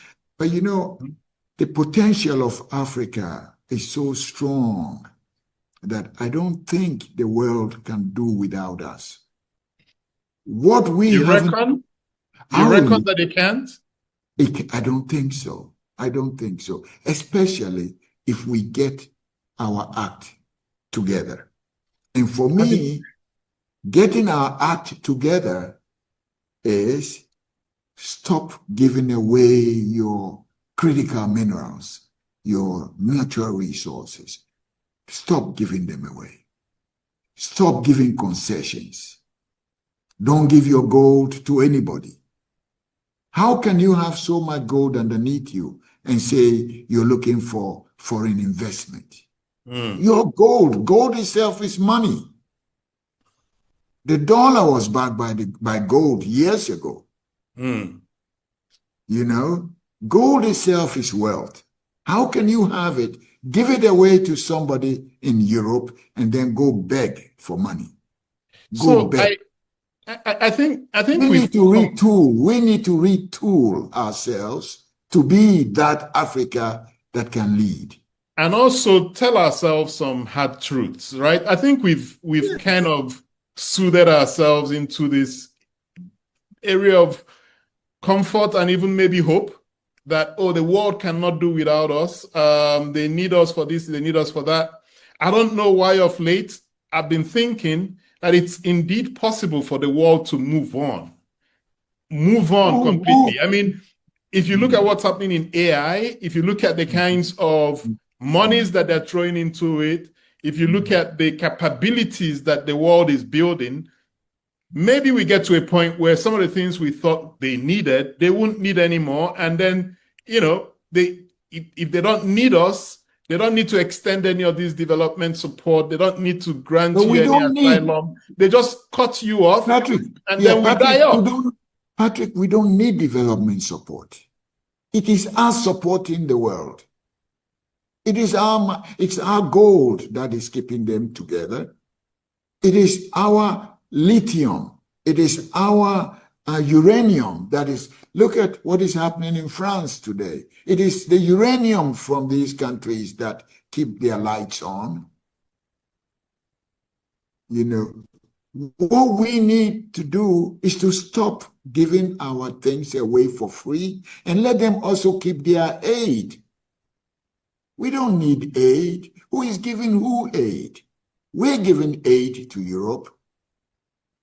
You know the tons of gold that comes out of Africa. And then they give and the diamonds and so on. And then they give us $5 million aid and tell you, be careful, don't spend it this way, don't spend it that way, and so on. We don't need that.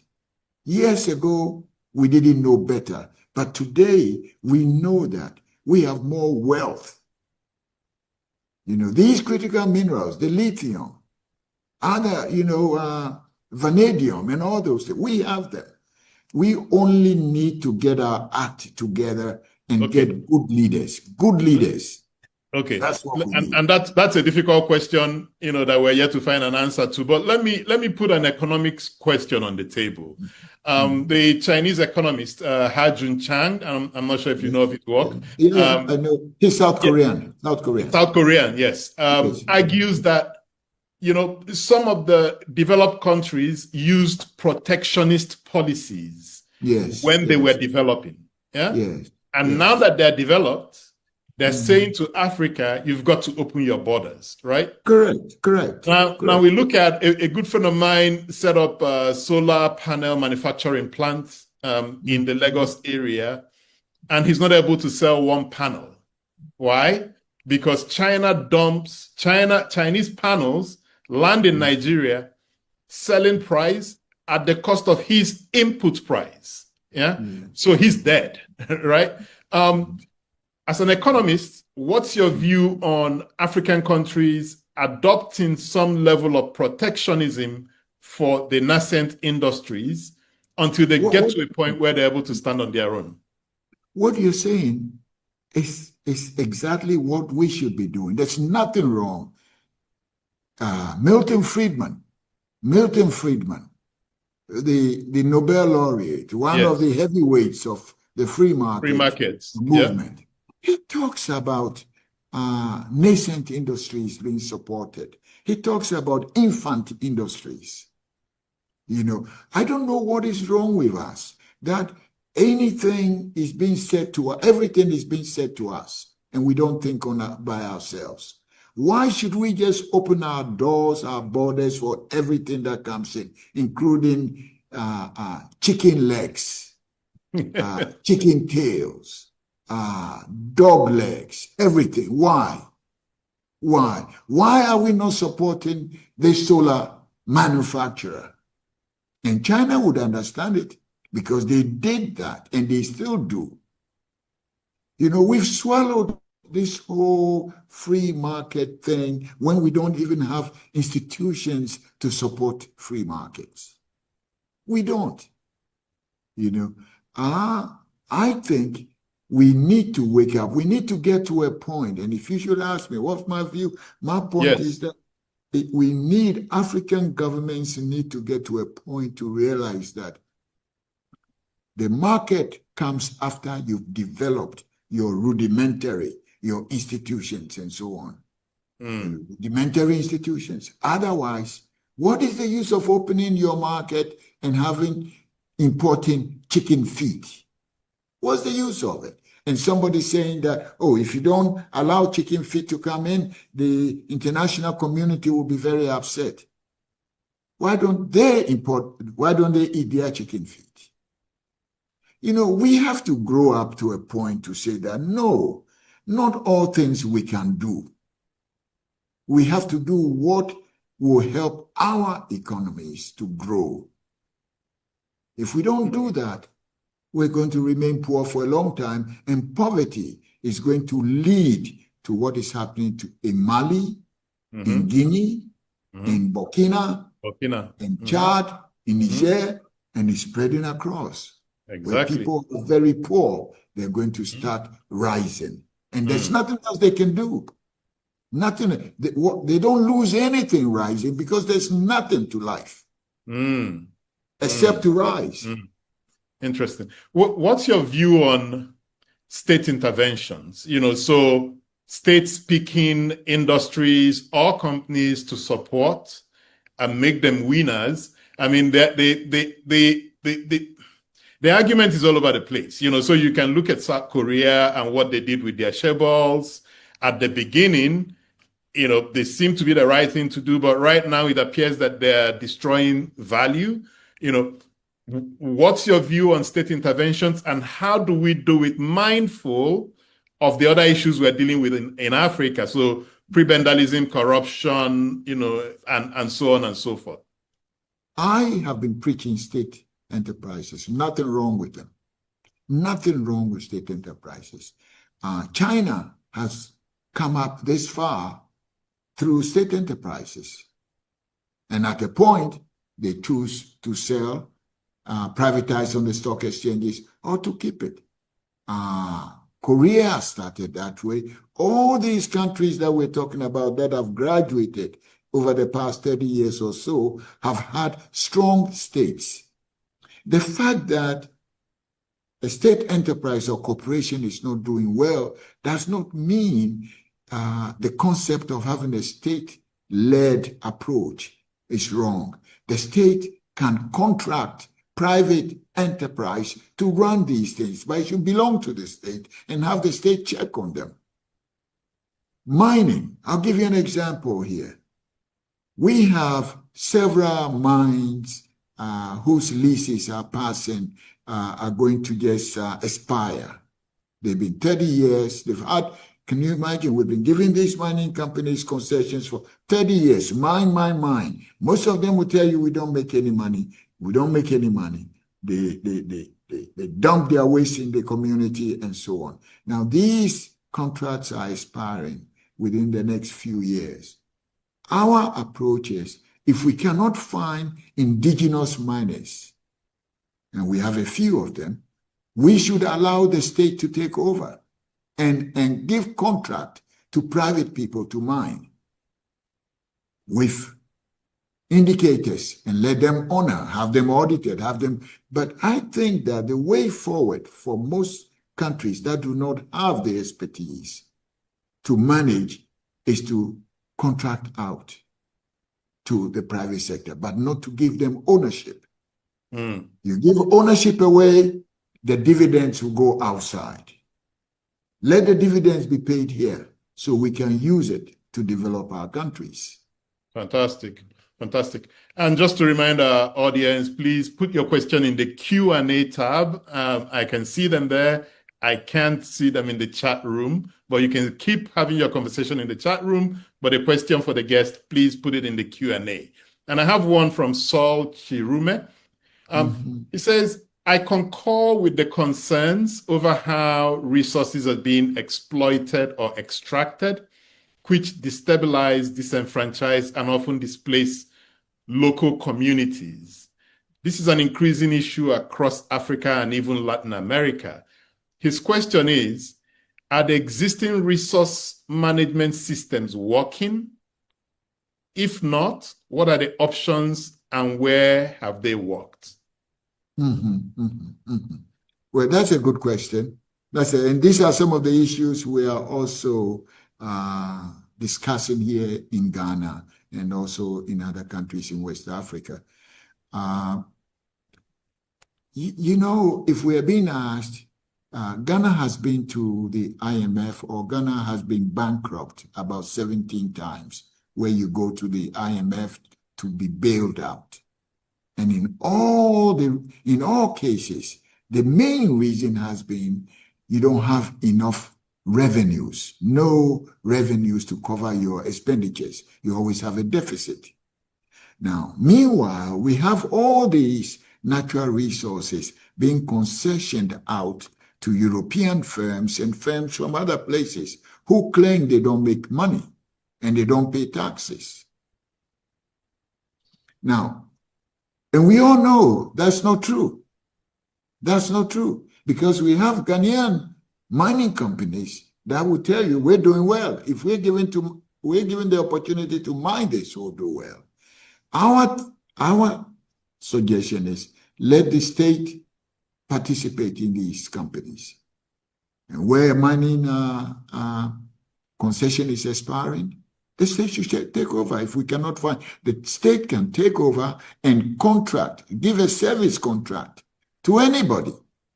It can be a European company, it can be a local company, but that's the way forward for us. The state should participate. The state should lead where we don't have local capital. Interesting. I have a question from Professor Richard Joseph, who said, I know him. Hi, Richard. Yes. Yeah.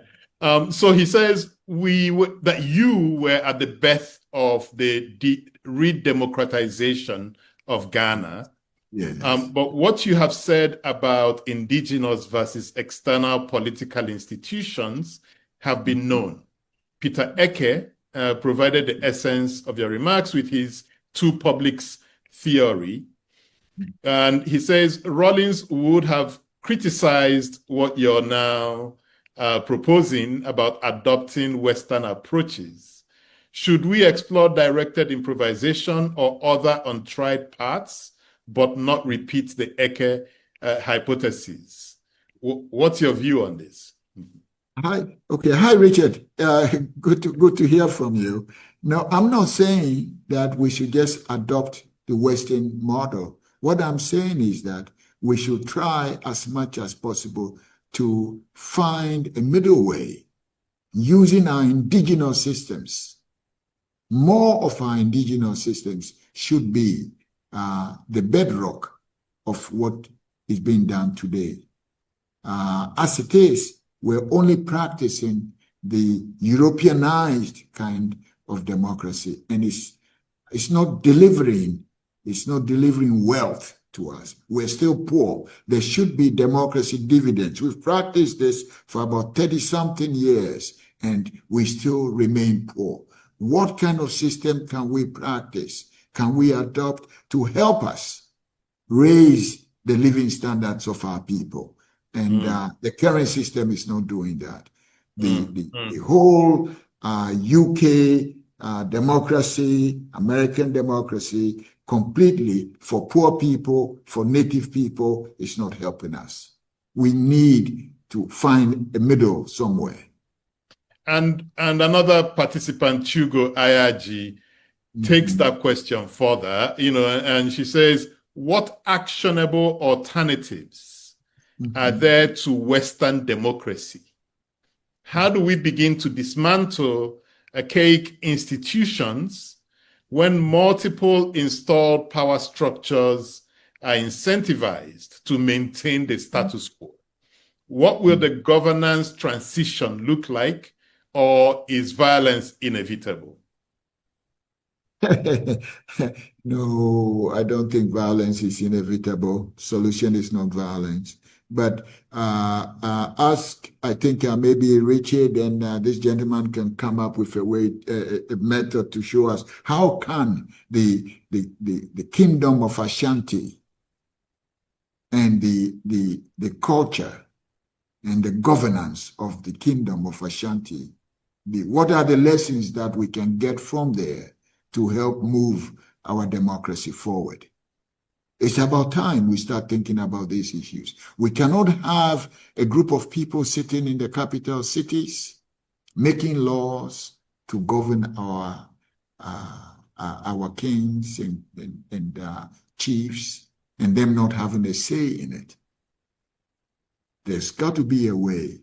Otherwise, sooner or later, you are going to see people very upset and people thinking there is no salvation anywhere. And then that's also leading people to religion and all those forms of religion. Yeah. Another question from one of my, former guests on this show, Dr. Folari Badebo Smith. And he says, I see a problem of culture.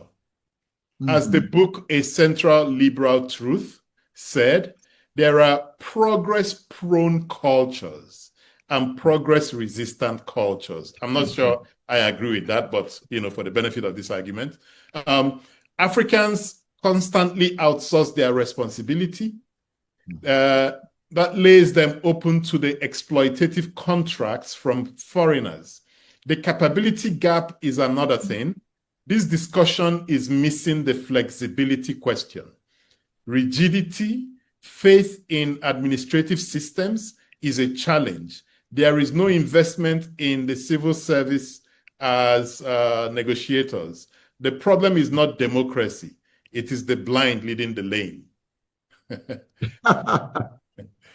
I don't know if you have any response to some of the points he raised there. I would say that the systems we have in West Africa, or what we have adopted from the West, we have to find ways to amend and not just swallow them in sync. That's all that I can say. Nobody, every human being can learn. And we have a great system that has worked for more than 200-300 years. From the days of Mansa Musa and all those guys. Are we saying that we have to throw away all that culture and history and just take on to this new Western model? That is not helping us. Yeah. Okay, so I mean, there's this suggestion that wealthy nations develop through manufacturing and innovation, and not commodity exports. Yet many African countries remain commodity dependent. Yes. How do we get countries like Ghana, to diversify beyond gold, cocoa, and oil? And I know it's an issue that your institute has been dealing with. So the question I'm really asking is, in your engagement with public officials and in trying to explain to them this need to diversify, what are you hearing back? What are the challenges they are having with, moving forward with the idea? How are you trying to help them navigate those challenges? So essentially, they may understand the theory of it, but there's a reason why they are not diversifying the economy. What are those issues, and what are some of the ideas you're putting on the table? You know, you mentioned gold, natural resources, and so on. Those are the low-hanging fruits. And again, Ha-Joon Chang mentions this. You know, countries that sell raw materials tend to be poor than countries that sell manufactured goods. And there's an old history around this. And I agree. We've been preaching that here. But fortunately, our leadership also recognizes that value addition is the way forward. Without adding any value to your natural resources, you're going to remain poor. And you're not going to tell the British company digging up gold and shipping gold outside to add value, because it's not yours unless you impose taxes on just that to discourage that. But I think we have to come up, and this message is cutting across all political parties here, that we need to find ways to add value to our raw materials. And so gold is not out of it. Gold should lead. Gold should lead. Our bauxite should lead. We should add value. Stop selling bauxite to Europeans to refine and sell you aluminium. Stop selling cocoa to Switzerland for them to refine cocoa and sell you chocolate. Rich countries sell chocolate, or countries that aim to be rich should be selling chocolate, not cocoa. So these are the things. My question is, what you've said now makes sense, and anybody anywhere in the world will understand what you've just said. Why is it difficult for a government to implement this idea? You know, is it the political structure? Is it a lack of confidence? Is it lack of human capital? You know, is it the poor incentive systems?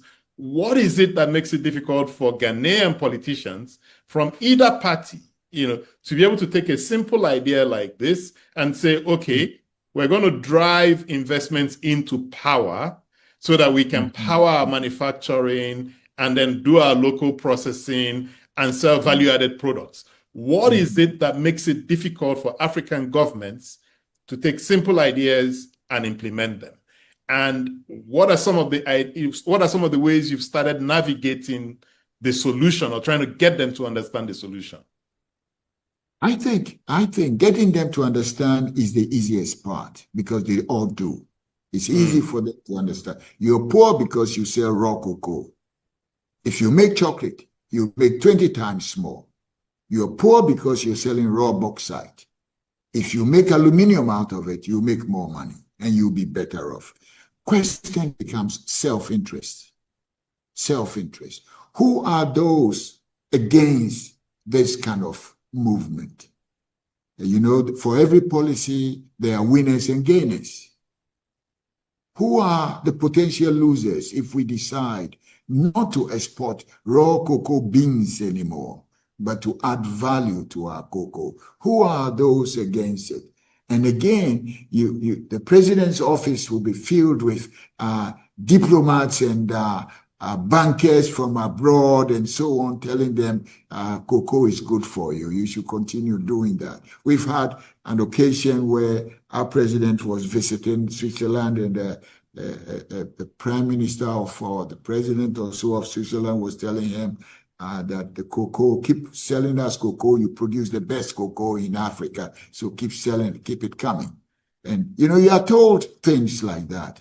And for them, for most of them, they love it when they are being pampered.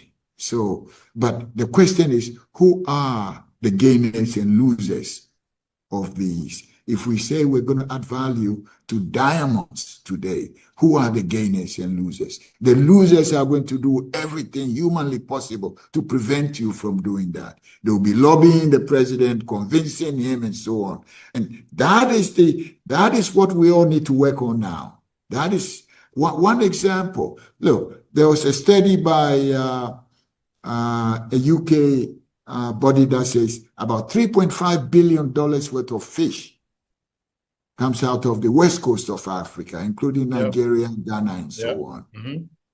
And the fish, they're being stolen by Trawlers. Yes, yes, yes. And yet, $3.5 billion. We go out there begging to borrow when just saving, stopping this mechanism would create a huge market in West Africa, adding value to fish, creating tuna and other things. But yet, there are the losers who will never sleep. So you're working against the tide. So if I tie what you've just said, back to some of your earlier statements about that we did not get independence, what we got was a Trojan horse. I think you're still pointing to that fact that there are external factors that kind of make it difficult for the local leaders to do the things that are right for their people. Is that what you're saying? Absolutely. That's what I'm saying. The external factors are there. And that also. I've been involved in situations where the people go to the IMF and the World Bank to lobby them to tell Ghana to sell its bank, a bank that is not doing too well. And who are the buyers? They're foreign buyers. And I'm asking, okay, if you're going to privatize that bank, why don't you sell it to a Ghanaian? There's nothing wrong with privatization, but privatize to local people. Why are you privatizing everything to foreigners? You know, and somebody will say, oh, but you're preaching nationalism. But what is wrong with that? Shouldn't nationals have anything? Do you have to privatize your mines to foreigners all the time? What about us? You know? And when you look at the advantages, the foreign firms are always evading taxes or finding ways to avoid taxes. You know, we've had 68 years of independence now. There are lots of lessons to be learned. You know, if you don't add value, you remain poor. If you don't add value, you remain poor. And the bigger, the scarier part here is that we're getting into this fourth industrial revolution that will be driven by human capital, what the mind can conceive, what the mind can get machines to do, etc. I mean, Klaus Schwab, you know, frames it as fundamentally different, you know, characterized by AI, biotech, digital platforms, etc. And the risk that the amount of capital that's going into this, the amount of capability that we're building up could really marginalize the global South, right?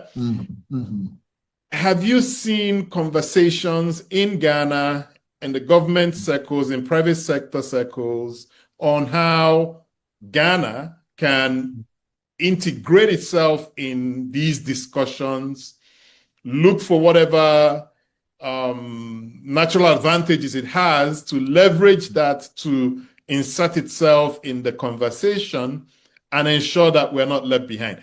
Are some of these conversations happening in Ghana?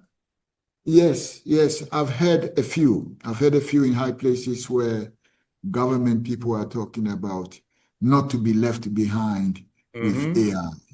That we have to start from the universities. We have to start from the universities. But I always say not only from the universities, but we also have to find practitioners and other people working in these areas to team up with. It shouldn't be a situation where we just sit there hoping that somebody is going to do that for us. You know, we need to get involved at an early stage, and that requires government lead. It requires government lead. So are you seeing government, you know, think about policies or programs to support maybe the private sector to get involved in these conversations and help leapfrog to where the rest of the world is? Or is it still at a very high level? It's still at a very high level where people are trying to understand, but maybe I don't know enough about this. But what I know is that the discussions have started. And it should go further than what is going on. And you know, what I think, Patrick, is, look, Ghana, Nigeria, we've been doing things together since independence. Why are we not coming together to find ways to resolve some of these issues and to tackle them. And besides, our people are friendly to each other. You know, our leaders are friendly to each other. We travel across. These are the two. Nigeria is the big giant on the West. Ghana can team up with Nigeria, try to overcome solar issues, try to overcome AI issues, try to even look at manufacturing, big manufacturing across West Africa, anchored between Ghana and Nigeria. You know, there's a lot we can do here. And fortunately, our leaders know each other. The old days were even better because we had many people coming to school here in Ghana, Achimota School, and we also had many people going to school in Nigeria. So there are a lot of people who know each other, families that cut across. But I think it's the same. I think it's still, I mean, I have so many Ghanaian friends I went to school with, you know, we're constantly visiting each other. So I think those relationships still. The time is now. We need a critical mass of people, and leadership should come from Ghana and Nigeria, you know, and hopefully maybe out of this could be discussions about what to do next. But AI, if we don't move fast, we're going to be the losers. We're going to be the losers. Same thing with pharmaceuticals, you know. Ghana and Nigeria, we have to work together to do these things.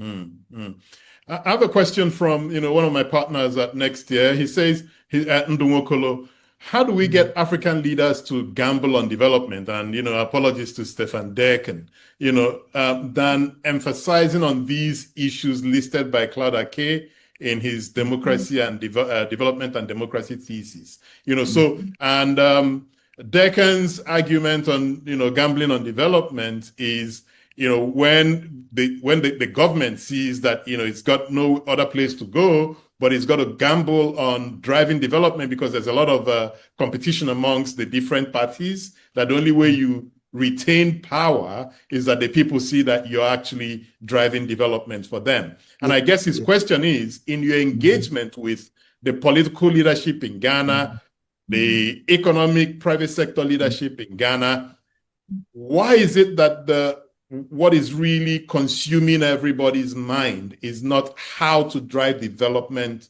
for the people, even from a selfish point of view? You know, I mean, because when we think about it, you know, I don't even mind if, okay, so let me give an example. Some people will complain that Dangote became big because of government support. Yeah. My view is he's not the only person that got government support, but the fact that he's got that money today means that we're refining petroleum in Nigeria, you know, that the government could not do. He's got a massive tomato processing plant, cassava, you know, all of that stuff. Could it have been done more efficiently? Maybe yes, but he's done it. Yeah.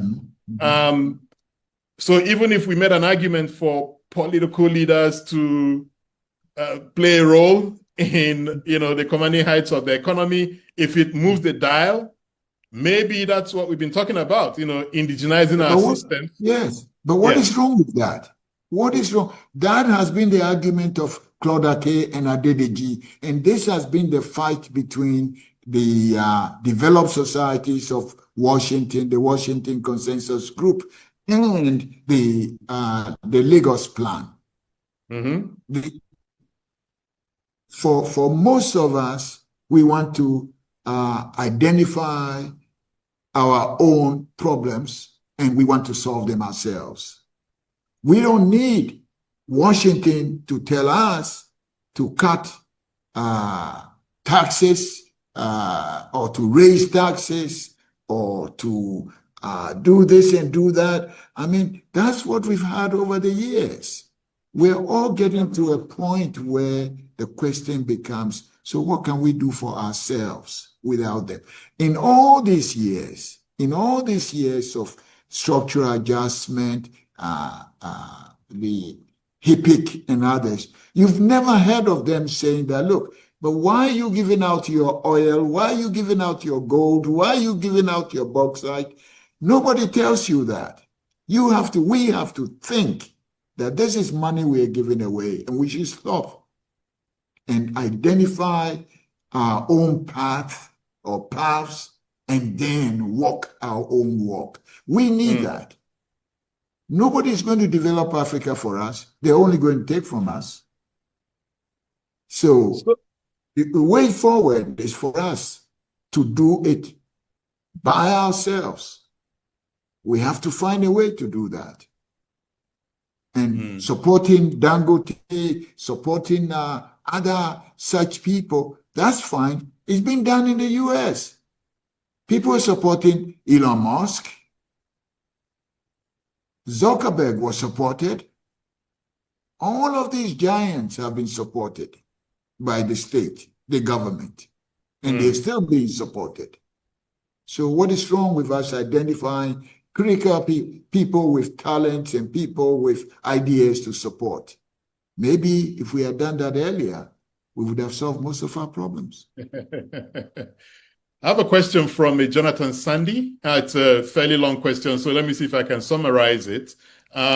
His question is really about investing in promoting political pluralism and multi-party democracy beyond one or two party states, which will help to strengthen political cooperation amongst different tribes, ethnic groupings, and minority groups to work together for sustainable development and poverty reduction.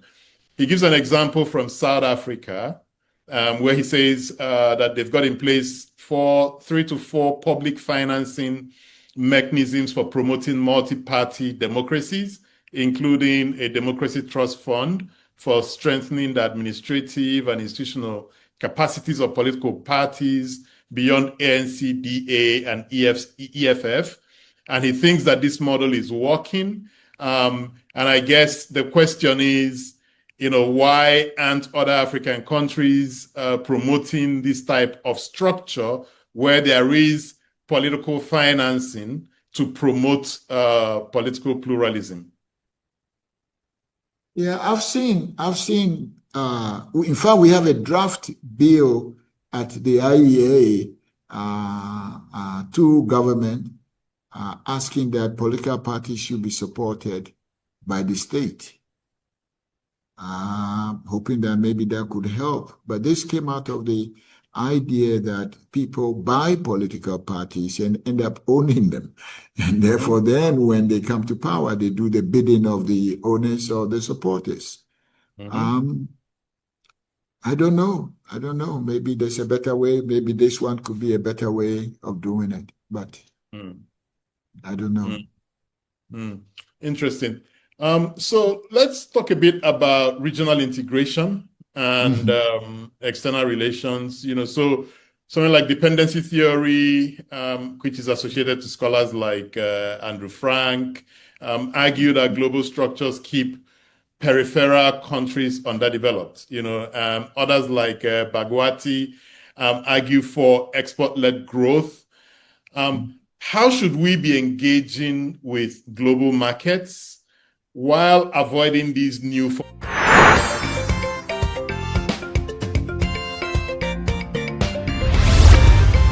Signature TV, news in your pocket.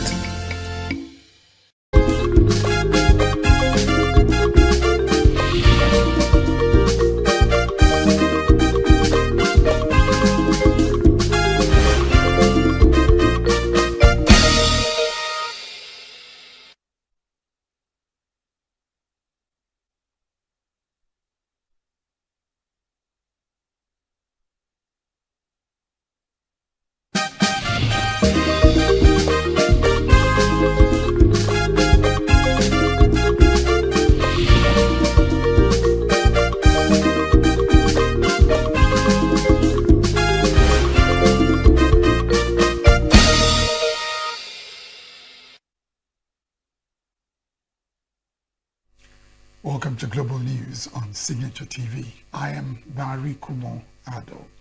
In the headlines, FG targets 2027 for completion of Makurdi-Otukpo 9th Mile Dual Carriageway. Nigeria and Benin Republic deepen security cooperation against cross-border threats. Colombia's president vows crackdown on armed groups and drug cartels. And Spain imposes border controls against Italy as row over Ceuta migrant influx intensifies. Details in a moment. Every second, every minute, every day, news is breaking, events occur, and there are new developments. At Signature TV, we follow these stories objectively, bringing all sides without bias, explaining the complex issues, breaking down the numbers, and investigating the issues behind the news. Anywhere and everywhere, near or far, wherever the news is, we will be there. Signature TV. News in your pocket. The federal government has fixed December 2027 as the completion period for Makurdi-Otukpo Obolafo 9th Mile ENUGU Dual Carriageway. The Federal Controller of Works in Benue State, Mukaila Danladi, made the disclosure, said that the 258-kilometer road had been divided into 5 sections to facilitate construction. Danladi attributed the slow pace of work to the rainy season, noting that some earthworks could not be undertaken under unfavorable weather conditions. Controller however said that work had not stopped, as the contractors currently concentrate on hydraulic structures and drainage installations along the alignment pending improved weather condition. He reiterated the federal government's assurance that the project will be delivered within the 48-month contract period. Danladi said the highway is the second phase of the Abuja-Akwanga-Nasarawa-Makurdi corridor, extending the dualization from Makurdi through Otukpo and Obolafo to Enugu. The project is funded through a combination of a China Exim Bank loan and federal government's counterpart funding. The Federal Ministry of Health and Social Welfare has donated 100 vials of Panaprenium anti-snake venom valued at about 25 million naira to the Benue State government to support the treatment of snakebite victims and check recent deaths recorded across the state. Intervention is aimed at reducing illnesses and deaths associated with snake bites while easing the financial burden on victims and their families due to the high cost of anti-snake venom. The Benue State Commissioner for Health and Human Services, Dr. Paul Oguche, who received a consignment at the ministry, said that the nation demonstrated the proactive leadership of Governor Hyacinth Alia and the ministry's commitment to using strategic partnerships to address critical health challenges. Oguche commended the Coordinating Minister of Health and Social Welfare, Professor Ali Pate, and the Federal Ministry for responding positively to the state's request for assistance. According to him, the federal government's intervention will complement the efforts of the state government to make essential healthcare services more accessible, particularly to vulnerable residents.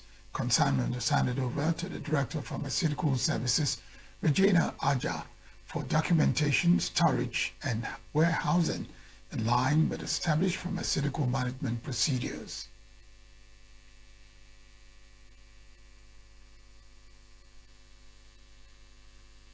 The Senate has explained that the Federal Capital Territory will not be part of a new state policing system, stressing that Abuja does not have the necessary constitutional institutions to run its own police force.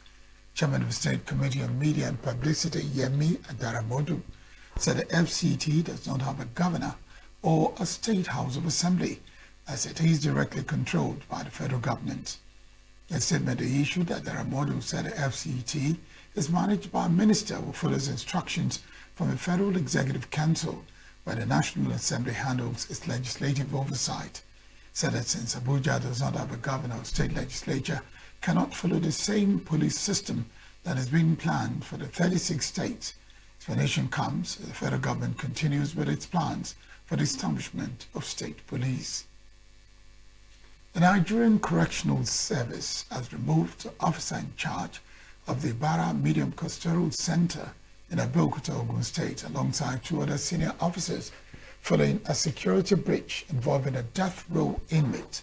who allegedly conducted TikTok live sessions from prison. The inmate, identified as Elijah Oyebode, was sentenced to death by hanging in 2019 after an Osun State High Court convicted him of the murder of Rufiat Adebisi, a final year student of Osun State University. Reports indicate that despite being on death row, Oyebode allegedly maintained an active presence on TikTok, where one of his accounts reportedly attained level 20 gifting status, enabling him to receive monetary gifts during live streams.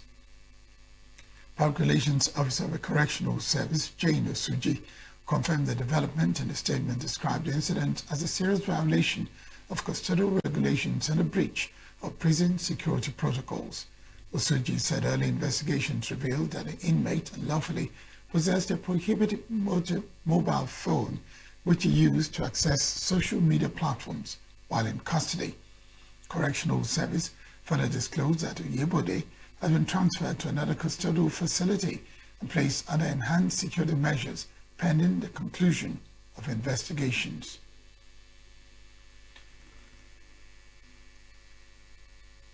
The Nigerian Association of Medical and Dental Academics has given the federal government a 3-week extension to conclude negotiations over its outstanding demands, warning that failure to reach an agreement could trigger a 3-day warning strike.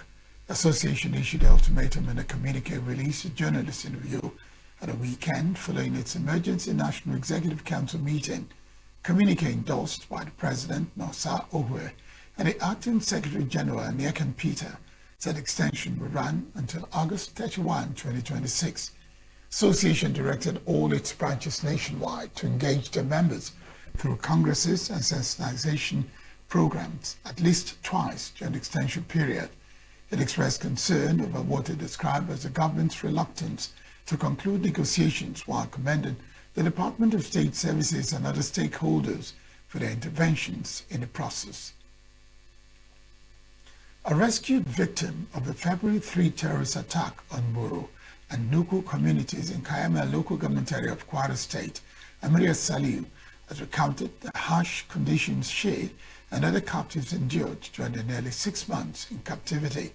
Saliu was a nurse and the daughter of Omar Saliu, the chief of Muro community, says she took delivery of 10 pregnant women with her bare hands while in captivity. Said she assisted the pregnant women who went into labor during the period after the doctors asked whether there was a nurse among the captives. Saliu said the terrorists later came to know of her nursing skills and wanted her to remain with them, which she declined. According to her, the captives were poorly fed and often slept in the open, including near a river, despite heavy rainfall. Saliu said the captives were sometimes given kuka, a local food preparation, but that the abductors eventually stopped providing it. She also recounted how her 2 brothers were killed during the attack. The abductees regained their freedom on Wednesday after nearly 6 months in captivity. According to the Kwara State government, 13 children died in captivity, while 12 others remained behind. The Ebonyi State government has approved a 30,000 monthly stipend for every National Youth Service Corps member deployed to the state. The development was announced during the official swearing-in ceremony of a 2026 Batch B Student 2 Corps members at the NYSC Permanent Orientation Camp in Afikpo. Delivering the address on behalf of the Governor, the Commissioner for Youth Development and Sports, Chide Berionya, reassured the incoming Corps members of the administration's commitment to their security and well-being. He described Ebonyi as a hospitable, peaceful, and opportunity-rich state, urging the Corps members to leverage the service year for personal development, cross-cultural integration, and community building. The NYSC State Coordinator, Margwe Pat Badagria, highlighted critical infrastructure needs at the orientation facility located at Old McGregor College, Afikpo, and appealed for state intervention in key fiscal upgrades, including modernization of a central camp kitchen and construction of a standard dining facility. She also appealed for the establishment of a fully equipped skills acquisition and entrepreneurship development center, structural perimeter fence renovation, and facility upgrades inside a multi-purpose hall. Swearing-in ceremony featured the signing and taking of the oath of allegiance by the new Corps members, tactical drills presented by the Manual War Unit alongside traditional ceremonial performances. Nigeria and the Republic of Benin have agreed to deepen bilateral defense cooperation and strengthen joint strategies to tackle cross-border security threats across West Africa.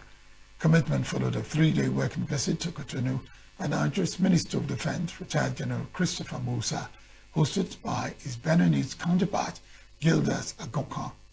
During the visit, both sides focused on harmonizing regional security frameworks, strengthening intelligence sharing, and reinforcing cooperation to safeguard democratic governance, stabilize land borders, and secure the Gulf of Guinea against piracy and maritime crime.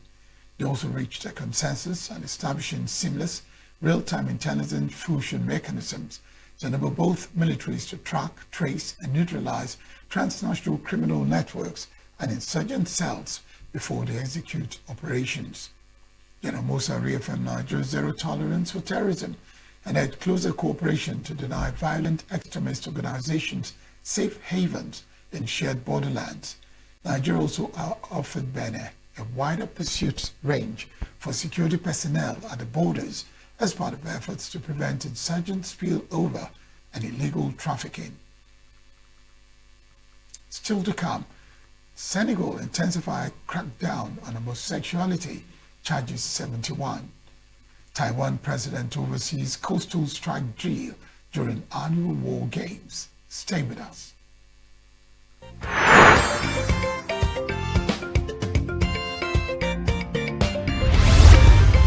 Signature TV, news in your pocket.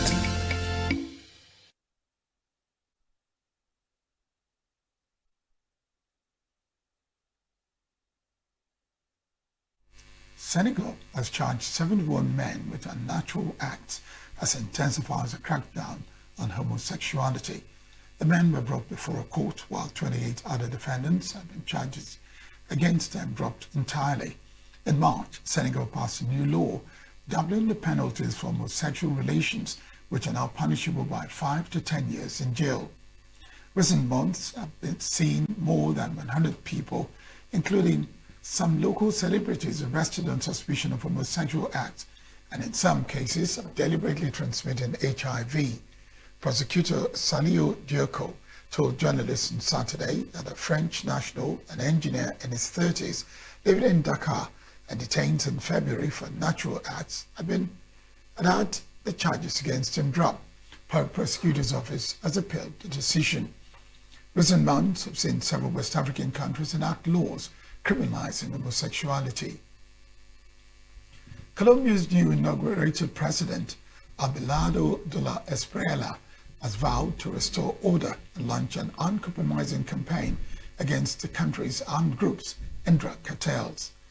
De la Espriella, a 48-year-old millionaire and dual Colombian-American citizen, made the pledge in its first address as president delivered to hundreds of soldiers at a military garrison in the southwestern city of Cali.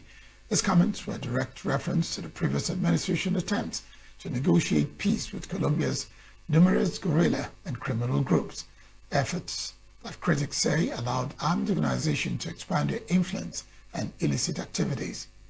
De la Espriella said one of his immediate priorities would be to join U.S. President Donald Trump's regional anti-cartel initiative known as Shield of the Americas. The move is expected to strengthen security cooperation between Bogota and Washington, with the U.S. administration indicating its willingness to support the new government. The U.S. State Department said late Friday that the Trump administration intended to work with Congress to announce $1 billion in assistance as part of a security package to support De la Espriella's government. An appeals court in the United States has upheld an order halting work on Donald Trump's prized White House ballroom, setting up another Supreme Court battle over the limits of presidential authority. U.S. Court of Appeals for the D.C. Circuit, which had allowed construction to continue while it considered the case, agreed with the lower court that such a massive White House overhaul required the explicit consent of Congress. It stayed its own decision for 2 weeks to give Trump time to ask the Supreme Court to intervene. The Republican president lashed out after the 2-1 ruling, calling it horrendous politically motivated and unlawful. The two majority court judges were appointed by Democratic presidents, while the dissenter was nominated by Trump himself. The president vowed in a lengthy social media post to immediately appeal to the Supreme Court, saying that the decision made after much of the work has been done and paid for is a national security threat at the highest level and a national disgrace. Trump initially touted the construction of a ballroom as being necessary to host galas, but has since repeatedly pointed to the concurrent addition of an underground military bunker and other security features. Spain has imposed border controls on all air and sea travel from Italy as a row between the two EU countries intensifies. The measures, which started at midnight and will last for a month, come a week after Italy introduced similar restrictions following an influx of about 78,000 migrants from Morocco into the Spanish enclave of Ceuta. The crisis had pitted Spain's socialist leader Pedro Sanchez against Italy's conservative leader Giorgia Meloni, who has long called for stricter EU migration rules. Italy does not share a land border with Spain. Its government said the decision to temporarily suspend the border-free Schengen arrangement was to prevent any of the migrants who had entered Ceuta from traveling to Italy. Spain dismissed this position, saying it was based on spurious arguments that lacked any basis in fact, because the migrants who entered Ceuta had no way of entering the Schengen area. Italian officials have said local authorities carried out checks to do everything possible to ensure maximum comfort for both Spanish and other European citizens arriving in Italy from Spain. Taiwan President Lai Ching-te oversaw coastal strike drills on Saturday during annual war games, boarding a fast attack missile boat and watching the deployment of low-flying attack drones to simulate beating up the Chinese assault. Taiwan kicked off the hand cooking exercise on Wednesday, lasting 10 days, which are focused on Taiwan's combat readiness against a potential invasion by China, which regards the democratically governed island as its own territory and has vowed to bring it under control by force if necessary.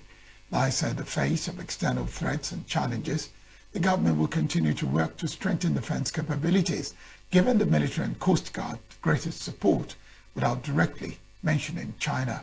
One of the Coast Guard's new Alpine-class catamarans also participated, as the Coast Guard will be pressed into service to support the Navy in time of war.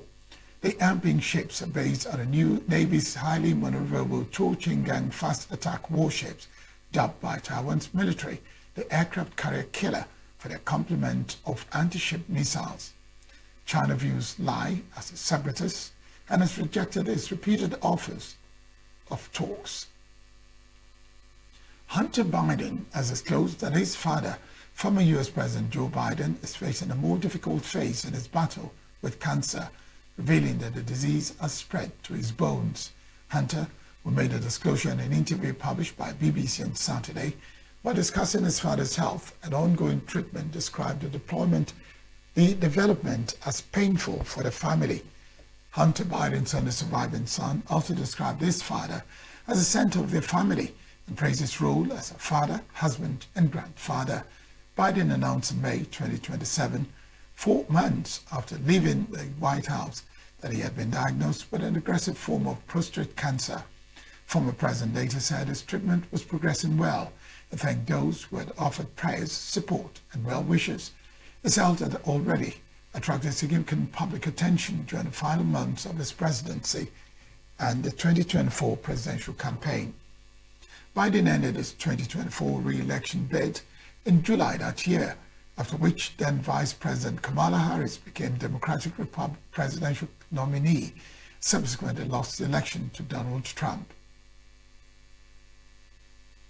Now sports. Rangers International and Rivers United have been drawn against their opponent for the first qualifying round of the 2026-27 CAF Champions League. Rangers will face AS Sabah of Benin Republic, while Rivers United have been drawn against Ivorian side San Pedro. Rangers, who won the Nigerian Premier Football League title last season, will host AS Sabah in the first leg at Ramos Stars Stadium in Kenya before traveling for the return fixture. AS Sobemap are making the continental debut after winning their first ever league title in Benin Republic last season. Should Rangers progress, they'll face the winner between AS and Nigalek of Niger Republic and Algerian giants MC Alger in the second qualifying round with a place in the group stage at stake. Rivers United, meanwhile, will begin their campaign away from home against San Pedro before hosting their Ivorian side at the return leg. San Pedro secured their first league title in Ivory Coast last season, and they're hoping to carry that form into a continental campaign. Nigeria will also have two representatives in the CAF Confederation Cup, with Shooting Stars drawn against Tunisian club CX Sfaxien, while El Kaname Warriors will face Guinea-Bissau's União Deportiva Internacional do Bissau. In entertainment news, the eldest brother of the defunct music duo P-Square, Henry Okoye, has expressed doubts about the possibility of his younger brothers Peter and Paul reconciling, saying a prolonged dispute between the twins may have caused irreparable damage to their relationship. Henry, who spoke with a social commentator, Just Connection, in an interview at their father's residence in Plateau State about a renewed crisis involving the Okoye brothers, said although Peter had made efforts to resolve the disagreement, he was not optimistic that the twins would return to the relationship they once shared. Henry also appealed to Paul to forgive Peter, calling out the later reportedly paid his hospital bills when he was ill. This development came amid a long-running dispute between Peter and Paul and their elder brother Jude, who previously married P-Square. Twins reunited in 2021, raising hopes among fans that the issues that divided them had been resolved. However, the union was short-lived, with the brothers again falling out in 2024. The South African Consul General to Nigeria, Professor Bobby Monroe, has disclosed that Nigerian singer Ira Star was initially denied a visa because she submitted an inappropriate yellow fever certificate. Monroe will disclose this in an interview on Saturday, said the visa rejection happened in February 2024 and was not a recent development as portrayed. The envoy said the controversy resurfaced after reports alleged that the Star and a team were denied entry visas to South Africa, prompting the South African mission to meet with our team to clarify the requirements that needed to be fulfilled. According to him, rejection was based on failure to meet visa requirements and was not related to the singer's personality or status as a Nigerian seeking entry into the country. Professor said applicants were assessed based on immigration requirements regardless of his status, noted that travelers applying for visas are required to submit relevant documents including a yellow fever certificate from their home country as proof of vaccination before traveling to South Africa. Clarification comes amid renewed concerns over alleged visa restrictions on Nigerians traveling to South Africa, following claims that some Nigerian entertainers had faced difficulties obtaining entry permits. That's a wrap on Global News. I am Barikumo Ado. Thank you very much for watching.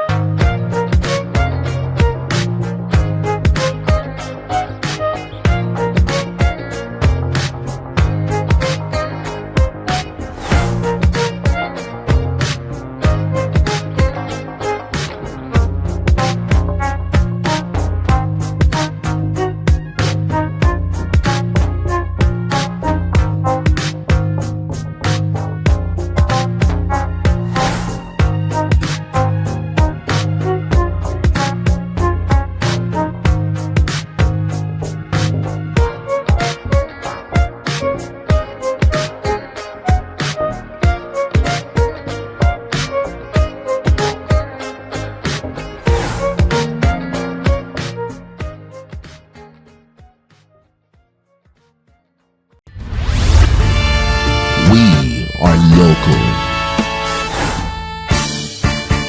International communities observing every Why the main market is in chaos.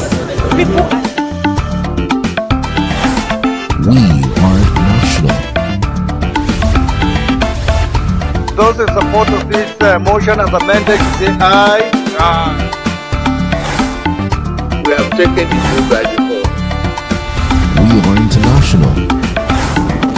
Israeli airstrikes. Donald Trump left us the worst unemployment.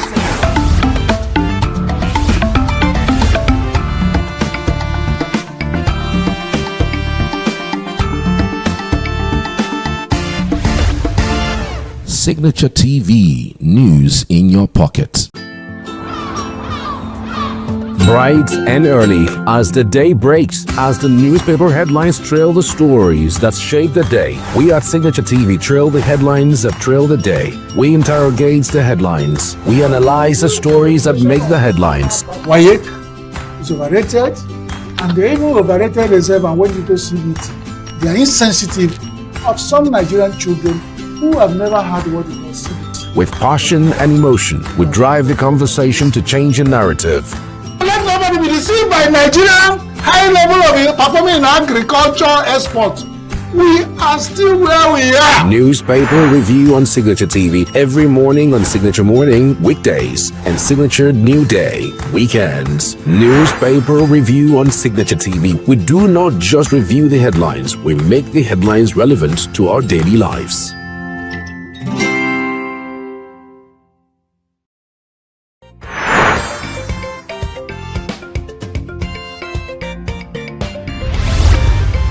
Signature TV, news in your pocket.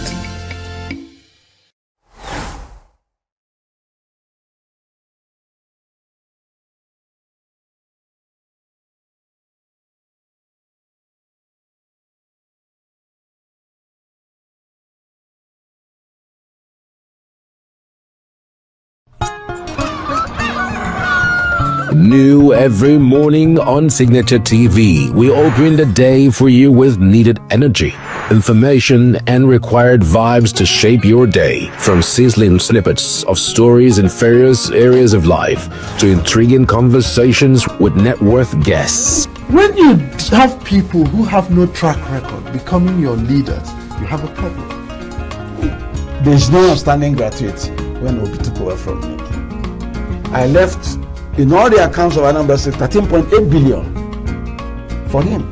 Your day cannot be complete without Signature Morning on weekdays and Signature New Day on weekends. There is no better way to start your day except Signature Morning and Signature New Day every day on Signature TV.